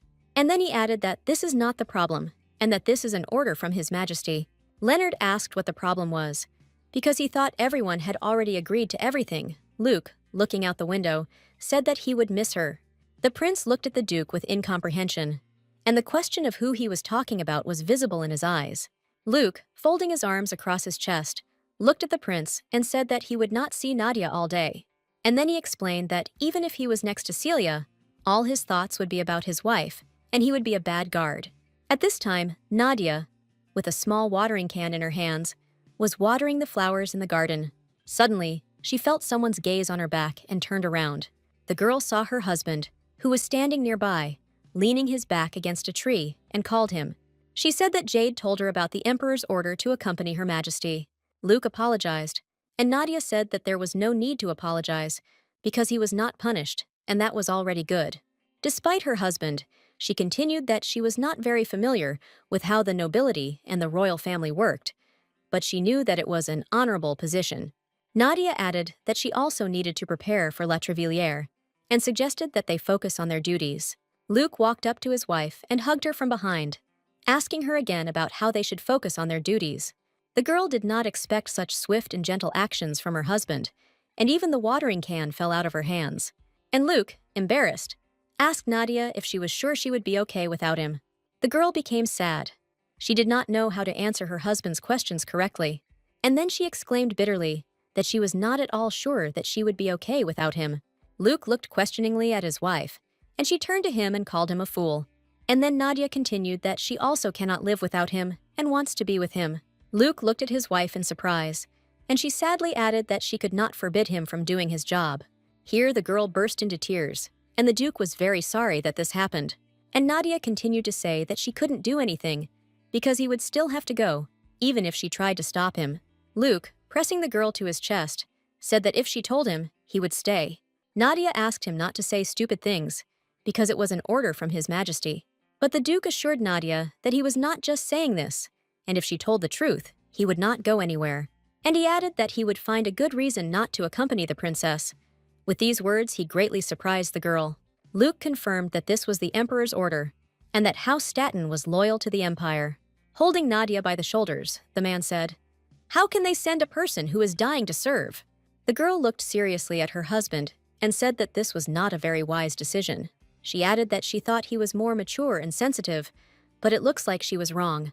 And then, lowering her head, Nadia said embarrassedly that her husband was lustful and very stubborn. Looking at him, she added that the Duke was behaving like a reckless child. Luke smiled at the girl and said that he didn't even know that he was so childish. Nadia was embarrassed and said that she didn't mean it, but her husband knew it. Leaning toward his wife, he whispered in her ear that he was glad she still did not despise him. Nadia, embarrassed and blushing, confirmed this and added that she herself was like a child. Luke, however, responded that she was not old enough, but was no longer a child. And then, saying that he loved her, he leaned towards her lips and kissed her. The Duke, after the kiss, asked his wife if she was satisfied with her lustful, stubborn, and immature husband. And he added that if everything is normal, then can he remain like this? Lying in bed, the man, hovering over his wife, asked if everything was okay, and if she was tired, then let her tell him. The girl, holding her hand in the Duke's, answered shyly that she was not tired, and then she timidly asked if he was okay, to which Luke sheepishly replied that she could see that he was okay. Looking deeply into her husband's eyes, Nadia said that if he was happy, then she was too. Luke was reminiscing about the pleasant memories of the night before as he stood guard at the princess's door until Jade called him. Looking at the blushing gentleman, he asked why he was in the clouds. Covering his face with his hand, Jade said that he would not elaborate on the reason, but the Duke needed to learn to control himself. Luke cursed in frustration, and the knight added that they were, after all, in the palace. Then the Duke asked Jade what time it was, to which he replied that it was 3 minutes past 1, and that this was the 14th time he had asked the time. The knight asked the master to be patient, because they had nowhere to rush to now, and Luke was angry that the princess had called them and had not shown up for 3 hours. Jade reassured Luke by saying that she was a princess, and there was nothing they could do about it. And the Duke replied that his time was precious, and his wife was probably lonely right now. He remembered how in the morning he wanted to hit his hand with a hammer to break it, but then Nadia came in, and when he said he would just break his arm, she said she would never forgive him for that. Luke remembered the way she looked at him with her beautiful eyes. The grim Duke told Jade, who was standing next to him, that he missed Nadia very much, and he decided that he needed to go back, to which the surprised knight could only ask about right now or something. As Jade tried to stop the master from leaving, the princess's voice was heard apologizing to Luke. Celia stood, accompanied by her maids, telling him that he could not leave. And then she smiled happily and added that he was obliged to accompany her. Luke didn't even turn towards the princess and Jade. He had to greet her for both of them. The knight looked at the gentleman who had turned away and asked Her Majesty if she was ready. Celia, passing by a blushing Jade, threw out that it was even boring. And then, going up to Luke, she asked if he was angry that she had made him wait. To which the Duke moved away from Celia and asked her to keep her distance. Smiling slyly, the girl replied that this was impossible because he had to accompany her. And then, laughing, she added that the Duke would have to walk next to her. Jade looked at the princess with confusion because he didn't know what she was trying to achieve. Celia followed Luke and thought that he was exactly her type, such a reserved knight. She had already decided for him that he would be hers, and much more interesting when the goal is achieved with difficulty. The princess couldn't stop smiling because she thought that before the party even started, he would already fall in love. But this smile was insidious because Celia had already calculated everything and made sure that everything was the way she wanted. They came to a room where there were many jewels, and Celia asked Luke what would suit her. And then, smiling, she asked whether emeralds or sapphires would suit her outfit better. The Duke, at this time, holding the servant by the chest, was surprised. Is there really a difference between them? He didn't care what the princess was talking about. The Duke was asking for a favor, who, to his regret, only wanted to look at Her Highness. After dismissing the crying servant, Luke asked if any walks were part of her official schedule, to which Celia answered in the affirmative. The princess quoted, "Duke Staten is obliged to guard the princess during the performance of her duties. After she enters her chambers, he ceases to be responsible for her." And then, she suggested telling her if she had offended him. The Duke looked questioningly at the princess. He did not understand what she was talking about. Then, Celia explained that she was talking about the time she avoided him. In response, Luke folded his arms across his chest and said he didn't care. The princess, looking down, said that she knew it. That was why he was so cold. And then she added that in his youth, the Duke had been gloomy, and that this melancholy frightened her because she was young and inexperienced. She knew it was a bit late, but she wanted to apologize to him. And then, making her eyes sweet, she looked at the man and asked if he would forgive her. Luke, not giving in to the girl's charms, rudely repeated that he didn't care. When she apologized to the man, the noblewomen passing by saw this and discussed the Duke and the fact that he had returned to the capital, noticeably better looking. And then the girls assumed that it happened because of Her Highness. One of the girls added that she thought they were not on good terms, but apparently the rumors were false, and at that time, Celia thanked Luke. Smiling sweetly, the princess said that there would soon be a tea break, and she suggested to the Duke that they go to a cafe together, since the weather outside was wonderful. Celia added that she needed some fresh air and wanted to take a walk with him. Looking at Luke, she smiled slyly and said that he couldn't refuse her because it was part of the official call. Viscount Million stood next to the man who was telling him that this autumn would be short. And then he added that he should call him Count, because he was about to receive a new title. James smiled at this and replied that it was too early yet, as he still had some things to do. To this, the interlocutor said that it was a great pity, and if the plan with Mulfty had worked, he would already be a count. He heard that the Viscount had left the day before the deal, taking nothing with him, and he added that the topic was sensitive. But James thought that Mulfty was in such a hurry. Suddenly, they saw how all the people were rushing somewhere and wanted to see something before it was too late. One of the girls next to the Viscount said that she wanted to watch the date between Duke Staten and Her Highness. The men were very surprised by what they heard from the people passing by. And then they saw the princess standing under an umbrella, accompanied by Duke Staten. Celia pretended to stumble, and Luke had to catch her. And she, at this time, lowered her umbrella so that people would think that they were dating. But this was strange, because the Duke was married to the youngest daughter of Baron Lancaster. James was shocked by what he saw. He was worried about Nadia at that moment. Celia, standing under an umbrella and looking at the first snow, said that there is a sign that two who meet the first snow together will be happy. She added that she doesn't really believe in omens, but with him, it's so romantic here. Turning to look at Luke, she asked shyly if he felt the same. But when she saw the Duke, she was very surprised, because he was standing all in the snow, and the umbrella hid only her. The angry girl asked what it was, and how long he had been standing like that. She wondered if he was deliberately avoiding her, and if he didn't yet know what would happen if he crossed her path.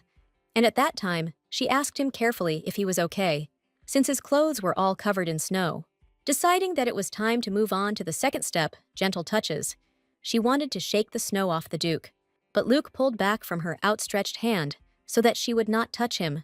In the place of the Duke, Celia suddenly imagined a black cat who did not want to be petted. The princess was very angry because this scoundrel dared to treat the princess as a terrible curse, and she had never been insulted like that. Thinking that he would behave like this in front of others, she decided that she had enough and took the umbrella from Luke. Celia slipped on purpose while taking the umbrella from the Duke.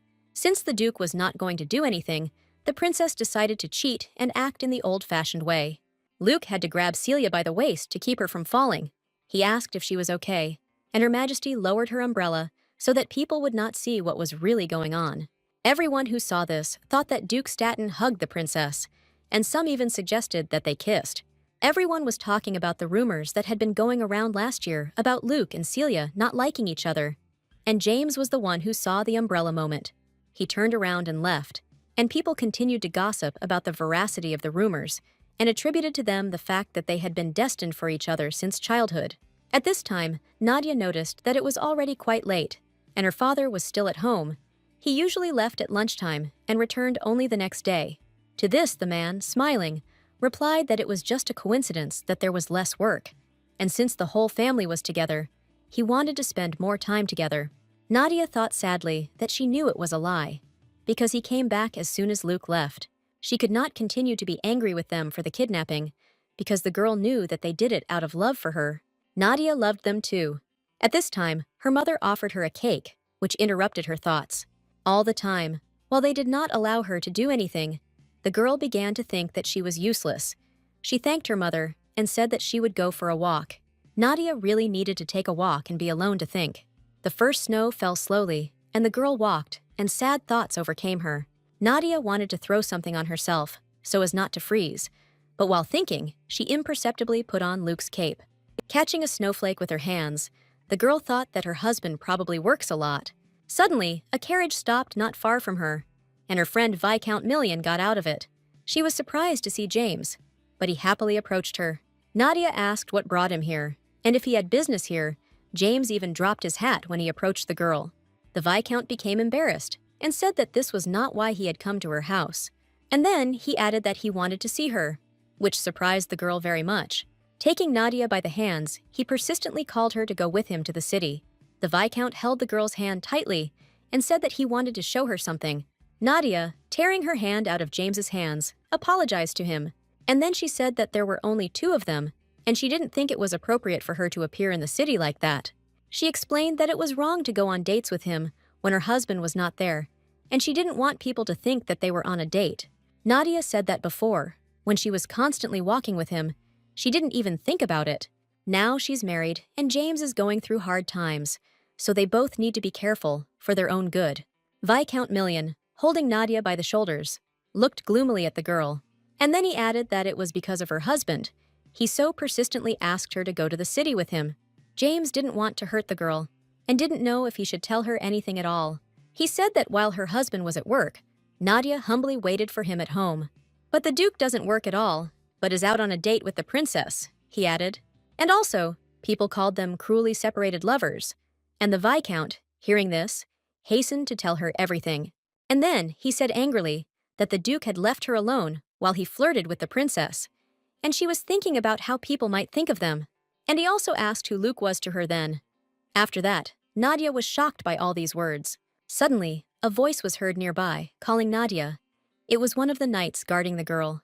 He turned to the lady, saying that he should always accompany her, even if it was just an ordinary walk. And he added that his lordship had ordered that his wife be kept under constant surveillance. And then, seeing a strange man next to his mistress, he asked him who he was. The Viscount introduced himself and said that he was Nadia's friend, and he urgently needed to tell her something, so he came in person. And then, looking at the knight, he added that they were now having a very serious conversation, but Nadia did not let him continue. The girl turned to Harbor and said that he was on time, and asked him to prepare a carriage for her that would take her to the city. The knight was very surprised by the lady's request, and she added that she would go to Luke right now.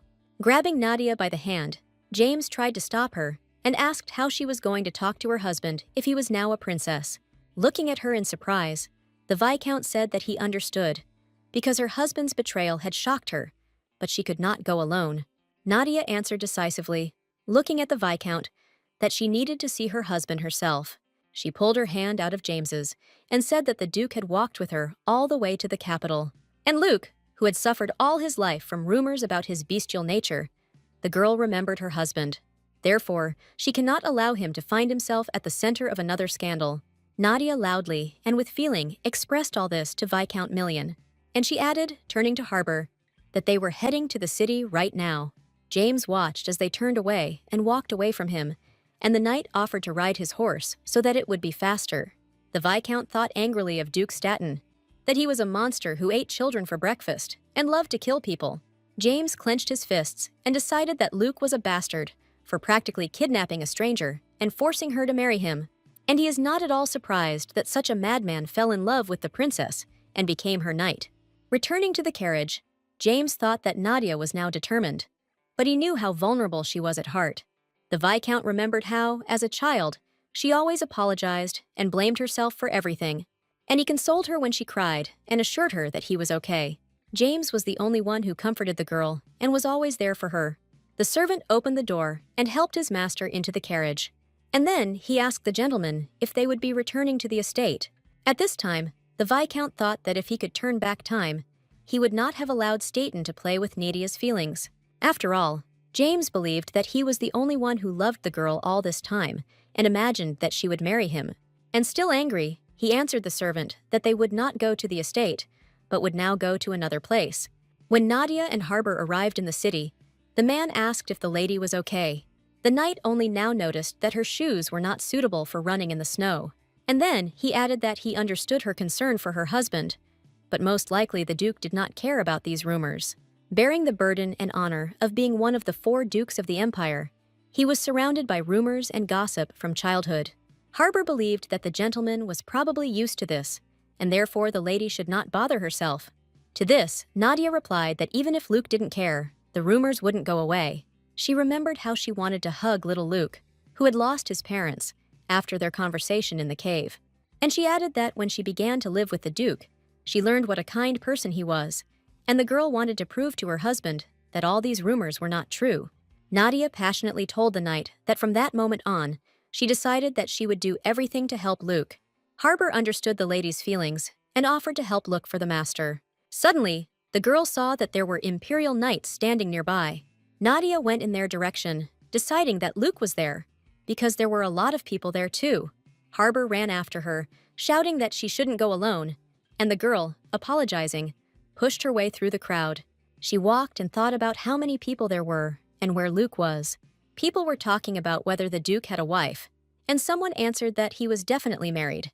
and they added with disdain that he was married to the Baron's daughter. And also, the crowd said that the Duke got married only because he and the princess had a misunderstanding. Nadia was perplexed by all these words, and by who could even say such things. She tried to shout that these were false rumors, and that the Duke had married because he liked the Baron's daughter. But no one listened to her. And then everyone started shouting that they needed to look in that direction. And Nadia looked too, and was shocked by what she saw.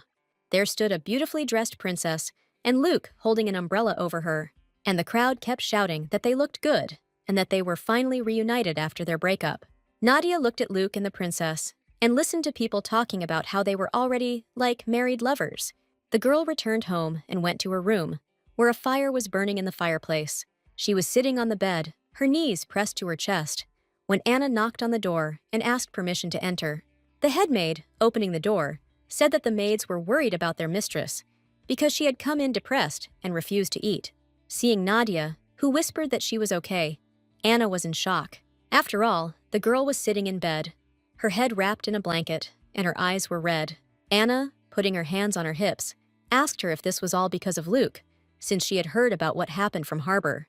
She was very angry with the Duke for making the Duchess cry, and he should have returned to the estate when they started using it. Nadia said that this was not true, and her husband was not guilty of anything. The Duchess came to him to help, but in the end, she just stood there like a fool. Nadia thought that everything would be resolved when she approached him, and he explained everything to her. The girl tucked her legs under her and said sadly that at that moment she could not do anything.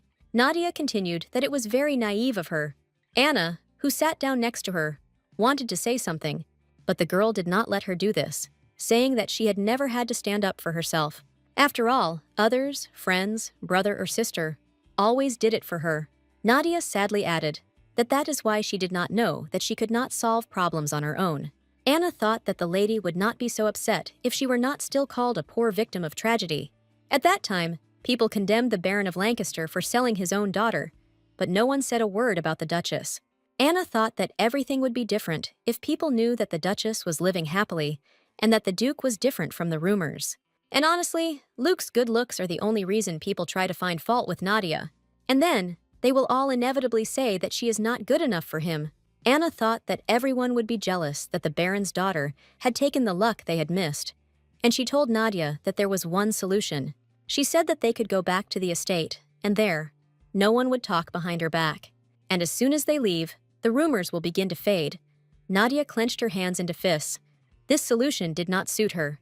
Seeing this, Anna added that if the Duchess wanted to stay in the capital, she knew one person who could help her. Nadia was very surprised that there was a person in the capital who could do this. Evening came, and when Luke returned home, he was told that his wife had gone to the marquise. The maids reported to the master that Nadia had left just before his arrival. Luke was upset, because it was only for Nadia's sake that he was able to go through everything and really wanted to see her. Turning around, the Duke headed for the exit, and Jade asked him in surprise if he was going to go to the marquise.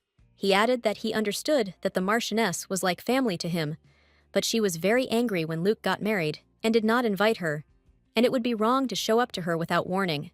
The Duke, leaving, said that everything was fine and that Grandma had probably already met Nadia, and he would simply tell her that he fell in love at first sight. The Marchioness of Brit is known as a big shot in high society and as a noble woman who is envied only by her reputation. She almost became part of the House of Staten, but it did not happen. Her fiancé, the brother of the previous Duke, died at a young age. Luke, walking to the carriage, asked Jaden if he knew why Nadia suddenly decided to visit her grandmother, or if Anna just wanted to introduce them.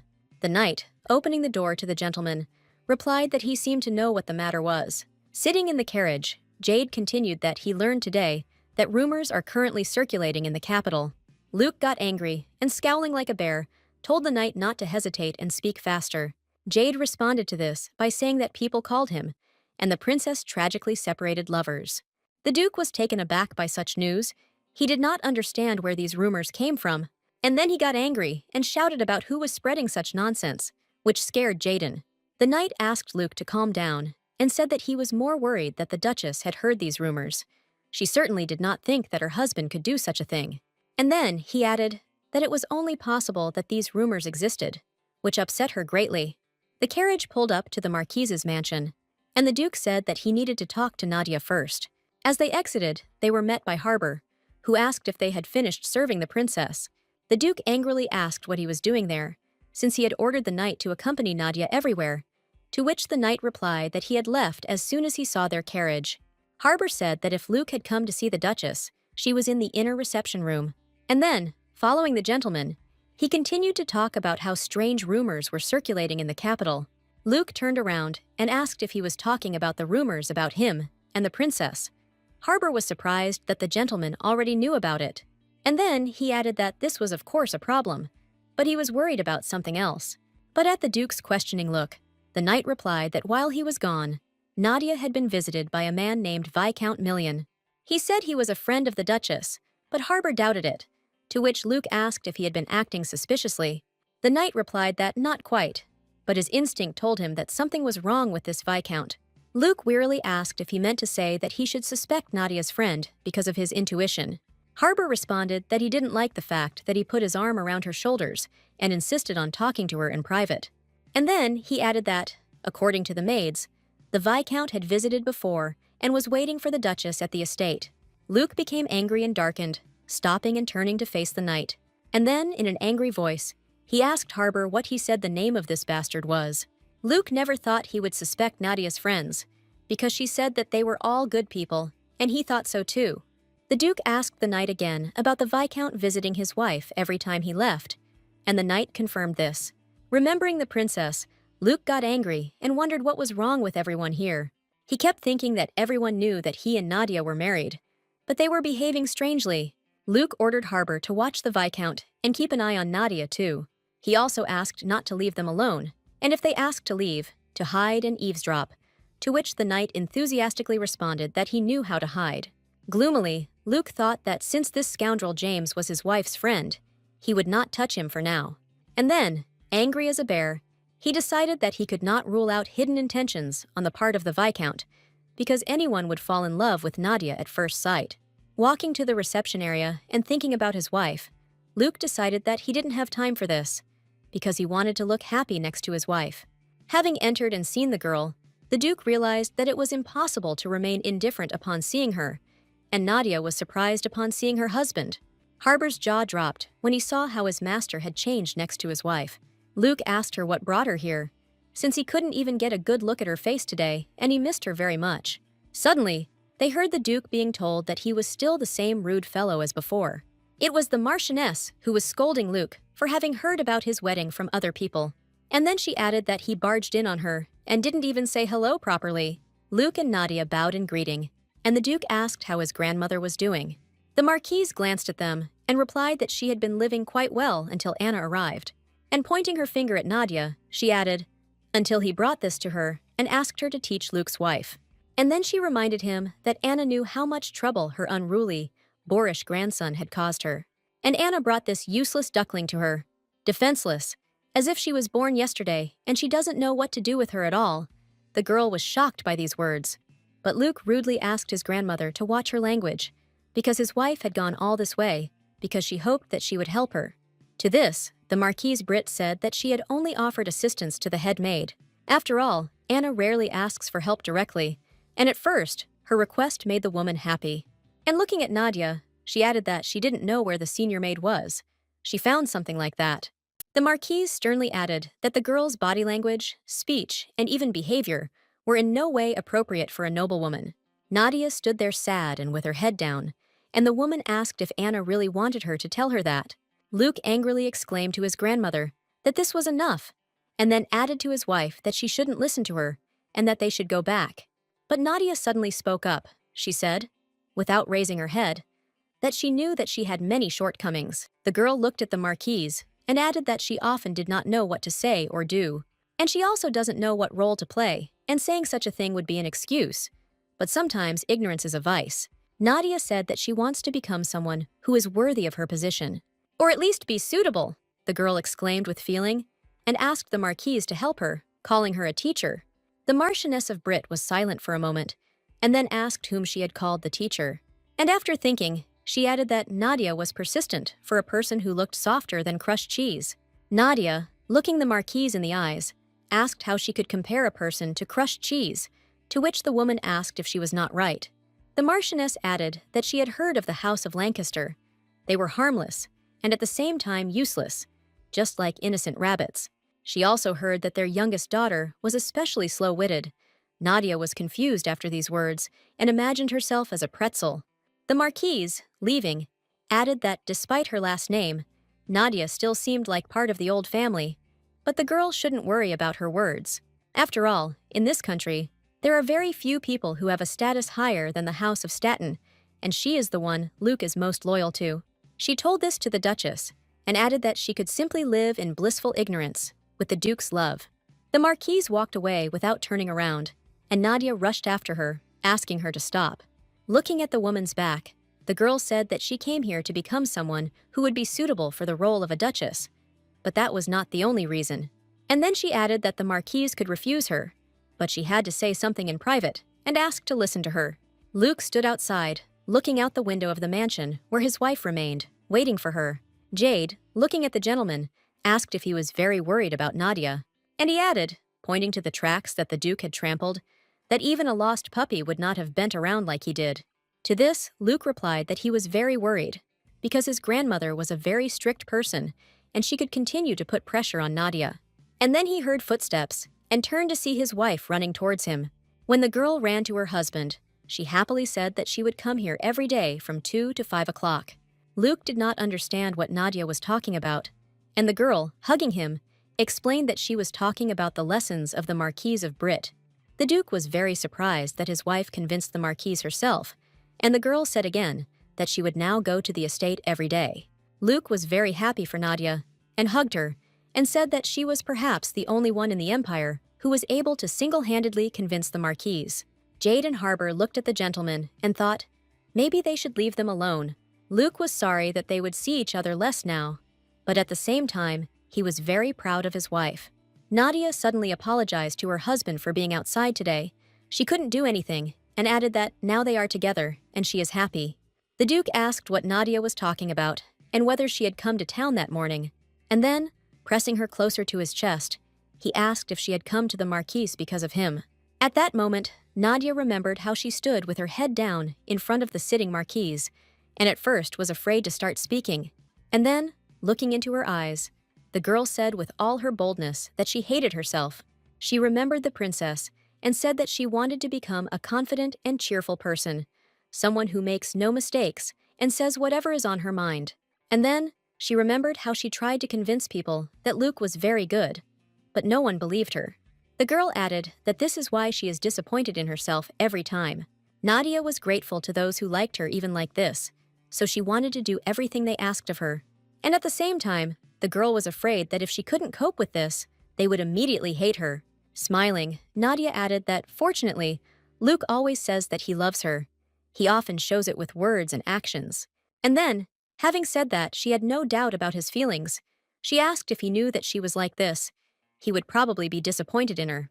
Nadia looked at her husband with a smile and said that she wanted to become someone who would be more suitable for him. And then she added that she wanted everyone to know right away that she was the Duchess of Staten. And Luke, after listening to the girl, said that although he was now serving the princess, he had no interest in her. And then he added that he would immediately sort out the rumors, to which Nadia replied that she trusted him. She explained that she came there because she was worried about him, and the girl did not want these rumors to bother him. Luke was moved to tears by the fact that his wife was worried about him, and thought that she was just like an angel. The Duke, taking his wife by the hands, said that he didn't care about rumors, and the only thing that was important to him was her. Nadia, looking into her husband's eyes, realized with surprise that he was also worried about her. Then they heard a delicate cough, and turning around, they saw the knights blushing. When the young people got into the carriage, Nadia asked her husband if he had finished his service for the day, to which Luke happily replied that he had finished and would spend the rest of his time with her.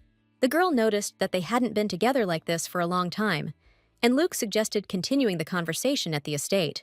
Waking up in the morning and not fully opening her eyes, Nadia felt the weight of the hand that was lying on her chest. And then, with her hand, she felt something fluffy and soft, like a puppy's fur. Her husband was sleeping next to her, sprawled out. He was incredibly handsome at that moment. The girl, realizing that it was Luke, hugged him and thought that she was starting to get used to it. She looked at him and thought that sometimes her husband seemed like a beast, but at times like now, he looked like an angel. Nadia thought sadly, looking at her husband, that she shouldn't disturb the sleeping man. But all the feelings from last night had not yet subsided, and she did not want to leave without a kiss. Quietly, so as not to wake her husband, she leaned towards his face and kissed him lightly. Nadia thought that there was nothing wrong with this, and, quietly saying that she was going, the girl decided to get up. As her feet touched the floor, she heard Luke's voice asking if she was getting up yet. And then Nadia felt her husband's strong arms embrace her from behind, and he leaned towards her shoulders. The girl turned around and indignantly asked whether he was asleep or not, to which the Duke replied that she had woken him up. Luke asked where she was going, to which Nadia replied that she was going to the Marquise and would always go at this time. The Duke hugged his wife tighter. He knew how much effort she had put into getting this opportunity, and it was good. And then Luke sheepishly said that they hadn't had a proper date since they came here. He added that it would be wonderful to spend more time with her, and that people would know that they were husband and wife if they walked together in the city. Luke turned around so that he could see the face of his beautiful wife. And then, having asked permission to at least see her off, he already wanted to kiss her. Nadia pulled her face away and covered Luke's lips with her hand. And then she said that if they started kissing, they would spend the whole day together. The girl looked down and added shyly that she also really liked being with him. Nadia told her husband that touching him was too pleasant and she would lose track of time. And then, bringing her face closer to him, she added that she wanted to stand proudly next to him and asked him to give her a little more time, saying that they would see each other later. The girl kissed her husband through her hand, which was lying on his lips. Near the mansion, Fiona's voice was heard, and she was talking about the fact that Mr. Beast and that this was his whole problem. Pointing her finger at Luke, the girl added that he didn't even know how arrogant he was. And even now, there is disbelief written on his face, Fiona said. And the Duke stopped with the box in his hands. He was very surprised by what the girl said again and asked her what it meant. And then he asked what he had done wrong, because Luke had tried to get closer to Nadia's family, because the princess had not yet asked to accompany her. The girl, watching the Duke put down the box with gifts, replied that her mother said that he had to answer the question. Luke, standing in front of Fiona, thought that a week had passed since Nadia began receiving lessons from the Marquise, and 5 days since the last call from the princess. He also did everything he could to stop the rumors and get closer to Nadia's family, but neither one nor the other could be achieved. And Luke, kneeling before the girl, apologized and asked her to tell him what he needed to fix. Fiona, touching his cheek, replied that everything needed to be corrected, including his gigantic height and frightening face. The girl asked him to look at the house and tell her what he thought of it. Luke replied that the house was warm and clean, like Nadia, to which Fiona exclaimed that that was not what she was asking about. And then she added that the house was small, and there was little space in it, and the Duke was very big.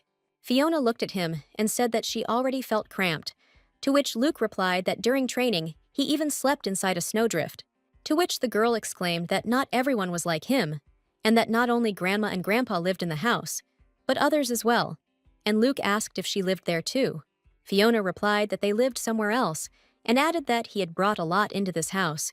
She knew that they were gifts, but she didn't know what to do with them. One day she listened to Ilya talking about gifts, and she had a feeling that if she accepted this, she would suddenly become pathetic. When Luke remarked that he had been told that gifts were usually liked, the girl replied that she definitely liked them, and she added that no one else did, and then asked Luke to pick her up. Sitting in the man's arms, Fiona said her family was very careful, and they would not rest until everything they had received was paid for down to the last crumb. Entering the house and looking out the window, the girl added that her family was already afraid of him, and it was not easy for them now, because they could not repay him in any way. To this, Luke said that he didn't want anything from them, and the girl decided that this couldn't be. Then the man said that he just wanted to get along with them. Fiona pinched the Duke on the cheek and said that was enough, and asked him to give her what he had promised, and the Duke asked the girl what he should do then, to which she replied that nothing needed to be done, but that we needed to take our time and just give them time. And then Fiona added that he should be worried about something else now.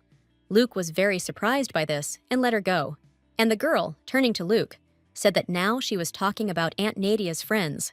She asked the Duke if his aunt had introduced her friends to him, and then, taking an album out of the chest of drawers, she added that his wife didn't have that many of them. Fiona said seriously that for her, Her aunt's friends are not very good people, but Nadia does not understand this, because she is too kind. And then the girl showed him a photograph of Viscount Million and said that this was the one he should be especially careful with. Luke looked very carefully at the photograph of his wife standing with a man. And then, with surprise, he said that this was Viscount James Million. Fiona added that she had heard that they were friends before she was born, and that her aunt considered him just a friend. The girl said she didn't think so, and Luke grew more and more gloomy as he listened to her and looked at the photograph. Jade looked into the living room where Luke and Fiona were, looking for the Duke. He said that the princess had asked his lordship to attend the imperial dinner, since today he would not be accompanying her. He added that technically this was considered an official invitation, to which Luke asked him to tell him that he was leaving. The Duke was determined that he would finish off the princess today.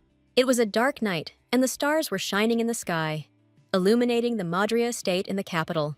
The princess, sitting in her chambers, greeted Luke with the words that he had come early today. Frowning, the man looked around and asked Celia where dinner was, to which the princess replied with a smile. Did he really believe in this, and everything is as he sees it?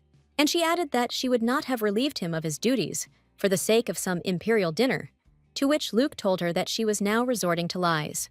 The princess replied that this was indeed an official invitation, and even her father had allowed it, because she was going to pray for the empire in the chapel all night. And then, clinging to the Duke and hugging him, she said that he would protect her. To this, Luke asked Celia if she remembered that he was married. The girl answered positively and said that it bothered her. The Duke, moving away, said that he did not think his marriage should worry her. To this, the princess suggested that he not beat around the bush, because he knows everything and should not pretend that he does not know. And she added that she gave him 5 days to think it over. Luke, listening to the girl, became increasingly gloomy. Celia, showing off before him, asked the Duke to look at her and said how she looked. And wasn't she beautiful today? And then she said that the Baron's daughters shouldn't even stand next to her. The Duke turned to the princess and said that she constantly avoided or remained silent every time he asked her about the rumors. And then Duke Staten decided to ask Her Highness one more time. He raised his angry gaze to her and asked if it was because of her that these absurd false rumors began. The princess responded to this by asking what would happen if she said that it was because of her. And then, smiling, she added that she did all this just for him. Celia believed that she had freed him from all those people who mocked him, calling him a beast. Although I myself had always thought so before, and thought that the Duke was a rude person. The princess said she spread rumors that he grew up in the suburbs, and that was why he was so ignorant. And then she added that Luke should be grateful, because she even explained the reason why he grew a beard like some kind of savage. Celia twirled around in front of him and said that she had chosen this outfit specifically to show him her beautiful cleavage and shoulders. She also has a thin waist and long, slender legs, the princess added. Celia sat on the bed and said that she looked even better without clothes. But then the princess discovered that she had spoken into the void, because Luke had long since left. Celia was very angry. She looked out of her chambers screaming, "What the hell and where did he go?" Seeing Luke walking down the corridor, she called out the Duke's name and title. And then, following him, she asked where he went, since he was still on duty. Having caught up with the Duke and grabbed his hand, the girl said that his task was to stay with her until dawn. And then I decided to ask. He left because he was worried and had never been in such situations. Celia said that she had nothing else to do, because the Duke did not get her hints, and she did not want to do it either. Luke turned around and angrily asked her again about how she had done all this for him, because this country bumpkin didn't catch Her Highness's hints. Celia confirmed that she had made him finally understand, but she thought to herself that he had run away because he was too worried. She thought that because Luke was so modest, she was unsure, but now it was clear to her that he had fallen in love with her and said that the Duke could have her. Celia added that he had nothing to worry about, because his father had already given permission. The princess decided that the third step had come, when she needed to bare a little skin and act. She regretted that he was already married. But with her, Luke would easily forget about it, and he could not worry, because anyone can make a mistake under the influence of the moment. "Put your hands on Duke Staten's chest," the girl added, so that he would be honest with himself. She asked him to understand that he could now have the woman any man wanted. The princess raised her hand and stroked the Duke, who had been silent all this time, on the cheek. Luke pulled away from Celia and suddenly asked her angrily why she had decided to act in such an indecent manner. He turned away from her And Celia, in shock, asked what he had just said, to which the man replied that he understood everything